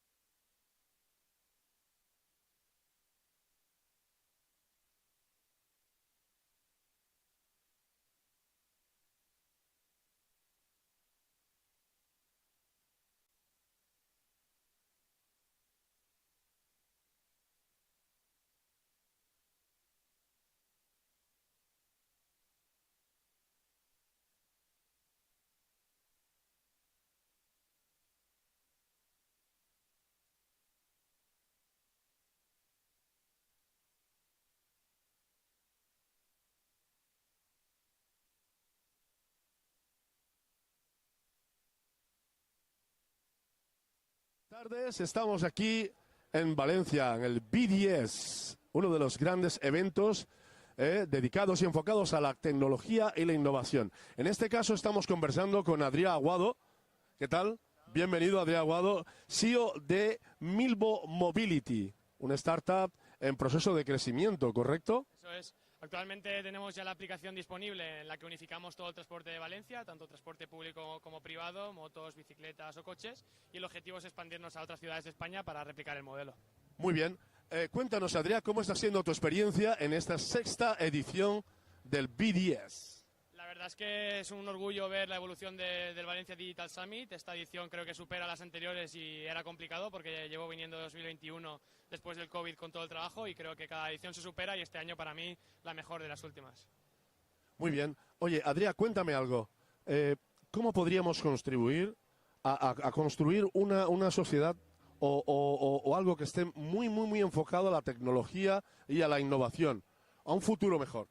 Sí, yo creo que la tecnología y sobre todo con la revolución de la inteligencia artificial está poniendo muchos retos, pero también muchísimas oportunidades. Creo que sobre todo tiene que ser el foco en poner la tecnología al servicio de las personas y no al revés.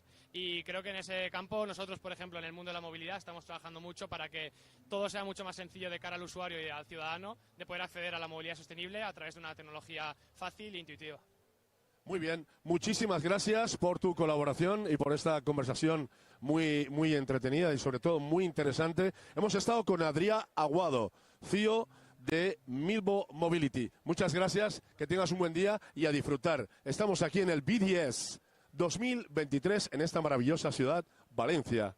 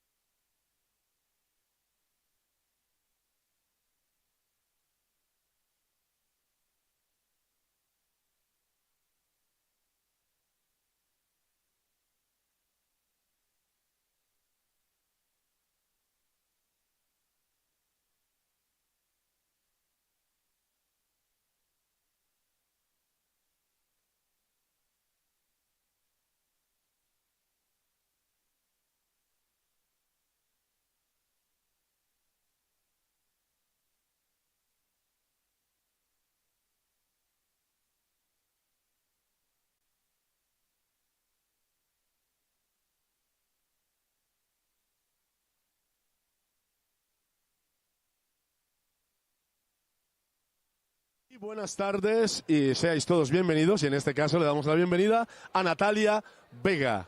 Ella es Head of Communication and PR de esta maravillosa empresa Igeneris. Muy buenas tardes, ¿qué tal estás, Natalia?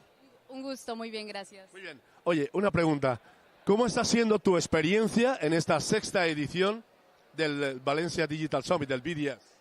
Pues desde Igeneris estamos muy contentos de estar en esta edición. Estamos encontrando una experiencia muy enriquecedora de hacer networking, de conocer empresas, de que nos cuenten cuáles son sus retos y así nosotros podamos ayudarlas a resolverlos a través de la innovación y de la tecnología. Muy bien. Hablando de innovación y tecnología, voy a tomar la palabra a Natalia. Vamos a ver, ¿cómo podríamos construir un futuro mejor para estas nuevas sociedades basándonos en la tecnología y la innovación? ¿Cómo podríamos hacerlo? Creo que podemos partir de una base desde la que trabajamos en Igeneris y es conocer las competencias claves de las empresas. Es decir, ¿qué es lo que mejor hace tu empresa? Eso lo podemos unir con los objetivos que tiene, por ejemplo, el cliente, y con estas dos cosas, más una tecnología que lo habilite, podemos tener ideas que revolucionan el mundo.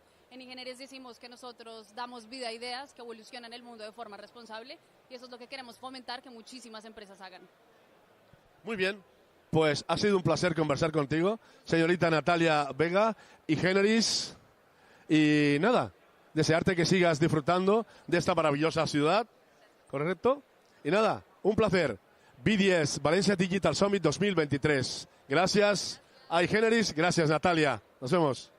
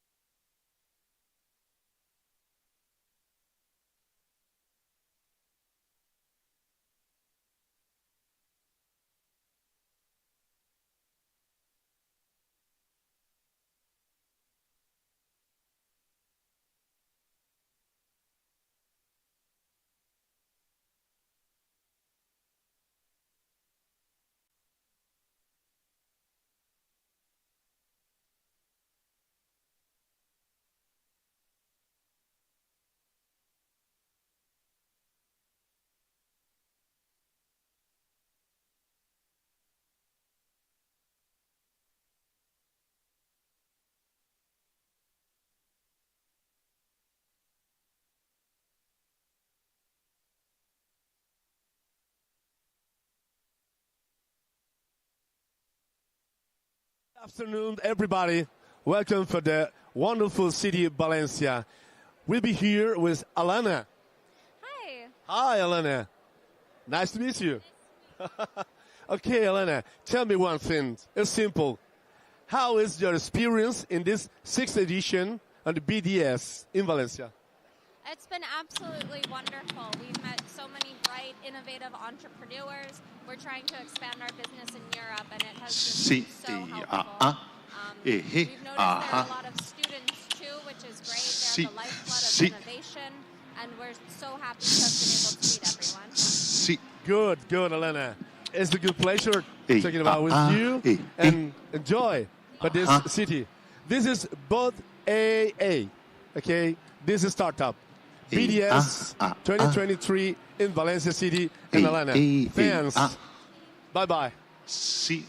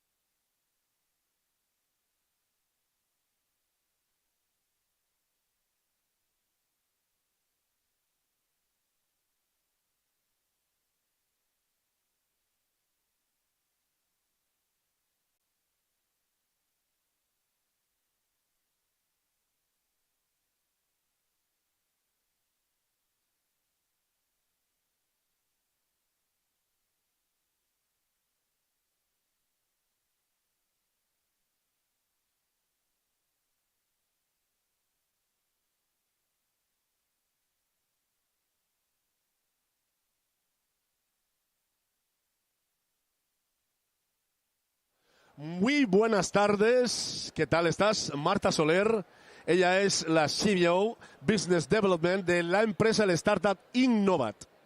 Y esta empresa viene directamente desde Uruguay. Allí ha nacido, ¿correcto? Sí. Bueno, cuéntanos un poco, Marta, cómo está siendo tu experiencia en esta 6ª edición del BDS. La verdad es que la experiencia está siendo increíble.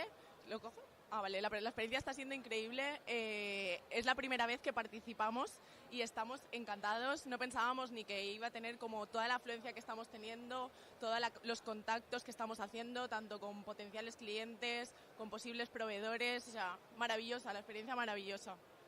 Muy bien. Marta, cuéntanos algo.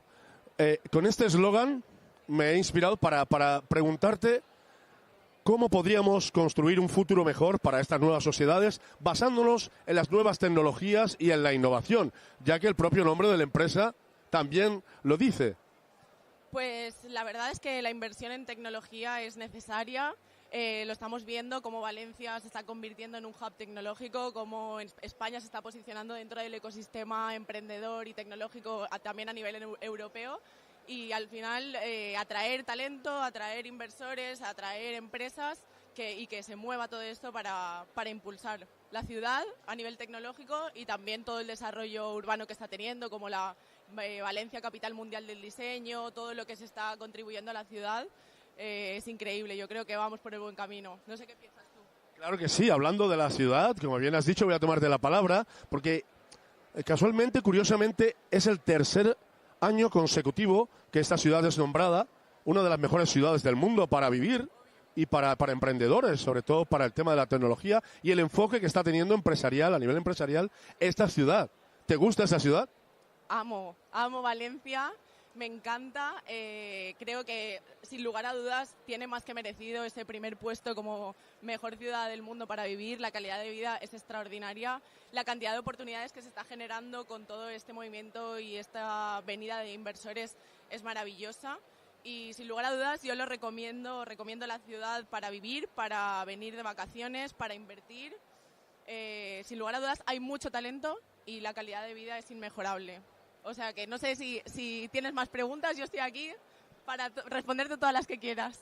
Muchísimas gracias. Hemos estado con Marta Soler e Innovat, una empresa que ha nacido en Uruguay, pero ahora mismo está teniendo un desarrollo con personas emprendedoras y colaboradoras como Marta Soler. Muchísimas gracias y muy buenas tardes. Bienvenida a este BDS 2023. Valencia, una de las mejores ciudades. ¿A que sí? Sin lugar a dudas. Gracias, Marta Soler, Innovat. Hasta luego.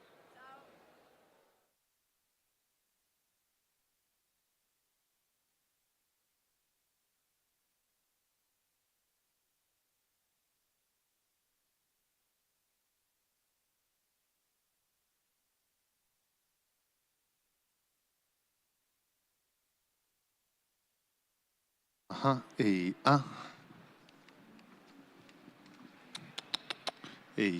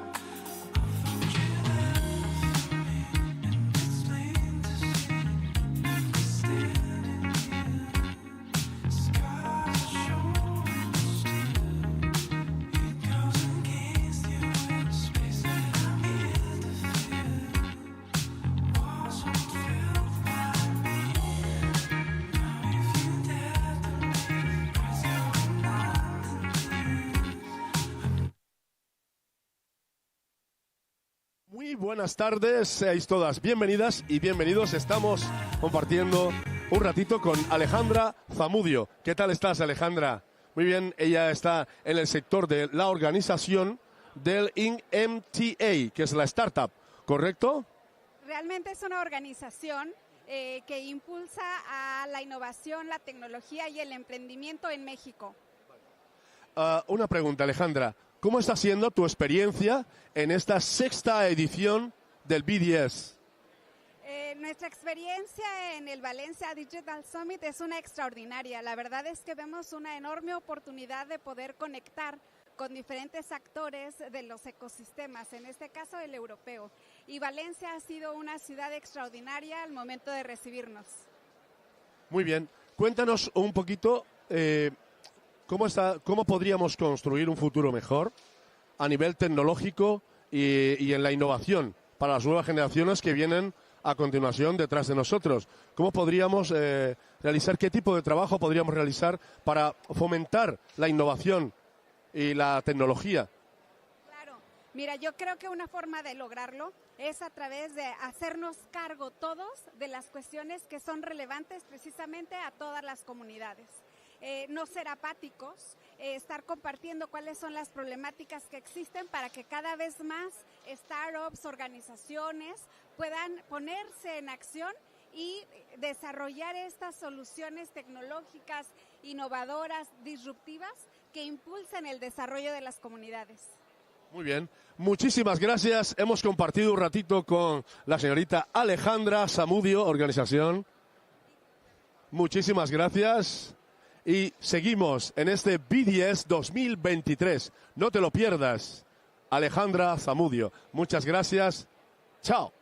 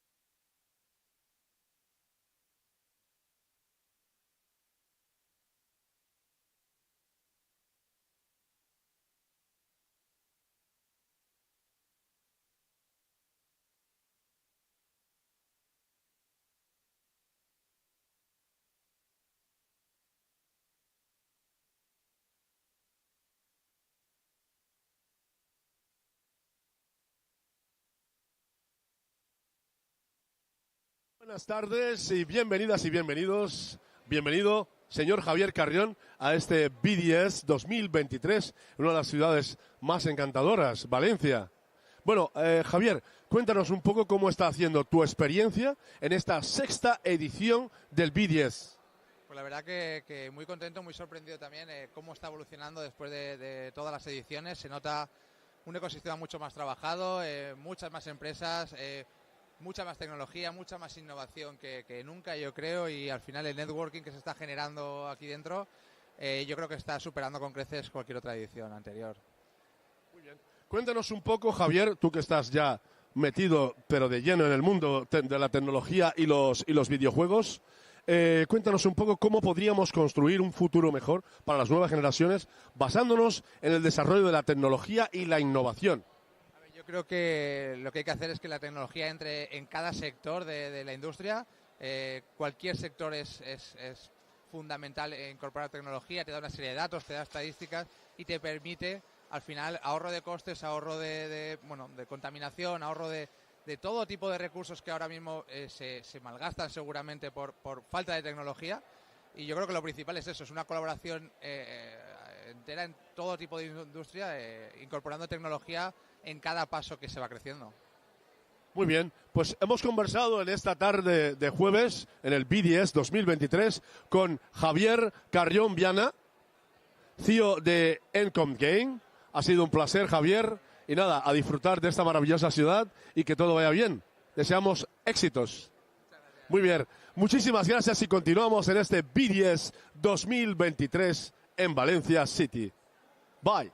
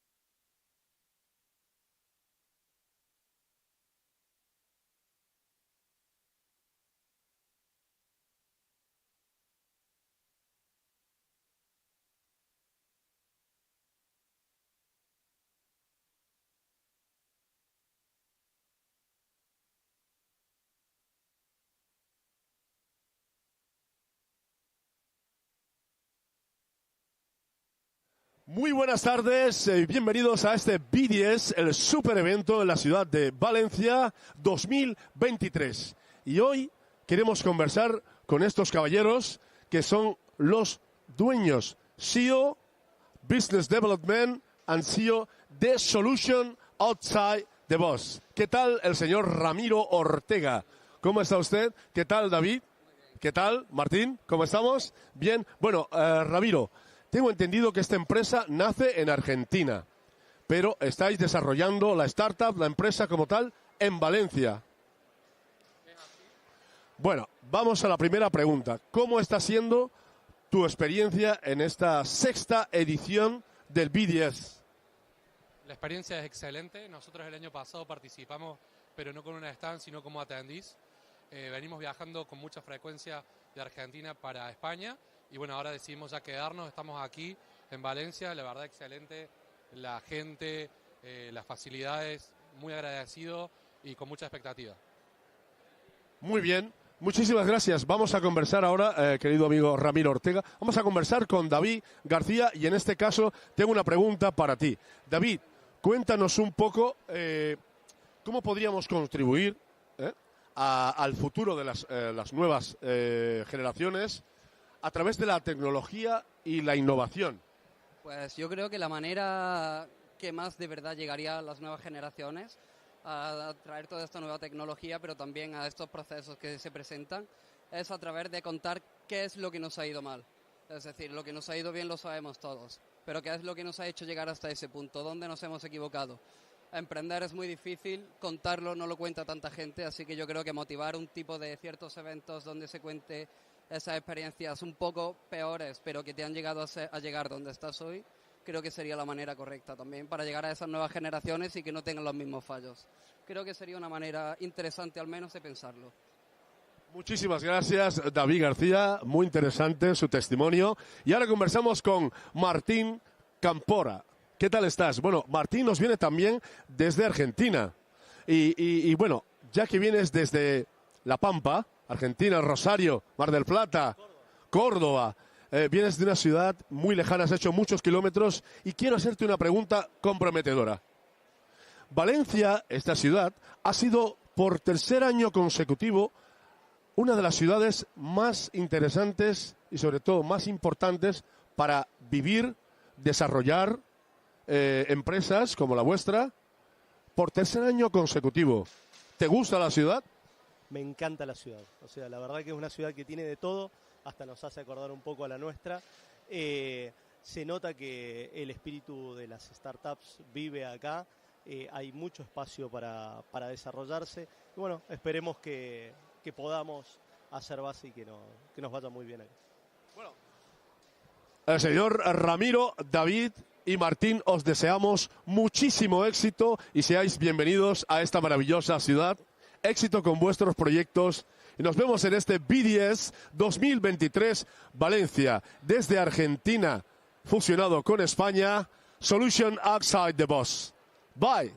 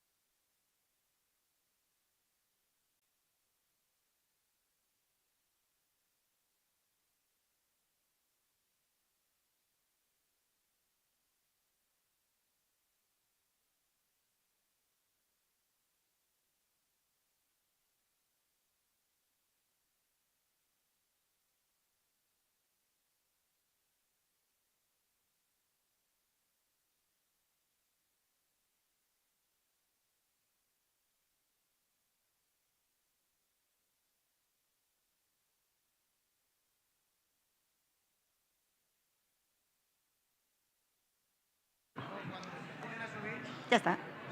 Hello everyone, we are going to start the second part of the day, the afternoon, but first just remember you that you have the Wi-Fi of the event that you can connect.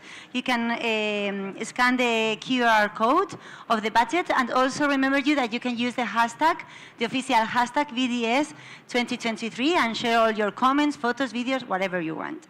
And just remember you that we will be here in this stage till 5. After that, we will have the top 10 pitch competition finals at the VDS Summit stage, so I invite you to go there. More than 600 startups from 48 different countries have participated in this competition, and today is the final with the last 10, with the top 10. And after that, at 6, we have the happy hour at the VDS Village, just back here, so you are all invited. And now, yes, we start with the content of the day, of the afternoon, with the next panel, Shaping the Future of Digital Realities. And for this, we have Coro Saldaña from Site Group, Kai Felipe, CEO de Union Avatars, Verónica Trapa, the One Lab Venture Factory, and Santiago de Arquer, the Inver-Ready. All yours. Hola. Any English speaker in the audience, because we are thinking in switching Spanish? Okay. Don't worry. Because all of us, we are Spanish, and most of the audience, don't worry. Okay, I will start with a brief introduction of the panelists that I have joining with me today. Here I have Kai Philippe. He's the founder and CEO of Union Avatars, the company where the lines between the virtual reality and the real world are not really clear, with its avatar engine. He's also founder 3 times, so wow. Kai is one of the most influential figures in the avatar and metaverse ecosystem in Spain. Also, we have Verónica. Verónica Trapa is a general partner at, I don't know how to pronounce this. Swalab, okay, Venture Factory since 2014. The first Spanish-Israeli venture capital fund that invests in Spanish high-tech B2B software startups. As a general partner, Verónica is a member of the investment committee and a board director of several portfolio companies. Before her career in venture capital, she led 2 projects as entrepreneur, a home textile retailer, that you have to explain me more after, and Life and Colors, and a homemade food delivery to chef. And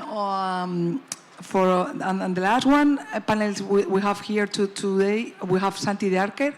He works at Inver-Ready since 2019, sourcing and conducting analysis of potential investment opportunities. He also acts as portfolio managers for investees, advising them on financial and operational planning, fundraising, and business development. He also participates in the board of 2 companies in the VR and metaverse space. And myself, I am the CEO of a fashion group of companies where we are a full service video and photo digital production company for most of the more famous brands, international and national speaking. And I'm very happy to be here today. Before sending single questions to the panelists I have here, I would like to start with a general question about metaverse, because metaverse is changing a lot. I hope at the end of this panel we think that all of you think that metaverse is still alive. That's one of our goals. So in this fast digital landscape, the concept of metaverse is changing a lot. So I would like to have its opinion of its unique opinion according to unique perspective about what they think what metaverse means to them, and how is shaping the future, and also how is or what is bringing in this exciting journey. I think this is an important question because they have different backgrounds, as I started before. So having and bringing to this panel before following with the next question with his opinion, it will be very interesting for everybody. Kai? Okay. Hi, everybody. Thanks for the invitation to be here in Valencia Digital Summit. So answering to your question, I think from my point of view, the metaverse is the union, let's say, of all these platforms, all these 3D platforms, all this new internet that we are heading to. We can call it, I don't know, spatial internet or 3D internet, however we want to call it. But for me, the metaverse is one. It's composed by different platforms that are connected somehow between them.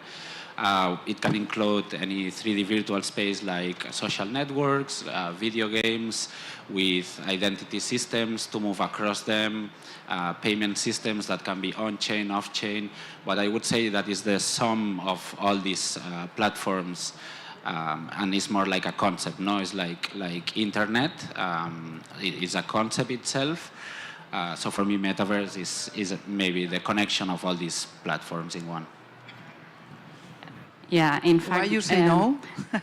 No, nothing else to add, because I think that metaverse is the convergence of the physical and virtual world. And with so many applications, still to be seen, some of them, but it's going to be a very interesting reality for ourselves in both the physical and digital worlds. Basically, we have been thinking about the metaverse came in from the gaming industry, and all of us think about the metaverse in the sense of gaming, but the reality is that there are a lot of business applications nowadays and in the future coming in, and it will be a very interesting reality to be explored and seen.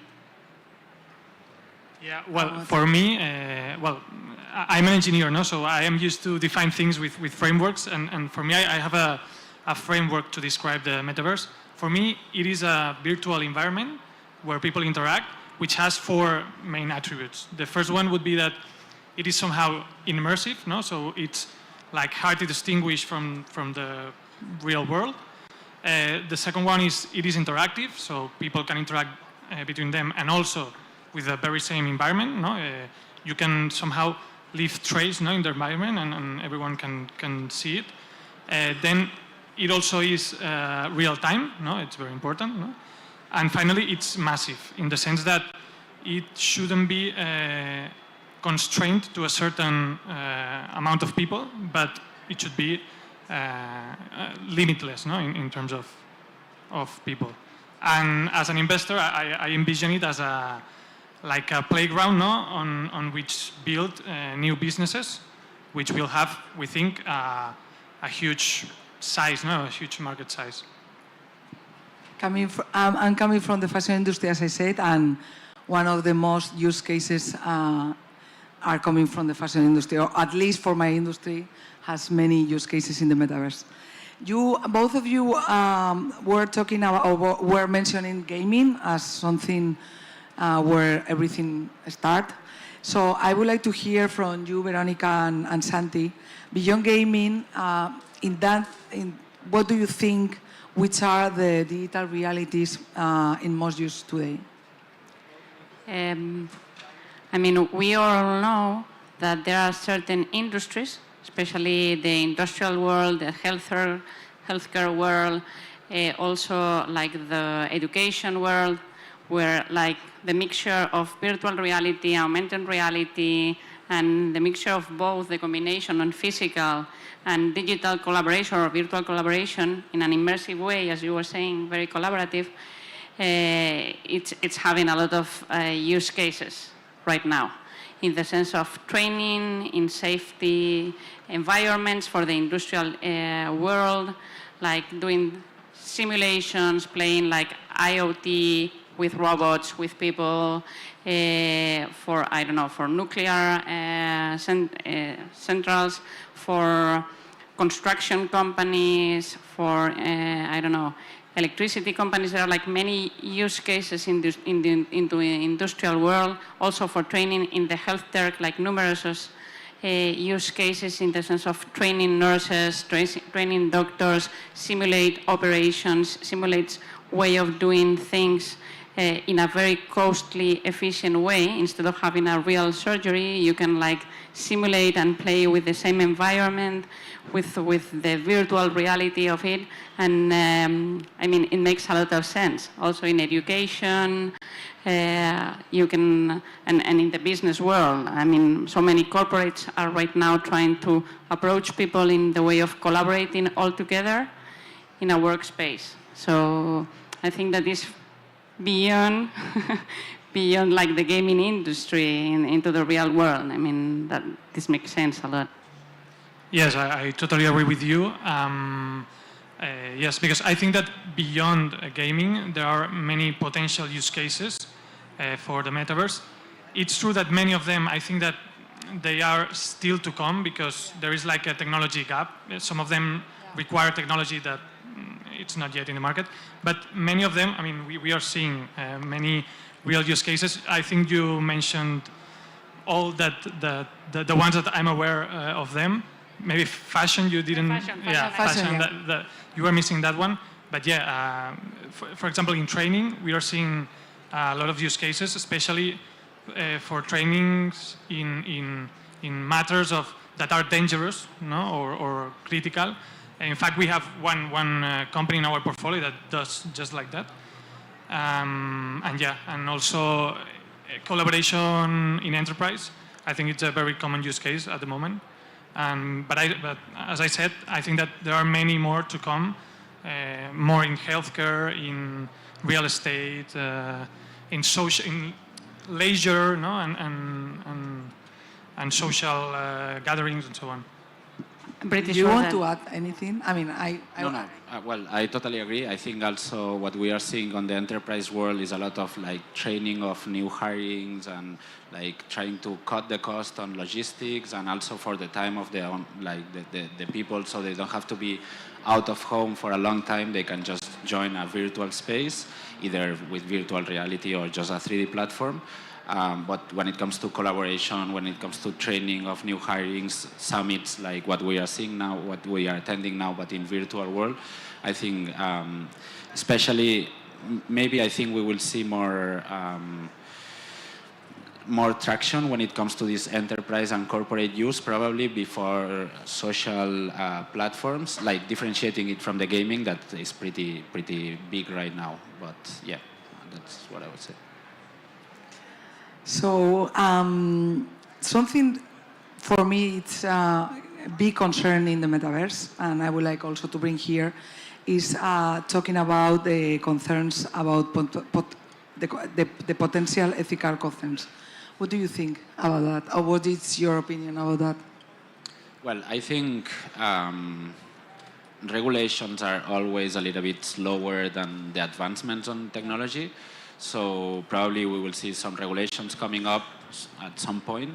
But I mean, I think it's important also to never forget that it's a virtual environment and you can unplug or disconnect at any point. And that for me is really relevant because sometimes we saw some cases in the past where there was harassment or things like this. And for me, there is still a difference between the real world and the virtual world, and it's that you can just disconnect and you are still on a safe environment. That is your home or your space, wherever. But yeah, I think that some regulations will need to come. I think at the same time there is a big opportunity for the same community of the whatever platform to regulate itself. So I think regulations are important, but I think it's important to also drive this, let's say, code of conduct, I don't know if that's the right name in English, on the same community and try to follow this. So it's the same community trying to regulate itself. But yeah, definitely we will see some external regulation coming into this platform, just like we saw in internet. And maybe it makes sense to create, I don't know, and just coming up with this now, like creating some lobbies or some think tanks or whatever coming from the developers and, you know, like people like big influencers like you, in order to, you know, make sure the right regulation, or, I don't know, I'm asking. What do you think? No, I mean, yeah, definitely. I think there is already some associations working, heading to these ethics and morals related to this sort of platforms. I think we need to push for that, definitely, and try to follow, as I was saying, some guides when it comes to the ethics of the usage. But probably at some point we will see, I would not say the police of the metaverse, but just like police have interaction with internet and there is cybercrime and all this, I think this will be also a next layer when it comes to all this type of, let's say, security forces. Yeah, I would only add that also is a question you can of add time. everything you want. Yeah, because as Santi was saying, this is planned for massive usage in terms of B2C, in terms of C2C clients. I mean, massive. And we are not at this point exactly right on time. So we still have time to develop all the regulation for this world, because in the enterprise world, I would say that it's much more control, because the use cases are limited, data privacy, and all these small concerns are more constrained to the enterprise world. So the damage itself is more for the massive social interaction in the metaverse, which really can create a problem. Yeah, in young generations and in my industry, I see like many pain points in that sense, that you have to make sure that the user is being, accordingly protected. I am always talking about my industry because it's the one I know, but it has many pain points in that sense. What else? How can, if I'm talking about creating my presence in the metaverse, Kai, how can I have the one and only to answer that question? How to create your presence. Yeah. I mean, I think... An hyper-realist one. Yeah, but I don't want to drive it only to the realist phase of it, phase of it. I think at the end of the day, we just like on the day by day, we use email as a way of identify ourselves on different platforms, on different social platforms, or different entities that we interact with. I think the avatars will be the way of projecting our identity on these new 3D platforms. And again, just to don't bring it only to my specific use case, I think just like in real life, we don't dress the same if we go to different spaces. It should be the same on the virtual world. No, maybe I'm playing a video game and I prefer to have a wizard avatar or an animal avatar. Then I'm joining a meeting at work and I prefer to have a realistic avatar. So I think there are different avatars for different use cases.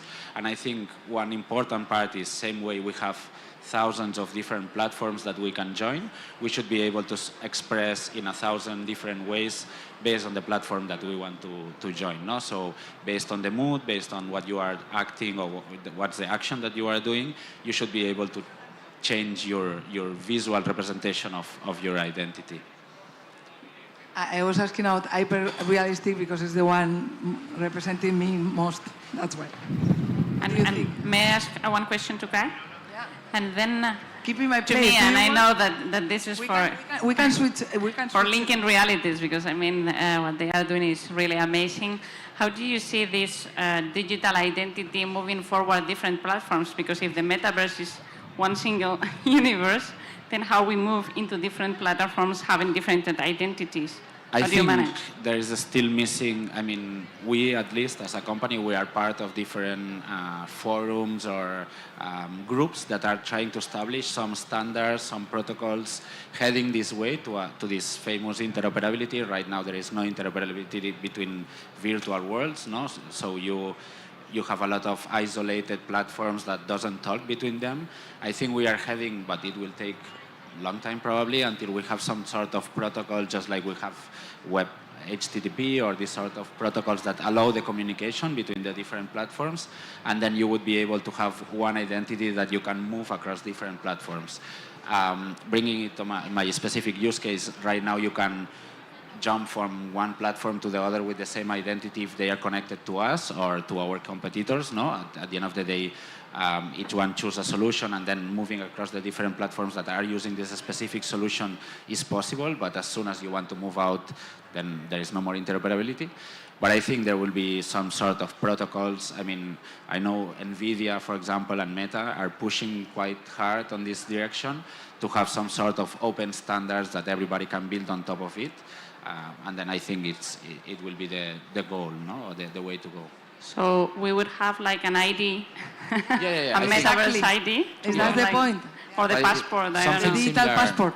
Exactly, something similar to the single sign-on that we are using now. No, you use your Google account to connect to a lot of different places. You will be able to have one unique identity that then can be represented in different profiles, sharing only the information that you want to share with every specific platform. But then having only to remember, let's say, one password or one identity, and then projecting in a different way. Let's see. If I understood well when I met you a long time ago, one of the benefits of this digital passport, it was instead of when in your real world the typical data which is linking all your identity is your email account, right? It was the digital passport, right? Like instead of, it was connecting all your different, profiles in different places instead of being the email. Is this correct? I mean, I think there are already some solutions coming from the European Union related to this management of identities, the creation of different profiles, selecting which credentials you want to share with each platform. I think we are going to this, recovering a little bit the ownership of our own data and being able to create different profiles based on different credentials of our own identity. So, Santi, you are not talking too much. Go ahead. Okay. What kind of companies are VCs looking to invest in the metaverse space, according to your opinion? Good question. Well, I think that there is one particularity in this sector, and that is that this sector seems to be led, from the big corporates rather than from the challengers, and I think that is also true in the investment part of the metaverse, because we've seen that many big corporates are investing very hard on, assuming the role of a venture capital, investing in startups and so on, and I don't know, such as Meta, Google, Telefonica, whatever, and this is very interesting. But still, there are many venture capitalists investing in the space, but criteria to invest, I think that doesn't differ that much from the rest of the investments they make. In the end, they always try to answer 3 questions. These questions are: is this company going to make money?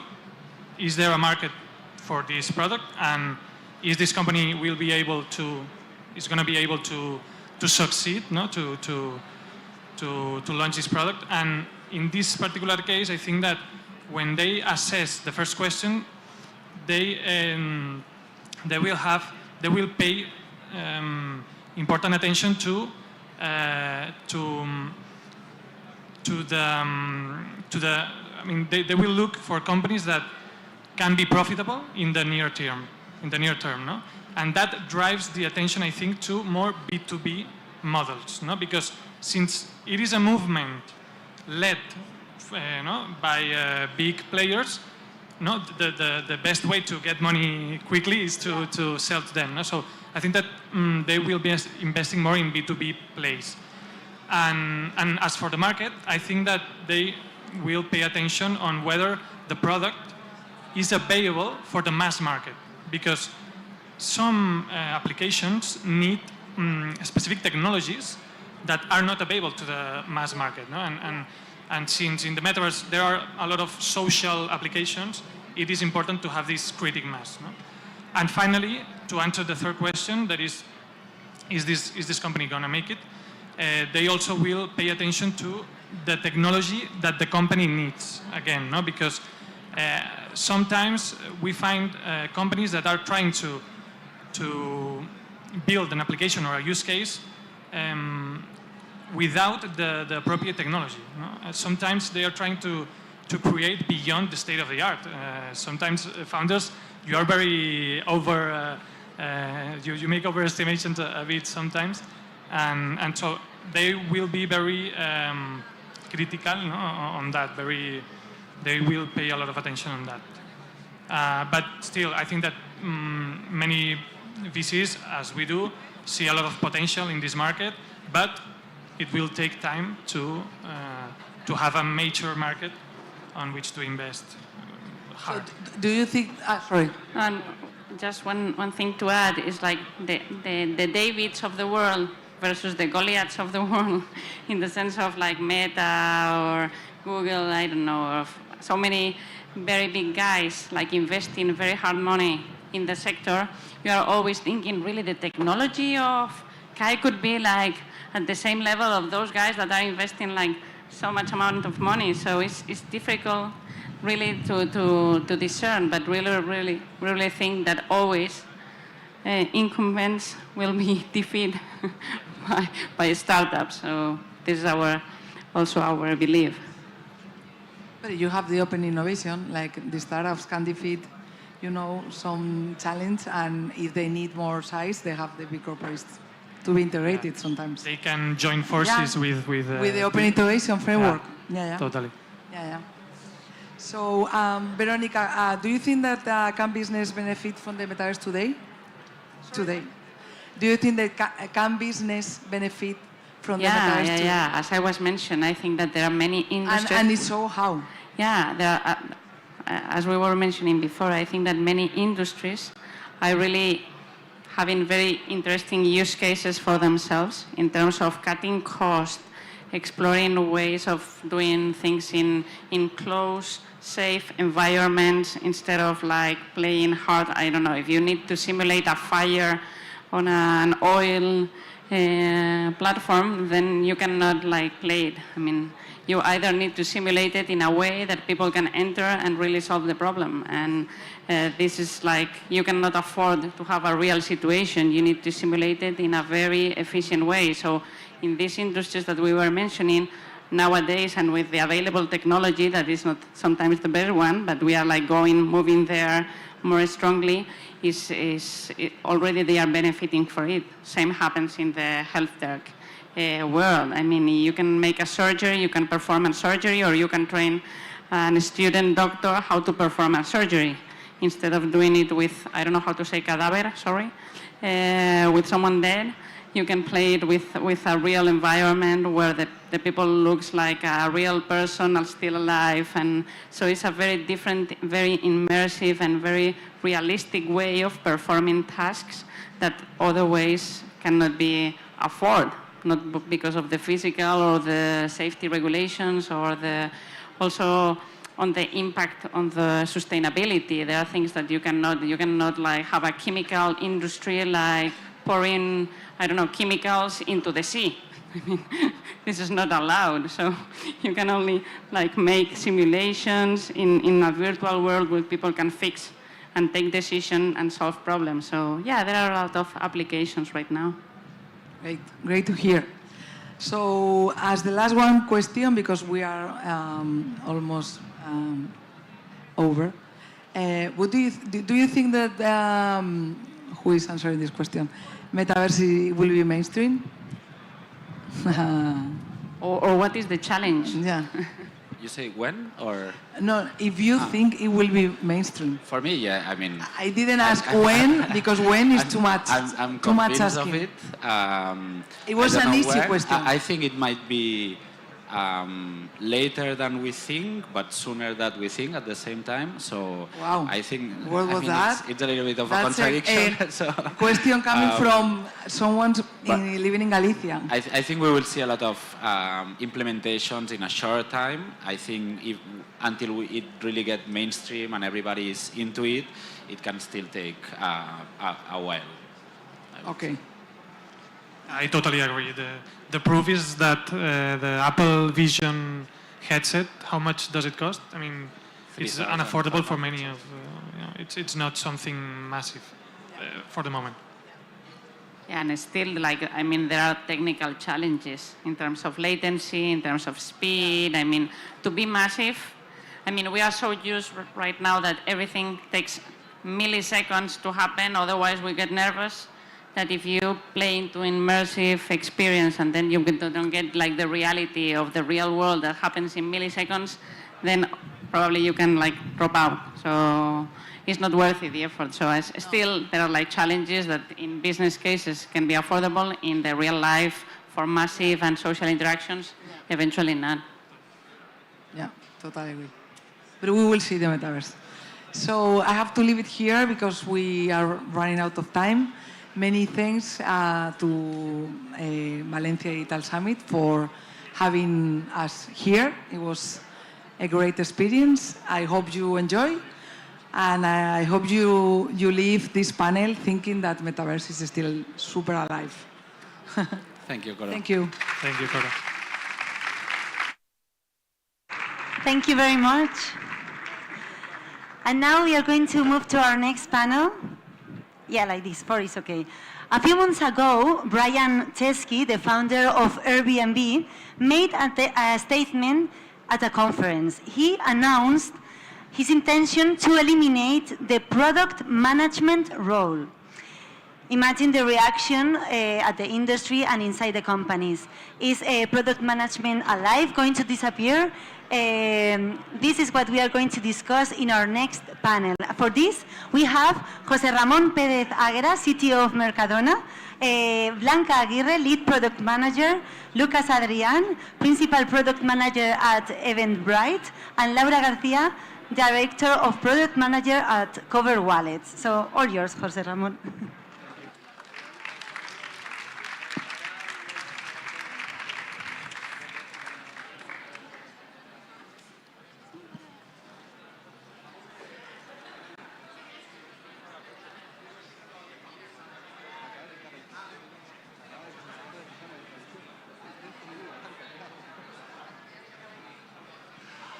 Hi, everybody.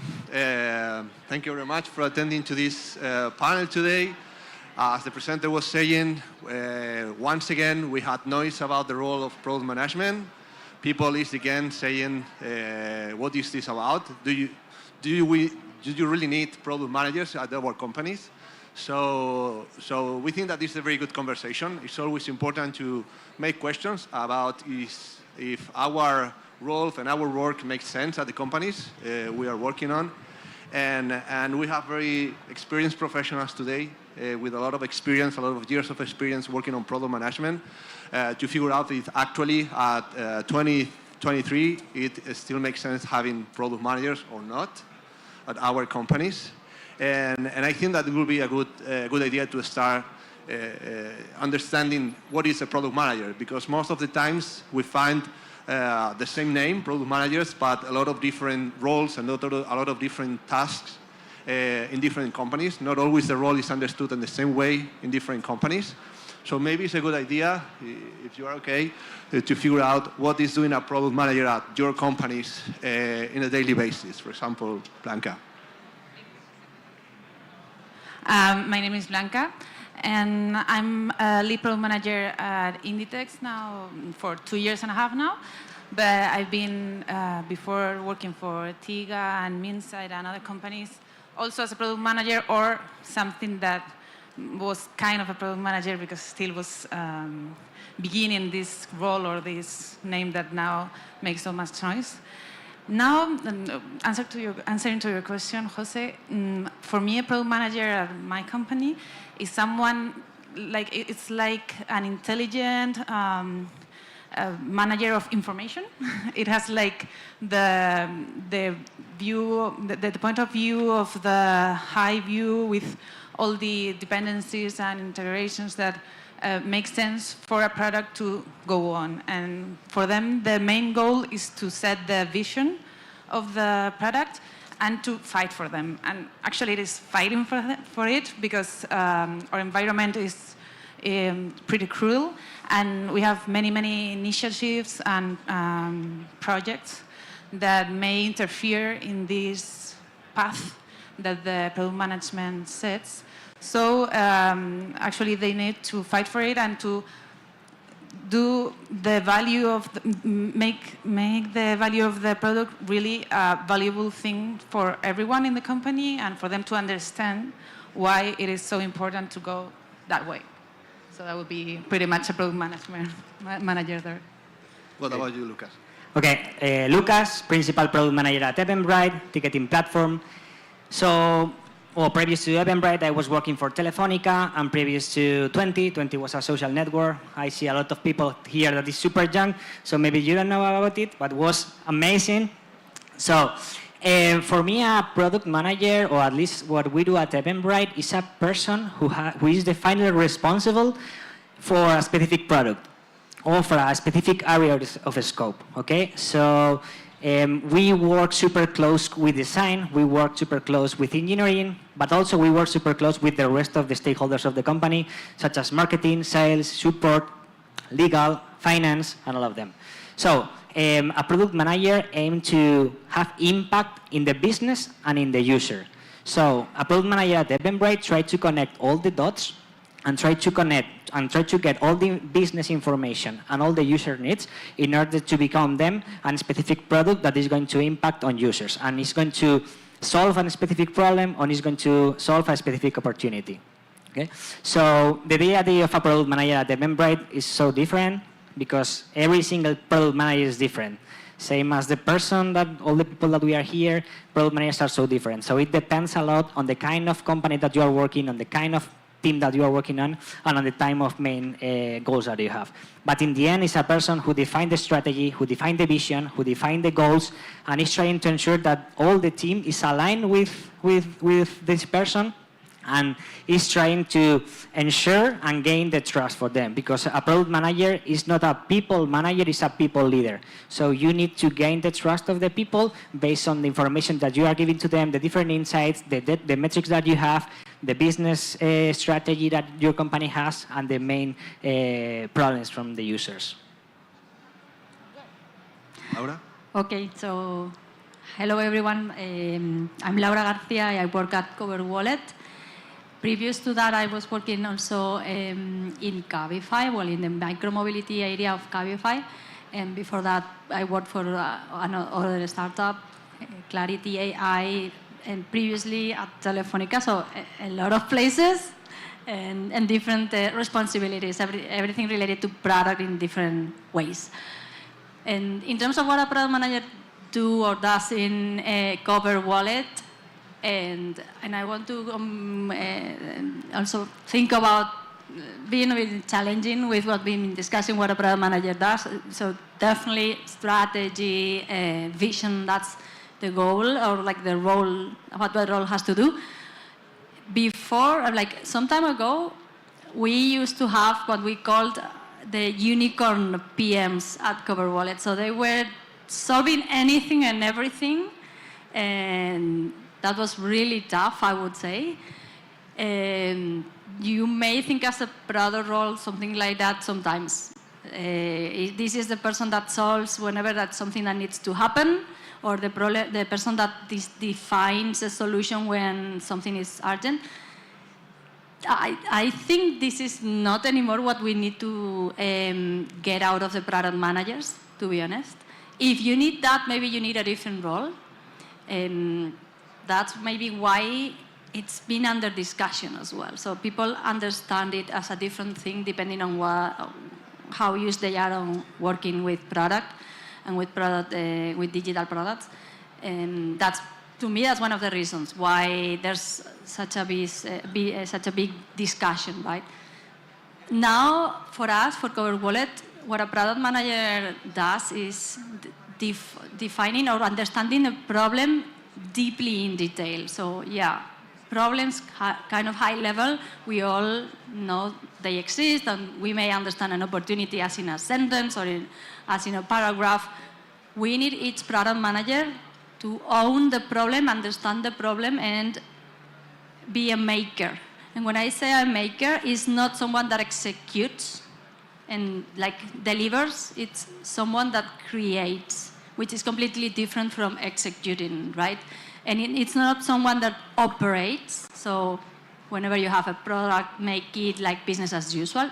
Well, of course, this is as well. Your product has to provide the value it's providing, right?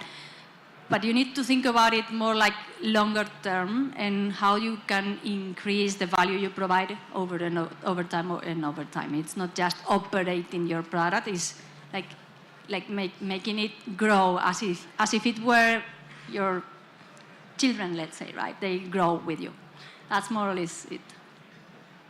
And it looks valuable. I mean, we can see here that we have several different definitions about what a product manager is, and we have some common points as well, like strategy, vision, and something that is important. I think that is somebody that gets things done. Is somebody that is able to have the team aligned, to have the team in the same page, and keep things moving forward. So my question is, if this is true, and even if we have different shapes for the product manager, it looks a valuable position. Why periodically we have noise about if the companies need this role, if the company needs product manager? Because if we stick to the Brian Chesky announcement, it was not saying that he's removing the product manager role. He was saying that he's moving product manager to the marketing role, following the Apple model, and it was a Figma conference, and he was saying that he wants a product manager stopping doing the design work. So maybe this kind of thing, the people that is able to get things done, sometimes goes farther than just the PM responsibilities. But again, we always have noise about questioning if the product manager is useful or is not useful, or is the end of the product management, or we need a definition or redefinition of the product management. So why so panic? Why so noise periodically about the position? We have to live with this fear that our profession is something that is going to an end in some moment, or we can keep quiet and believe that we are going to have job for the last 20, 30 years. What do you think? Lucas, for example? Okay, first of all, don't panic. I mean, the product manager role is going to be here, is going to stay here. It's a role that most of the company needs, at least mainly the technical ones. So I think that one of the main misunderstanding with the product role is that as design has a Figma file that is sharing with the rest of the team, engineering has different things that they can share, like a URL with a new test or an API or whatever. The product manager has not a specific file that is going to be shared with the rest of the team. But the product manager is in every single step of the flow. The product manager is where we are doing research, or we are trying to get the problem or the opportunity. The product manager is in the ideation, is in the definition, is for sure in the execution, is talking with design, is talking with engineering. So I think that it covers the overall, and I think that that's why there is a misunderstanding of what is the value of the product manager need. And also, on the other side, the product manager is always following the rest of the people. He's always trying to get all the people aware of the situation. He's always trying to ensure that everything is going to be done, and depends a lot on the kind of company. If you are in a small company, probably you are going to be more focused on acquisition or on activation, so the product manager is going to be more focused on talking with sales or talking with marketing. On the opposite, if you go to a big one, to a big company, probably is going to be more focused on growth or on retention. So in that specific case, depends a lot what's going to be like your main focus as a product manager. How you are going to shift from a more execution part, that is where Brian Chesky, I think that is thinking more about, they need to move from execution, because execution is for design and engineering, to move to another like marketing role where you need to be more focused on who is going to be the final audience that you want to release your product. Are you sure that this specific target audience is the good one? Are you going to create a specific impact on this specific target audience? So I think that depends a lot on the kind of company and the kind of product manager, because depending on that, you will be more focused on execution, on ideation, definition, or on getting the perfect match for your audience. Yeah. I also think it has to do with the type of skills that you need, right? So if you think about a technical role, I don't know, imagine a cloud engineer, they need to know about the cloud technologies, or a marketing manager, they need to know about how to set up ads in Google Ads or these type of things. While a product manager, it's more on soft skills, right? It seems more like, oh, everyone can do it because you need negotiation skills, or everyone can do it because you need to be able to communicate properly. And obviously everything can be learned. It's just a matter of who takes the responsibility and does it properly. Obviously, as in any job, the more experience you have, the more you can then leverage it in other examples. And then also there are soft skills that are like not that easy to learn. It's not that you just learn how to negotiate or learn how to do ideation efficiently, right? So I think that's one of the reasons as well, like the type of skills that you need. That's mainly it, I think. Absolutely. Actually, I was thinking that the things we've been saying describe why so panic, because in the different companies, the role of PM is different, but even in different stages of maturation of the product, it may be different, and these skills that you're mentioning still need to also grow. I like the example you said, grow with you as your child grows with you, and you start with a little baby and what's this, how I manage, and then as soon as you understand how to manage that, then you go to the next step and you need to start learning again. So this is like the great challenge, and maybe that is why product managers panic or at least thought about what is my role, what value do I add to the company, and how can I manage to be appreciated and to stay here and keep my job. For me, the thing is the PM needs to be able to have many hats and to understand those people you said they talk to. Actually, I like to say that they know many languages. It's like first you're talking to engineering and you need to understand their problems, not the technical issues in detail, but yes, understanding what the problems are, and then you need to translate that to marketing or business or even the customer. So being in the middle of all of that is kind of difficult, and you don't see the value. But I have an example. I've been a mother few time ago, and when I came back, my leader, my boss, let's say, told me, I don't know what it is, but when you were not here, everything was a little chaos, and now we don't know what it is exactly, but if the PM is there, everything is like on path and on its way. So I guess that it will be our value. Actually, that's a good point, right? That they say that a good product manager, you don't notice it when it's there, and you just notice if he or she leaves probably in a week, in 2 weeks, in a month, you won't notice. You will notice it like 3 months later. You would see, oh, what's the vision? What are we trying to achieve here with this product? We don't know it anymore. This is a good product manager at the end. It's so complex to know because you didn't realize that it was giving you such a big value till he left or she left. Yeah, that's very funny because most of the time product managers are very obsessed on data and gather data to figure out the value of something, but we are not able to define in a quantitative way the value of a product manager. It's a kind of funny thing, but I totally agree, and I think that is also about an evolution of the role itself. Even though moving to a kind of marketing role is what Peter Drucker was saying like 70 years ago. So maybe it's not going forwards, going to basics, back to basics, in a position that is more mature than maybe 15 years ago, at least in the digital world, in the technological world. But something that I've seen in the last years is that when I started to work as a product manager, long time ago, it's not necessary to make the count, it was the product manager, the engineer, the UX engineers, backend engineers, front-end engineer, UX, UI designer, and now it's very easy to find roles like product designer, product engineer, product manager, product marketing manager. I mean, the word product is not only for product managers anymore.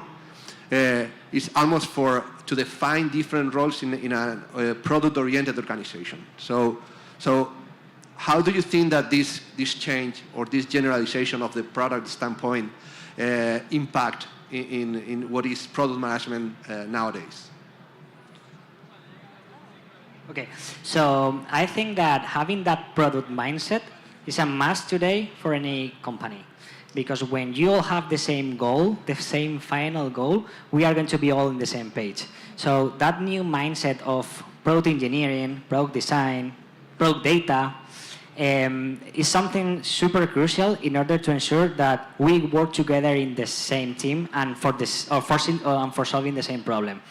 In the past, maybe you had, no, you are going to be working more on the technical side, so we are going to have different goals. So we are going to have, we are going to work in different work streams. Now with that mindset, it's totally different. But that's not happening in all of the companies. And I think that one of the main values that the product manager does, or how it contributes to this mindset, is trying to evangelize the importance of a product mindset and how you, in every team ceremonies, in every speech that you do, in every talk, in every conversation, you try to empower the rest of your team in order to have that mindset. Like, okay, you want to do this something, but how this is going to be in the final user, how is going to be the impact of it, how we are going to measure it, how we ensure that this is going to be a final impact. Because a lot of times when you are working mainly with design or with engineering, they want to do something, mainly with design, for example. Design sometimes, I hope that there's not too many designs here,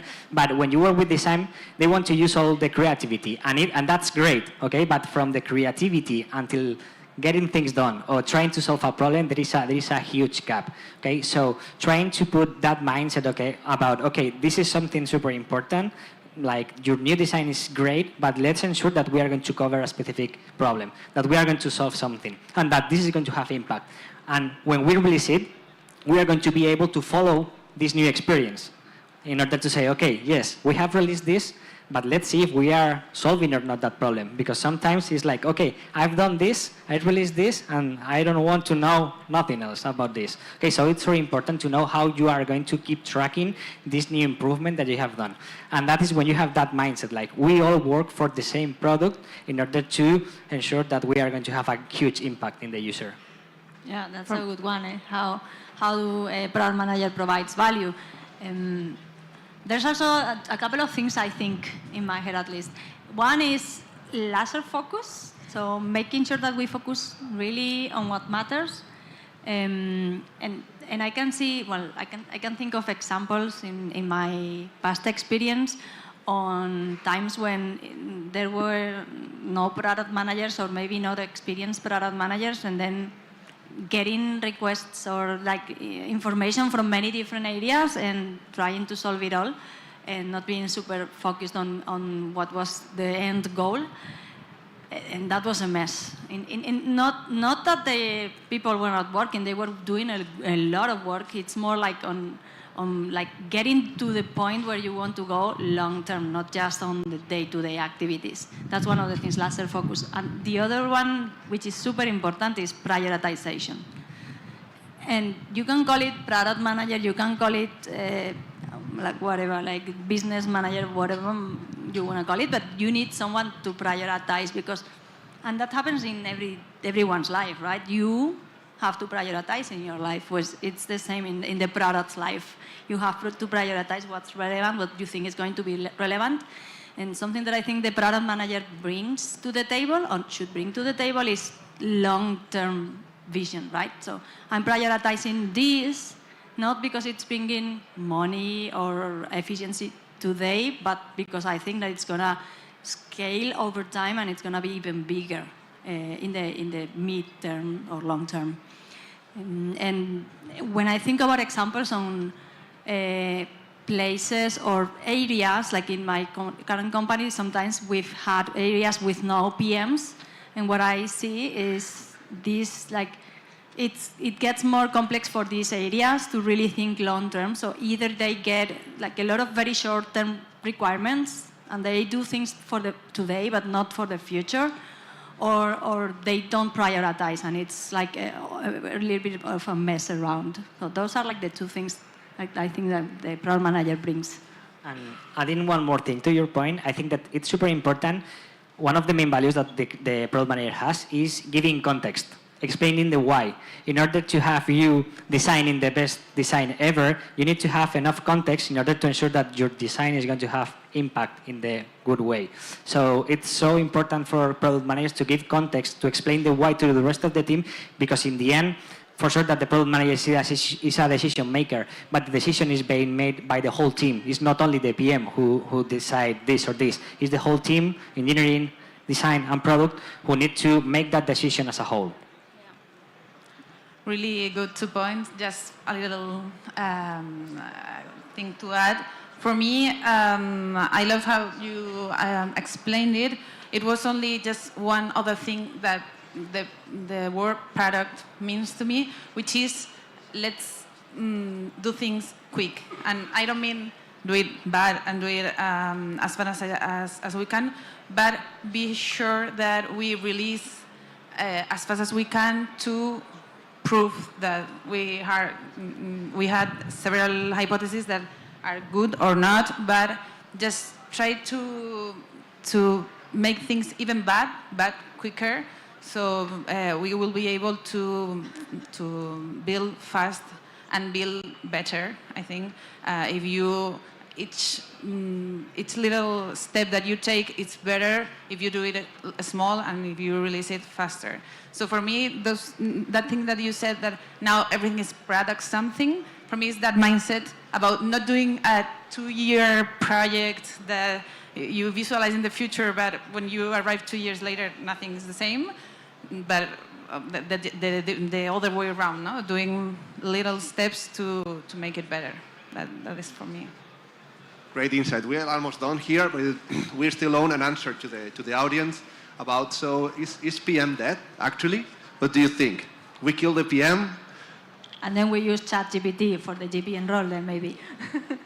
No, I don't think so. Obviously, I think you can call it whatever you want, but definitely someone needs to take care of the strategy, of the long-term vision of your product, as long as you have a product as a company. Obviously, if you don't have a mainly digital product, you don't need it.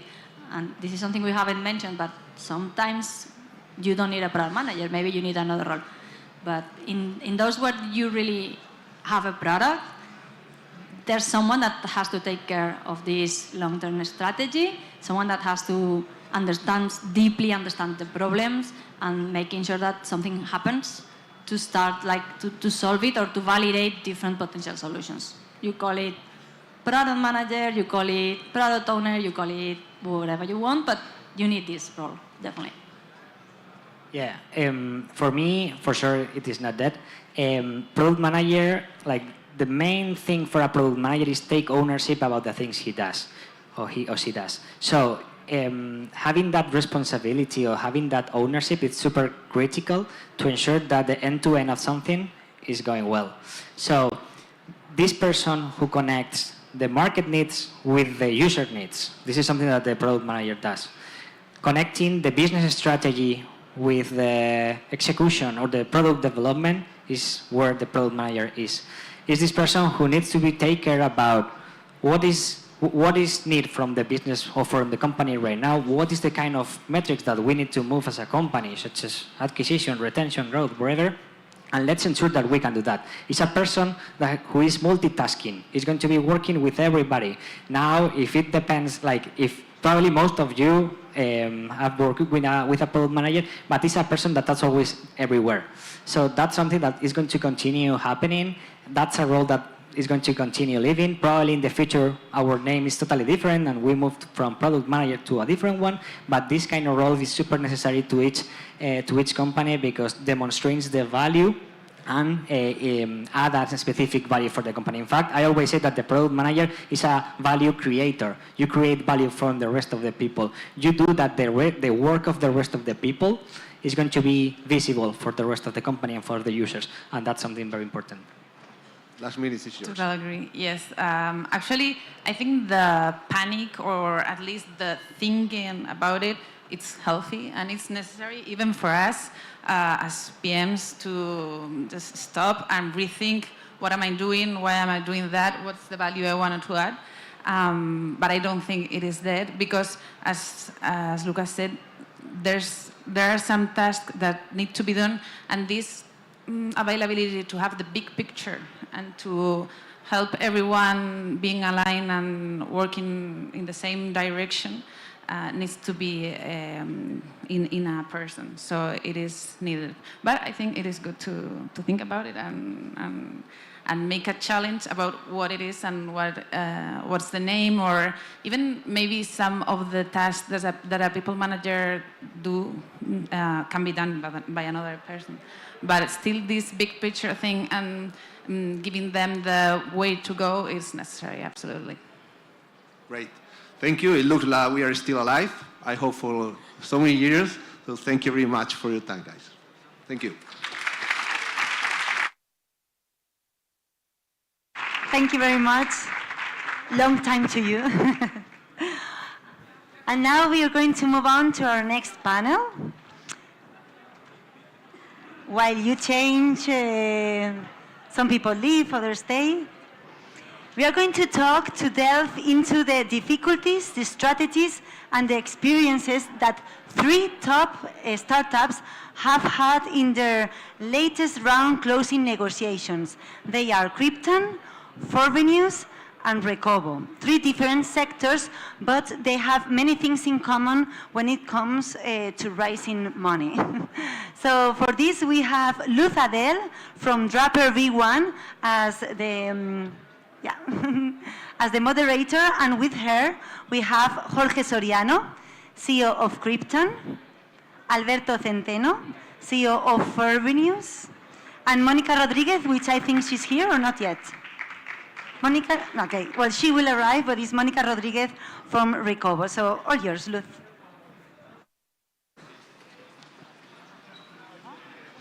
Hello. Good afternoon, everyone. Thank you so much for attending this panel. We are waiting for Monica, but we might start and hopefully she join us later. So today we have a very interesting topic for founders, for entrepreneurs.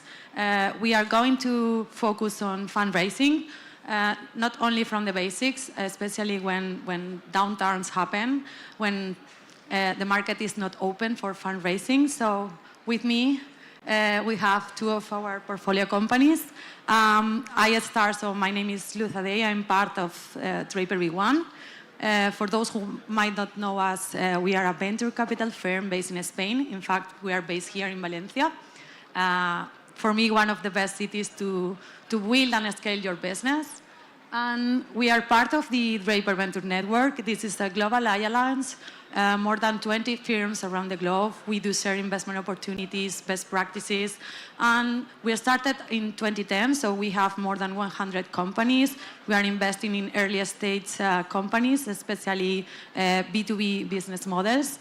And today with me, I'm happy to share this conversation with Jorge Soriano. He's the CEO and co-founder of Krypton, and Alberto Centeno. He's the CEO and co-founder of Forvenues. We can start with a brief introduction. You can start from the very beginning of your journeys, especially from the investment side. So let's try to start with how much money you raise and what's the next steps for your companies. Sure. So first of all, thanks for having me. I want to start explaining that my background is in architecture, so that's my first company actually. So I never raised capital. That's something that I really didn't know anything about it. So when I started, I just talked to people about talking about my project, right? So it's really hard to start doing things professional and at this point. So my first choice was to start in Spain. Later I realized that it's really hard to raise money in Spain, and if you start like in other countries, they are more open to invest in your starting project or another thing. So basically we raised 150K in our first round. My thought at that moment was like, wow, I've never seen that amount of money altogether. And I remember a conversation with Luz when she told me, Jorge, that's really, really small amount of money. And I was like, what? That's a lot of money. And she said, no, that's going to last like several months. And she was right. And we had to raise like super fast another $500,000. We could do it here in Spain as well. And then we raised 2 rounds, one of 3.5 million and the next one of 3.5 million. My advice is to start like raising money outside or globally, because that prepares you in a lot of fields that are super interesting for you as a founder. So, Alberto, from your side, what's your experience, how much money you raised, and what are the next steps for venues? Yes, thank you for coming here. As our experience, we have raised around 8 million in the last 5 years. Our first round was 150,000. That was in 2019. Our second round, and I think that's the round that I'm most proud of, that because it was in 2020. That for us in nightlife, as you can think, it was a very difficult year. So we achieved that goal that was like survive of the COVID situation, and we raised 250,000. After COVID, we have very good numbers with different tendencies about our sector. So we have very good numbers, and we have the ability to raise 1 million in 2022, and like 4 months ago we raised 6.5 million with international venture capital, because all of the first round, the second and the third was with investors from Spain, and in this round the big amount of that 6.5 million were from other countries than from Spain. So for us, it was very difficult to raise the money in the first and the second round, because nightlife is not a very attractive sector for the venture capital, or that was their excuse. And probably when you have good numbers, that could be a good reason to make the deal. So yeah, we can go deeper with the next question. Okay. So you mentioned already the difficulties. You are working on the nightlife industry. You are working on the fintech, like the future of money. So how do you generate trust in your investors when you are operating in a very disruption track? That's a really hard question. Actually, last year we were raising our Series A, let's say. And one thing that I learned from that is that it's impossible to raise money without meeting face-to-face the investor. Because at the end, that's a truth when investors say that they invest in the founder or in the person or the team. Because at the end, that's I heard it about like yesterday. When you start a company, you are like eating glass every day, every hour, and you have to enjoy it, right? Because that's the journey. So you have to show the investor that you are going to be able to keep pushing no matter what. Basically, last year I talked to more than 100 VCs. No one of them invested in my company. So you can imagine that it's hard to talk to someone that they have invested in unicorn, several of them, and you assume that they are really smart guys, and they said, no, we are passing this round. We are passing the round 100 times. And you are like getting closer to, let's say, bankruptcy or no money. So it's really, really bad situation, right? So For me, like, I know myself, I know my team, we know that we are going to keep pushing no matter what. That's the reason why we finally get the round last year, and it changed completely from a perspective that we were running out of money, and then we were in the best position ever. The situation is like, how can we convince someone that we are going to be this guy that is going to be pushing, right? So we have to travel, we have to make long trips. Spain, it's far from the US, from Latam, far from Asia. So you have to make the choice. It's hard, but it's really worth it. For you, Alberto, how do you see the nightlife disruption with technology, because it's a very traditional business? Mm-hmm. So how do you approach to these production companies like nightclubs? What is for you the best partner, not only in terms of investment, also for the business? Yeah, for us, one point that I'm 100% I think in the same direction than Jorge is that it's very important to travel and try to find that meeting face to face and create your own excuse, because probably the venture capitals, they want to have a meeting through a video chat or something like that. But for us, it's the most important thing is face to face, because that's a game of trust. At the beginning, there is people that tells you, okay, don't take it personally. At the beginning, it's 100% personally. If they don't want to invest money, it's because they don't trust in you. It's simple as that. When you have more numbers, it's probably 50% of that are the numbers, but the 50% is about the person, about the number one, and about the co-founders who is going to push the company. So it's always a game of trust. So you have to convince the people and create that reasons that can people believe in you.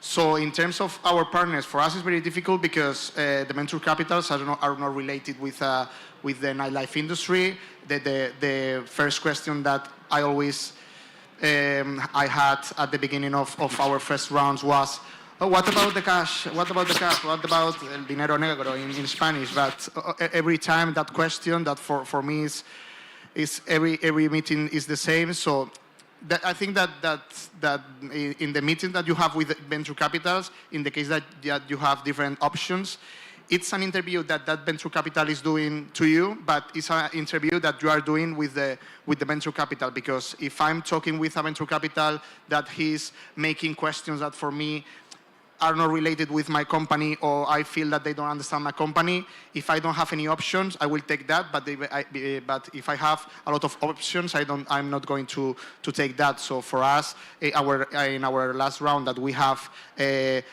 different venture capital that were interested in our company. We have like some term sheets about some venture capitals that during the process they didn't make a good questions, or sometimes questions that are not related with my business or what I think. So I decline that option. So for me, I always say it's the same, but it's different in each company. For me, the best investor is the investor that when I need something, he pick up the phone. But I don't like the investors that is 100% in your company. Okay, do that. Or I always say, if you're investing in my company, trust in me, and don't tell me how I have to make the things. So for me, the best partner is the partners that gives me a space to work, to give me a space to create, and at the moment that I need something from them, I have that option. Okay, thank you. So when you start and you don't have traction, you don't have numbers, you need to build trust. You already said it's more about talent, it's more about the people, the founders, of course. Then when you get traction and you start having like some kind of business model, MVP, then you have another challenges. And when you already have this, and then you start to internationalize, and then you have like top tier VCs in your cap table, how do you see the different skills you need to build and evolve with these different stages? So, for example, Alberto, you just closed an investment round with Base 10, is one of the big VCs. So, for you, are there any takeaways or any recommendation to the founders to build and evolve different skills in each one of the stages? Yeah, for me, in any case, the best skill that you can work is about create that feeling of trust with all the people that it's around you, employees, clients, investors, and be very, very transparent with all the people and very clear, because for me that's, I always explain the same. For me, it's like having a meeting with people that you like. So it's like I don't have to pretend to be anyone who I'm not. So I have to explain as with the clarity, and with Base 10 in that case, they understood our business model since the minute one. So for us, it was very important that I was explaining all the meetings that I have with venture capitals that they don't understand my business is, okay, what about your MRR? I don't have MRR. My business is 100% variable,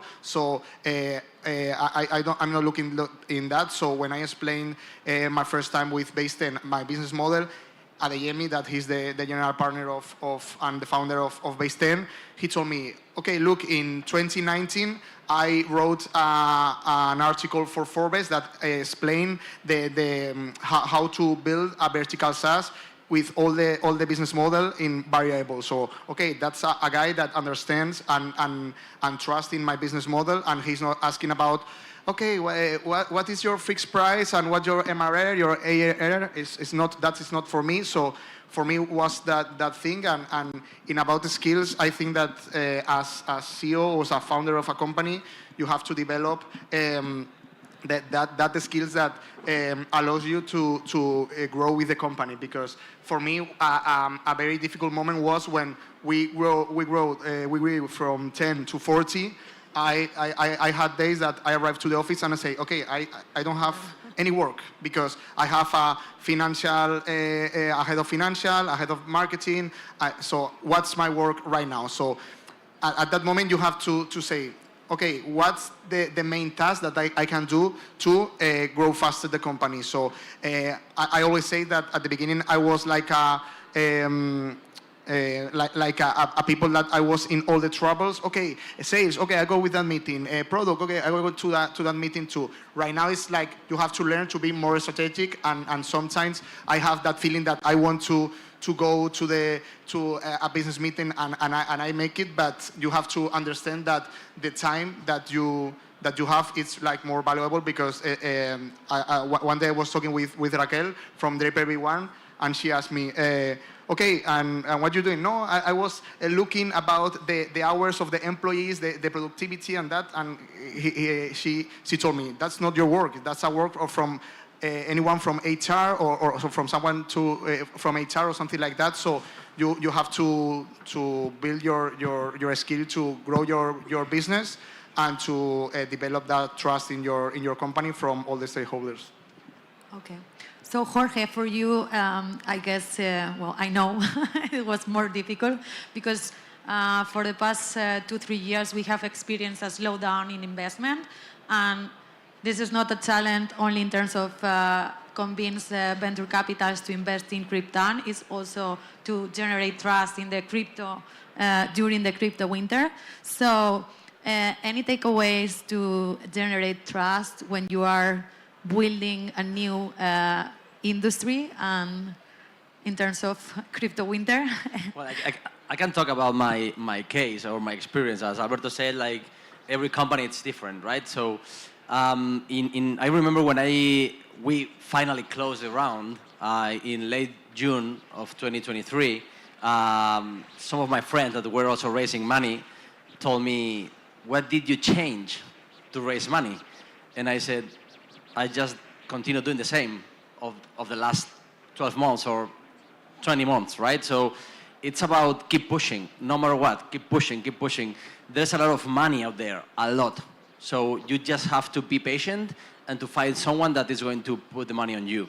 And the more doors that you are calling, or the more people that you are trying to meet, and the more times that you are explaining your pitch, you are like getting better and better and better, and you can figure out which one is going to be maybe faster or are going to invest in you, right? So I just keep pushing until the last time, literally last hour. So we were running out of money in days, and we finally get the money. And I don't know. There's no like the formula, magic formula that is going to work for everyone.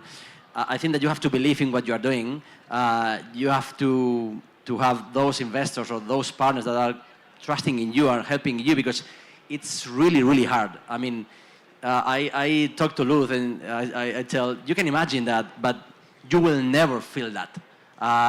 You don't know what is like getting up in the bed and checking your smartphone or your mobile and say, okay, I love your company, I love what you are doing, but we are passing this round.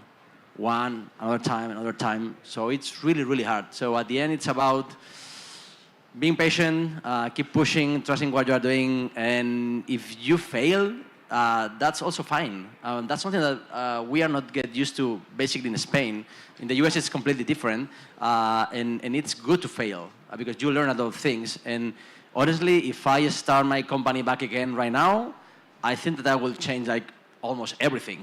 So, and I will do, I don't know if faster, I hope so, but I think that I will change a lot of things that will help me. Okay, so I already mentioned the slowdown in the VC industry, and that this is a reality. So we have experienced less rounds, more extension rounds. So in this case for you, with your last investment round, have you considered or do you have any thoughts in like non-diluting finance, like, I don't know, financing revenue or venture debt? So have you considered and have you been in contact with different players in order to balance your financing options? I start? Okay. My company, it's about cryptocurrencies, right? So we don't have take that option of having like venture debt or another kind of, let's say, debt.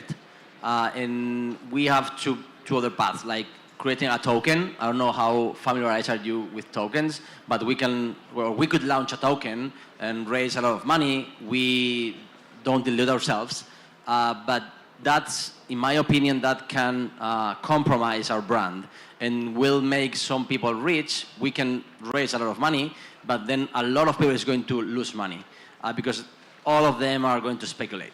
The second thing is when we take money with debt, I just want to protect my clients. That's for me the most important thing. So if something happened to me, I am compromising my clients' funds because of the regulation in Spain that honestly, I think is really, really old. They have to change it, but right now it's how it is. So I just want to protect. So that's why we decided just to take equity and not tokens or debt in our case. Even it's bad for us or for our investor because it's better to non-dilute yourself, right? And for you, Alberto, do you have any experience or thoughts on this? Any approach of like more traditional financing entities? It's not. I think that it's not for us because it's the same as Jorge. We don't have like that predictable revenue and all these things. So yeah, I think this is not for us. I prefer to take equity because it's like, okay, or all the stakeholders win or all the stakeholders lose. But I don't like to have like debt and all these things. I prefer to have less percentage that probably someone can think that it's not as optimized as possible. But I prefer that feeling that if I close the company, I don't have any debt in my way. Okay.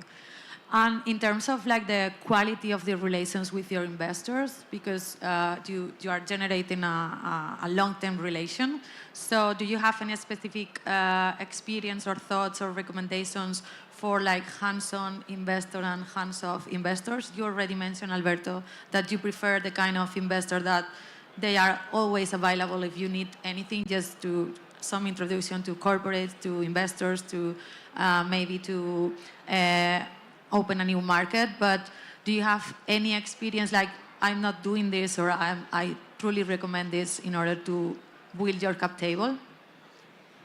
For me, it's like a common sense. For me, it's like I always think every time that the same is like if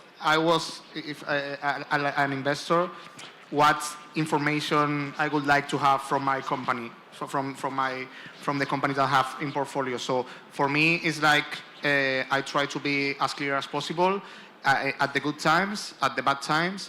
And yeah, for me, it's like to be clear, and I think that we are in the same boat. So I don't think that if you have a problem, you have to hide to your investors and all this thing. I think that probably your investors have more experience than you seeing a lot of companies, and probably they could say, okay, I can make an intro with that company that had that problem last year, so you can talk with them or something like that. So yeah, for me, the main thing is like treat the venture capitals like I would like if I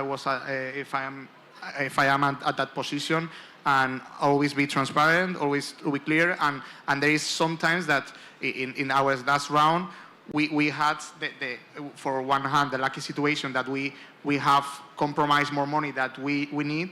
So we had to make like a secondary part that a small part was the founders, but a big part was from investors. So there is sometimes that you have to talk like some conversation with them and say, okay, I need that you make me that favor. That obviously that favor is like to pay money to them. It's not a favor that they are giving you to free, because there is like people that is buying their shares. But at that time it's the same. It's like you have to be transparent. Okay, if we want to grow the company, we are on the same boat, and we want to go as faster as far as possible. We have to make that. I need you from that, and yeah, be clear and try to be as most transparent as possible. Don't hide anything, because there is sometimes that the people trying to hide like the difficult conversations, and as much you hide it, as much it's going more and more difficult. So. Okay. And in order to approach new investors, how do you approach, how do you achieve, or how do you reach these investors? I know Jorge already tried almost everything, because we have shared so many like hacks in order to open your network. But any special recommendations to the founders who are raising funds, or in the near future they are going to raise funds? Yeah. I don't know if you know, but in LinkedIn, there's a cap of private messages that you can send. I didn't know, and it's crazy because I don't know. Probably I sent more than 1,000 private messages to investors, right? It doesn't work. So at the end, you have to understand, or that's my opinion, that investors also invest by FOMO, but fear of missing out, right? So when you see this news that someone have raised like, I don't know, 8 million, and you see like always like 10 big names, I mean, that's because one like started, one led the round, and the others were like, oh, if this guy invested in them, I want to invest too. And it's like a snowball, right? So the thing is that for me, it's like super difficult to try to start from scratch a conversation or a relation with someone through LinkedIn or through an email. Maybe you can do it, but it's super, super hard. So I think it's better to focus in your network, or try to build your network and try to ask for favors. I mean, if you are up to offer your connections and to give you your abilities to help someone, you have to be open to ask for help. And that's how it works. And I literally ask a lot of people for favors because I love to give it back. So you have to talk to your network, to your people. Hey, I saw that you are connected to this guy. Please, can you give me an intro? Because, I mean, think about yourself. If someone that you trust tells you, hey, you have to meet this guy, you are going to meet this guy from a completely different perspective. If someone just sends you a message and you are like busy, because we are always busy, it's like, delete, right? And you don't see this message. So my advice is like, lose a little bit of time thinking strategy, pitch or something, and see who can help you because it's connected to someone. I used a platform, it's called Signal NFX. It's Signal NFX. It works really well to find connection and who from your network is connected to someone that you are looking for. So that's a good recommendation that worked for me. Any shortcuts, Alberto? I would like to add that for me, the strategy that worked for me as the best was like try to find the winners of the portfolio of the venture capital that you want to invest in your company. So that last round we have the first people that confirmed in our Series A was the founders of Jovan Talent, was Felix Ruiz from Playtomic 20, and that. So was people that was very related with a lot of venture capitals. So obviously it's a difficult thing and it's not the easy way. But when you talk with a venture capital, it's very important to have some partner that it's like motivated about your company and have like some people from their portfolio try to find the winners, because if one venture capital has a company that is on the top 5 for profitability for them, if they recommend some company, I'm sure that they are going to listen. So that's a very good point, because it's as simple as, okay, if I invested in that guy and that guy is doing very, very well, if he recommend me something, it's because that thing is good. Probably can be possible or not, or there is another subject that you have to talk. But yeah, for me, it's like the best strategy is trying to find the winners of that portfolio and try to they invest in you or recommend you to the venture capital. Okay, so thank you very much. For me, it's been very, very useful, all the information. We are almost at the end, so I would like to end this conversation with like your thoughts in what's your recommendation for like a superpower to close investment rounds or to raise funds. Any thoughts on this? We are talking to potential founders and entrepreneurs, right? So venture capital is not hearing nothing like that, right? Okay. So maybe it's something controversial, but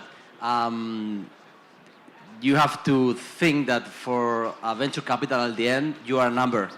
And their connection is with their LPs because they have to give back the money that they received. So see that way. And I don't want like the expression of fake it until make it, but they are going to play with you as well.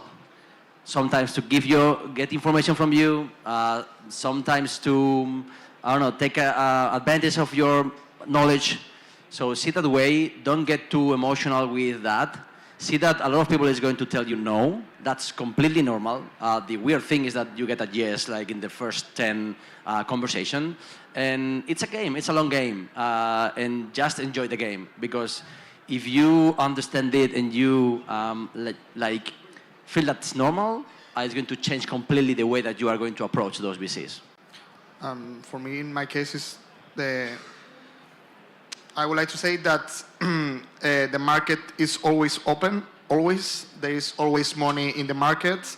There is sometimes that they invest more or they look more the numbers, but the market is always open. And as Jorge told a minute ago, there is a lot of money in that market. So it's always a thing about valuation, KPIs, the trust that they have in you. So try to find the best storytelling and go to a lot of venture capital, because there is some case that it's a statistic thing. So you have to talk with around like 100 of venture capital to get a financial round. So go outside, meet a lot of people, have a lot of meetings, and try to build that trust. So thank you so much for attending this panel. Thank you. Thank you very much. And now we are going to start the last panel of the day, of day one of this Valencia Digital Summit. This panel is hosted, well, I give some seconds for some people to leave and others to enter. Okay, so as I was saying, this panel is hosted by Banco Santander. Here we are going to have some experts from both sides, from both worlds, the corporates and startups. We will have business leaders and entrepreneurs. They're going to discuss about the insights and the strategies to break down the barriers that normally separate these two worlds. And they are going to give us the keys to maximize the collaboration opportunities between corporates and startups. And for this, we have Diego Calastiveta. He's Global Head of Entrepreneurship and Open Innovation at Santander Universities. And with him, we have David Conde, CEO and co-founder of CoinScrap. Also, Javier Zaratiegui, CEO and partner of Cocus. And David Pistoni, CEO and co-founder of Celeros. All yours, Diego. Thank you very much. Wow, nice. That's a great reception, right? That's a way good way to start. Pleasure to be here. Thank you all for coming to this last panel of the day. We know it's hard. Days like this, super busy with meetings and visiting stands and all of that. So thank you for bearing with us. It's a pleasure again to be here in this amazing scenario over the water in Ciudad de las Artes in Valencia. So we are very excited to be here today to talk about the super easy topic, which is how to collaborate with big corporations, in this case, particularly with banks. For those of you that have startups, you will agree with me that it's super easy to collaborate with banks particularly. And if you don't think that way, it's because you haven't approached Santander. So I will encourage you to come and talk to us. Jokes aside, the topic is super interesting. We have a really good representation of some of the best startups in the Santander X ecosystem. Santander, well, first of all, allow me to introduce myself. I'm Diego Calastiveta, Global Head of Open Innovation and Partnerships at Santander. Been working for around 19 years in Santander. Santander is super committed in helping entrepreneurship as well as education and employability. In the last 25 years, we have invested more than 2 billion euros in supporting this, what we call the 3 E's, education, employability, and entrepreneurship. And we have a super huge initiative, which is Santander X, through which we do and run all the different programs for helping entrepreneurship. So now I will introduce the panel. First of all, we have David Conde, CEO and co-founder of CoinScrap. CoinScrap, and you will get the chance to correct me if I'm wrong, but fintech company that provides financial planning microservices to banks and insurance companies, extending its value proposition mainly to the millennial public, and generating new business models based on the analysis of user data. Anything to add? Yeah. That's a good definition? Yeah. Then we have Javier Zaratiegui, CEO and partner of Cocus, manufacturer of industrial machinery of plant-based meat and fish analogs. The company started as a company based on engineering and laser technology to engrave, decorate, and print on food items. That was before the pandemic, right? And now they shifted towards a company focused on several technologies around the food industry, specifically, and he will explain better, 3D printing. That correct? Hola? Yep. Yeah, that's it. Thank you. And we have, last but not least, David Conde, David Pistoni, CEO and co-founder of Celeros, developer of scalable Hyperloop mobility systems designed to unleash the potential of the global transport network. They were one of the winners of the Countdown to Zero challenge that we did last year in collaboration with Formula One in Santander X. They have been working with two electric aeronautic and study the implications of Hyperloop propulsive technology and working with the Spanish government as well. So as you can see, three super different companies in three different areas, nothing to do one to each other, Fortunately for us, all of them working or being part of the Santander X ecosystem. Again, to introduce the panel, the reason why we are here today is to discuss about how every of these companies, and particularly us corporations, collaborate with these new companies, startups, technology startups, with the aim of going faster to market in launching new products or services. For us corporations, as you may know, innovation is a topic that is super complicated. It takes lots of time and effort to move a big corporation towards the finish line of innovation. So collaborating with companies like these three of the companies we have here today is always a good and better way to go faster to market. So without further ado, I think I spoke too much now. I will go to the interesting part, which is listening to the panel, to the invitees. So David, we'll start with you. First question. So considering your experience working with financial institutions for the last several years, what would you say to other companies here in the audience who might be interested in working with big corporations and developing products? Yeah, first of all, hello to everyone. Yeah, in our case, I mean, we sell piece of software to banks that has to be installed in their servers. So we are very well aware of how challenging is working with big corporations and big corporations such as banks, that they have like a kind of super complicated politics. They have like a complicated bureaucracy. So yeah, we've been perfectioning how to sell them, how to understand them, and how to understand the needs of the banks in order to be faster, like selling to them. There are like a lot of things that you have to take into consideration when you are approaching banks, but I would like to outline like a few of them. The first one is trying to understand the organization chart of a bank. Like, I mean, we were discussing about who is who within the bank. That it could seem like easy to understand, but at the end it's super complicated to understand who has the money, who has the budget, who has the last word in order to purchase your service. So having this picture in your mind, understanding how the things are flowing through the different processes that the bank has, I think is like super important. I remember like our first client, in this case it's like an insurance company, that we had to take a wall and with POSITs try to replicate the organizational chart of the insurance company in order to be sure who is the person that is going to purchase us. And now we are not doing, because we don't have enough walls to full of POSITs. But the first thing that we are doing when we are approaching like one bank is trying to understand who is the person that we are talking with. The second thing that I think is also quite important is try to align the interest of the company with your message.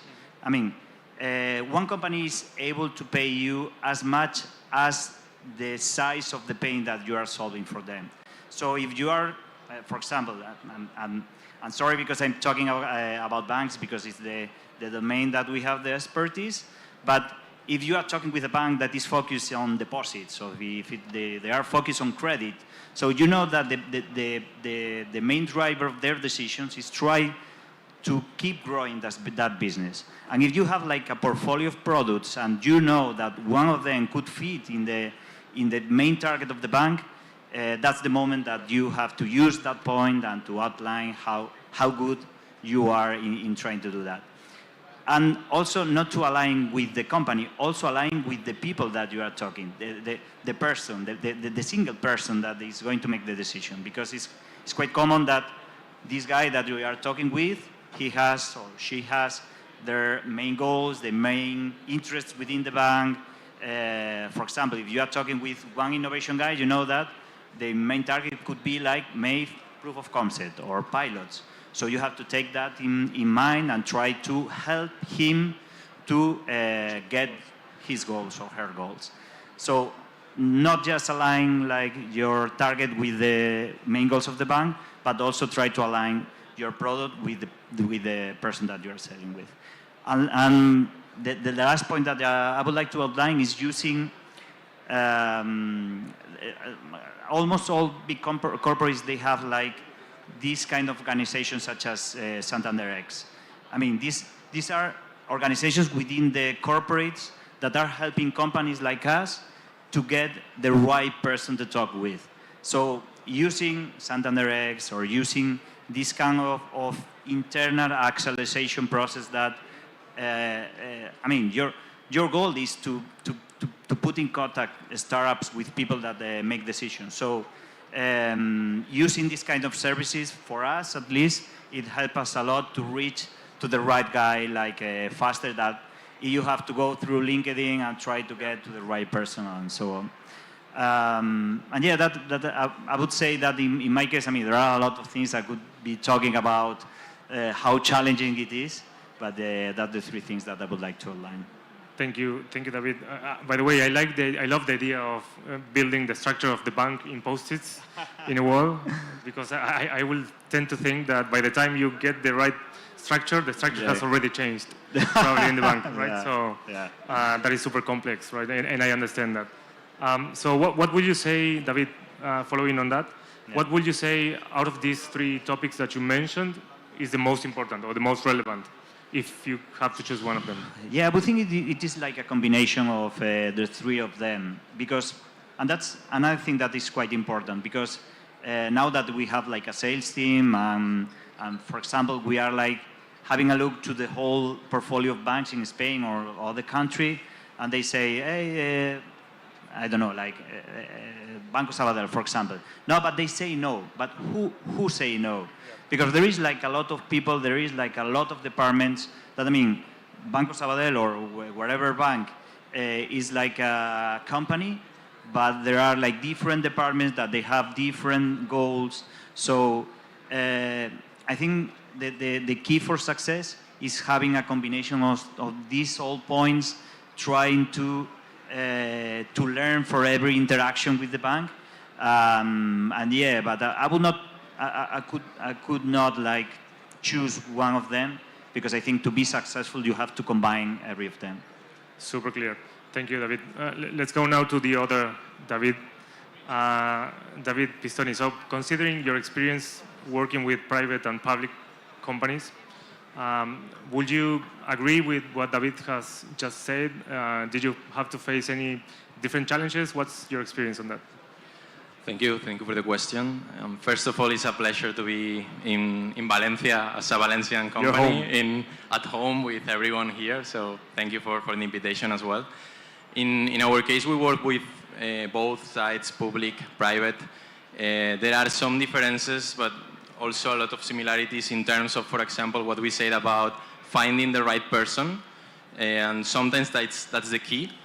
And I would say at Teleros we have, for example, in terms of finance, 40% public finance, 60% private finance, and that's thanks to our R&D and innovation capabilities that allow us to capture these grants or this public finance. And I would say, in general, finding the right people inside of the organization is key, and also to make sure that you are aligned with what you are looking for in these organizations.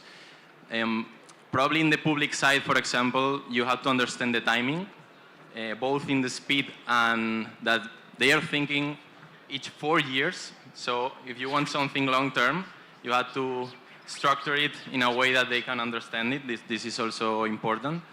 And in the private side, the bigger is the company, the closest is to the institutional side as well in terms of the timing. So that's something to have in mind as well. When you approach, in our experience, for example, when you approach a corporate or a public entity, I would say you have to think about 3 stages: the short, mid, and long term. And I would start in the other way around. It's like, long term, what do you want from the corporate? What are you looking for? Yeah. It's like, is this a long-term relationship? It's just one night, let's say it like that. You want a picture for marketing issues, or do you want to build something together until the end of the path? You have to think as you are meeting someone, let's say it like that. In this case, it's the same. If you don't align what you are looking for, if it's business, it's business. It's technical collaboration, it's technical. Is a kind of a strategic partnership, it can be that. And also the next step is, okay, we have clear what we want to do. How are we going to do it? It's through the investment, so you are going to have them inside of the company as shareholders. It's collaboration in the technical side. It's you are collaborating between the teams, so you are developing something. In our cases, we have different examples. For example, as investors, we have Red Eléctrica or Acciona, Capgemini, InnoEnergy. With these investors, we have direct collaborations in different fields for the long term, because that's why you want them inside of the company. And this is one of the options. Other options is, for example, when you are starting and you want to accelerate the company. Here we have Marina de Empresas, for example, Santander as well.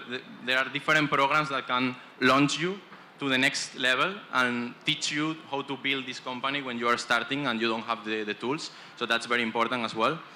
And for example, in the more not directly investment collaboration, but partnerships, for example, we work with ArcelorMittal, that is the biggest steel manufacturer in the world.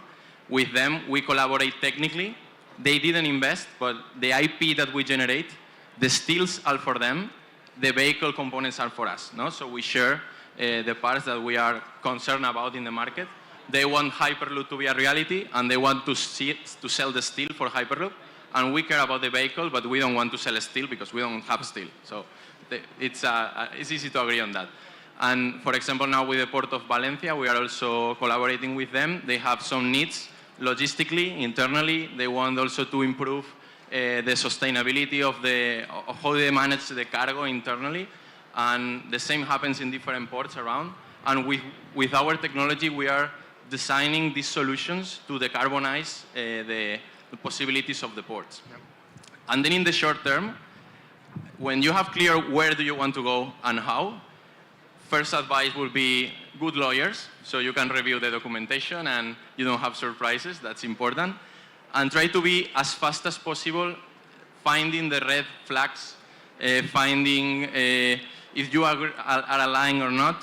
And for example, if you have meetings with many people of the corporate side, probably they are not going to be completely honest, because there are some relations between the people of the corporate. So maybe you have to select one and call them after the meeting and say, this is happening or not? Because you need to increase the speed, or maybe you wait, and with your startup rhythm, you can't wait the corporate rhythm. So it's important at the moment that you are starting that relation to push so you have the answers as soon as possible. That is a great experience. I would have like a follow-on question on that, which is probably a tough one, maybe, I don't know, which is if you have to choose either the private or the public sectors, what would you say is easier or tougher, whatever you want? It's a good one. I mean, we have good experiences and not that good experiences in both cases. Probably the public side, you need it for very long-term and strategic purposes, but I would avoid to put it as the center of your strategy, because you can have problems in the long term. Yeah. If there is a change in the government or there is a disalignment at some point, they work at different timing and following certain bureaucracy that sometimes you can't reach. But if you are aligned with institutional strength, you have a very strong power with you. In the private side, it's more flexible, usually, and you have a range of different kinds of corporates that you can collaborate with. So I couldn't change one, but I think honestly, we have very good experiences and not that good experiences in both cases. Great, that's a polite answer to the question. So now let's go back to Javier. Can I add something? Sure, absolutely, yeah, go ahead. Talking about the same, we had a good experience with public funding and public corporations, public institutions, especially at the beginning. So at the beginning, you are small, you need to increase the team. Maybe the idea is good enough, but not enough for a bank to put money on, or corporates. But when you have already that first step, then is when the private can jump in and give you a larger push. So in our case, I totally agree, both are great, but the private can bring in shorter time, if they really align with their needs and you are solving a problem they have, they can push much harder. Absolutely. So Javier, I would like to ask you, following on that same topic, so once you have established the collaboration with, both either the private or the public sectors, in this particular case, the private sector, could you talk about how you measure the impact of the work that's being done and how, you can make sure that that goes well? Well, we are a startup based in Pamplona. We started doing some technology, laser cutting for chefs. So we had a 3D printer or a machine that prints your football logo on the foam of the beer. It was funny, it was fun. Our target were restaurants, bars, event like this. You could put Santander's logo on the coffee, and people will take picture, and that was really fun. And then the pandemic came. Then we had other projects with other corporations. Especially there was a European funded project for doing. Making more appealing food for people who have dysphagia. So people who have swallowing difficulties are every day given puree and soft food, and the appearance is every day the same, so they stop eating at some point. So we work on that project, and then we realized, well, first of all, there is a much better use of what we know than just making a picture on the food. And we realized that large corporates could get a lot of benefit of how a startup thinks and elaborates. We make a prototype in 2 weeks sometimes. And at the beginning, when I was facing the first calls for the first investment, and then, well, you have a little meeting online. It was the pandemic. And they make their point. They start talking about themselves. They tell you that they are working in 90 countries, that they have 120,000 employees. So that you get shocked. You are next. What this guy is going to expect that I tell to solve their problem. But indeed, you can solve a lot of problems. And relating to that, okay, when we start working with corporates, we have to understand how a corporate works. So if you are addressing one person, but there is a huge pyramid, there is also the chance that that person leaves the company in 2 months or they change to another place. Well, I lived in Valencia, and I want to share one little story about the same thing. When I was living in Valencia, I come from Pamplona. I tell a friend, okay, on a Monday, let's meet on Friday for dinner. So I wait till Friday. At Friday afternoon, I try to call back, and but we have made we had an appointment for today. And I say, okay, I thought we had, because we wrote on Monday. And then I realized that in Valencia there is a specific, well, don't take it wrong, but there is a specific need. If you are going to meet someone on Friday, you have to tell it on Wednesday, on Thursday, and still on Friday. Until I didn't know that, I got frustrated, because every time I told someone on a weekend that next Thursday we will meet for this or for that, then I got disappointed that then the day came and it didn't happen. So with the corporates, it's sometimes the same. You have to understand how they rule and why. Why this person is talking to you, why this project doesn't have come to an end. Sometimes it's because you jump with this project in July, and they close the financial year in September or whatever, and they might not get their bonus if they put time in this project. And you have to understand that. So this is some things you have to understand to not get frustrated when you're talking to a corporate. You might send an email and have to wait 2 weeks for a response that is 3 lines and doesn't solve anything. It's like, well, what happened here?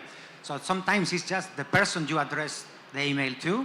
So you have to be sure what is the position in the company, the same that you were explaining, and why some things go further or not, that it doesn't have to be only with you. It can be something that it has changed in the corporate, or there are goals that are more or less aligned, and sometimes you don't know, but you have to ask. So you have to keep on asking and finding how both the corporate and you can be aligned, because both can work well together, and it's a benefit for both, for the small and for the large. It's super fun. It's funny.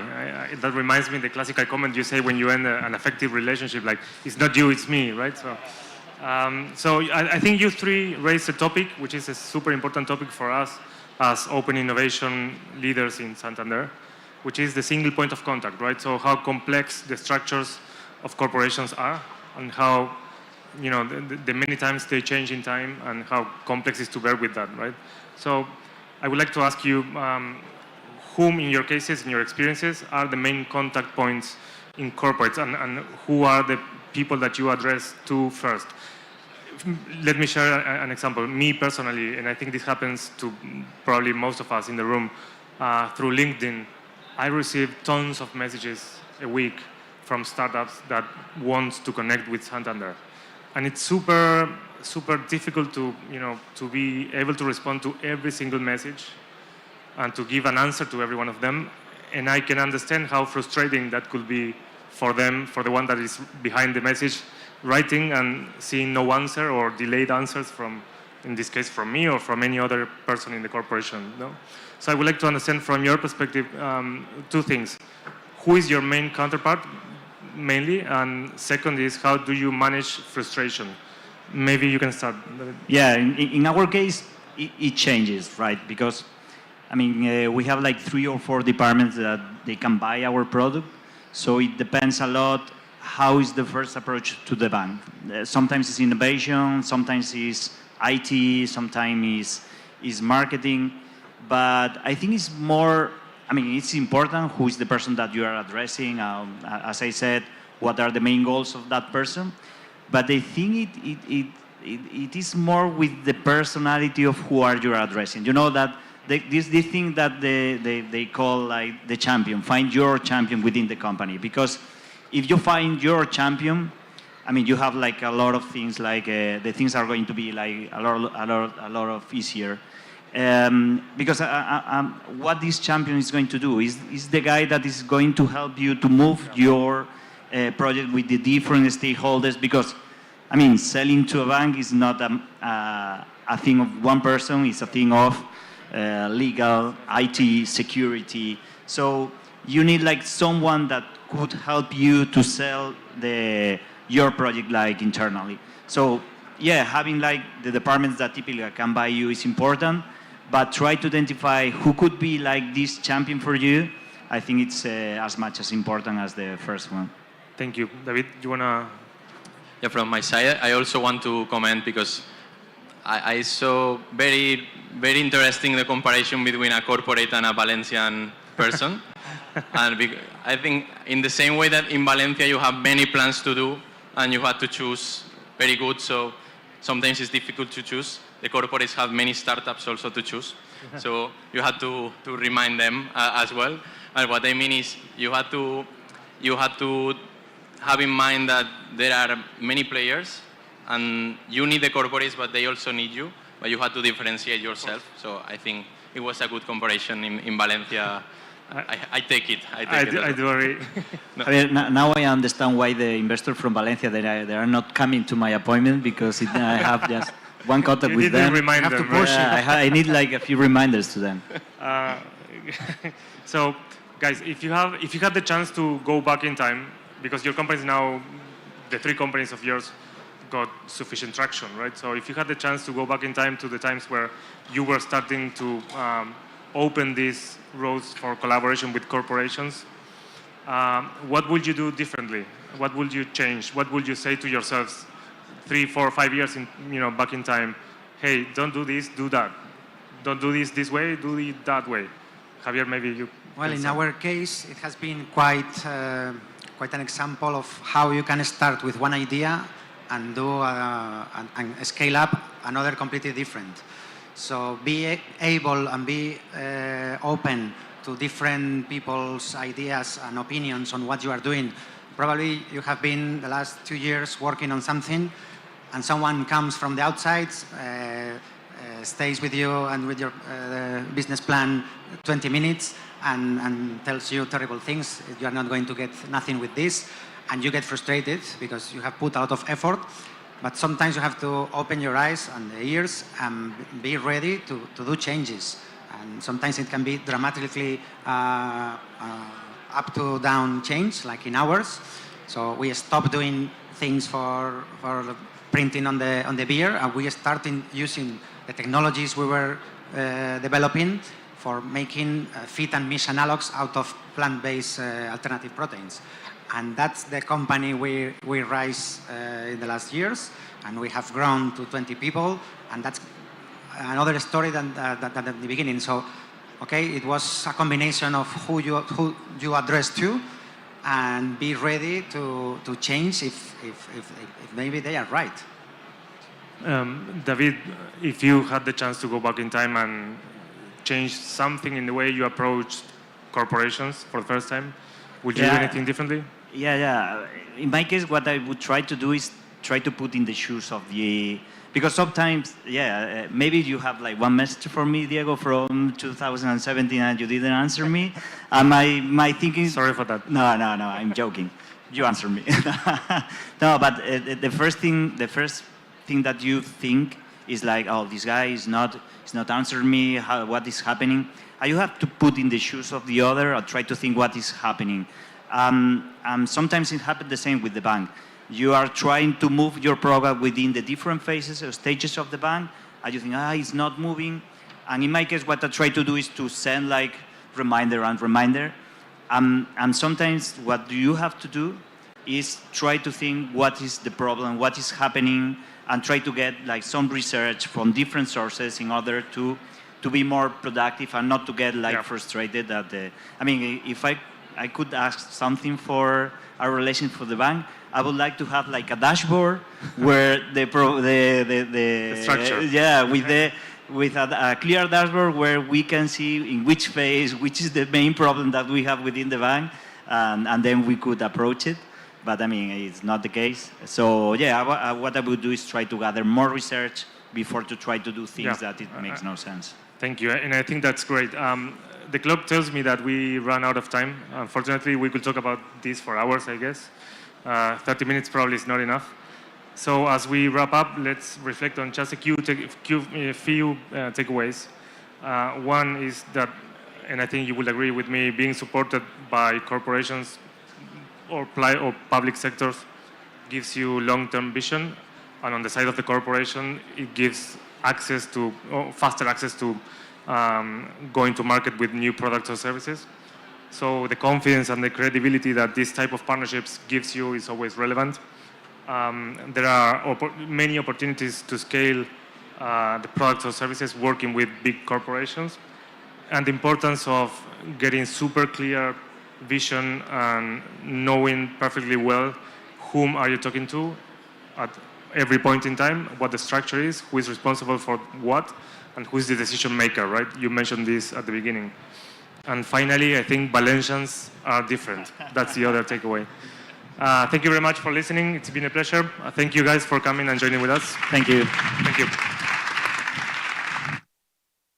Thank you very much, and this is the end of the day one of this innovation stage. Just remember that now you have at the VDS Summit stage the top 10 pitch competition with the 10 best startups of the VDS 2023, and after that you have the happy hour outside at the VDS village. So enjoy, not a lot, because tomorrow we come back at 9:30 here. So see you tomorrow. Bye.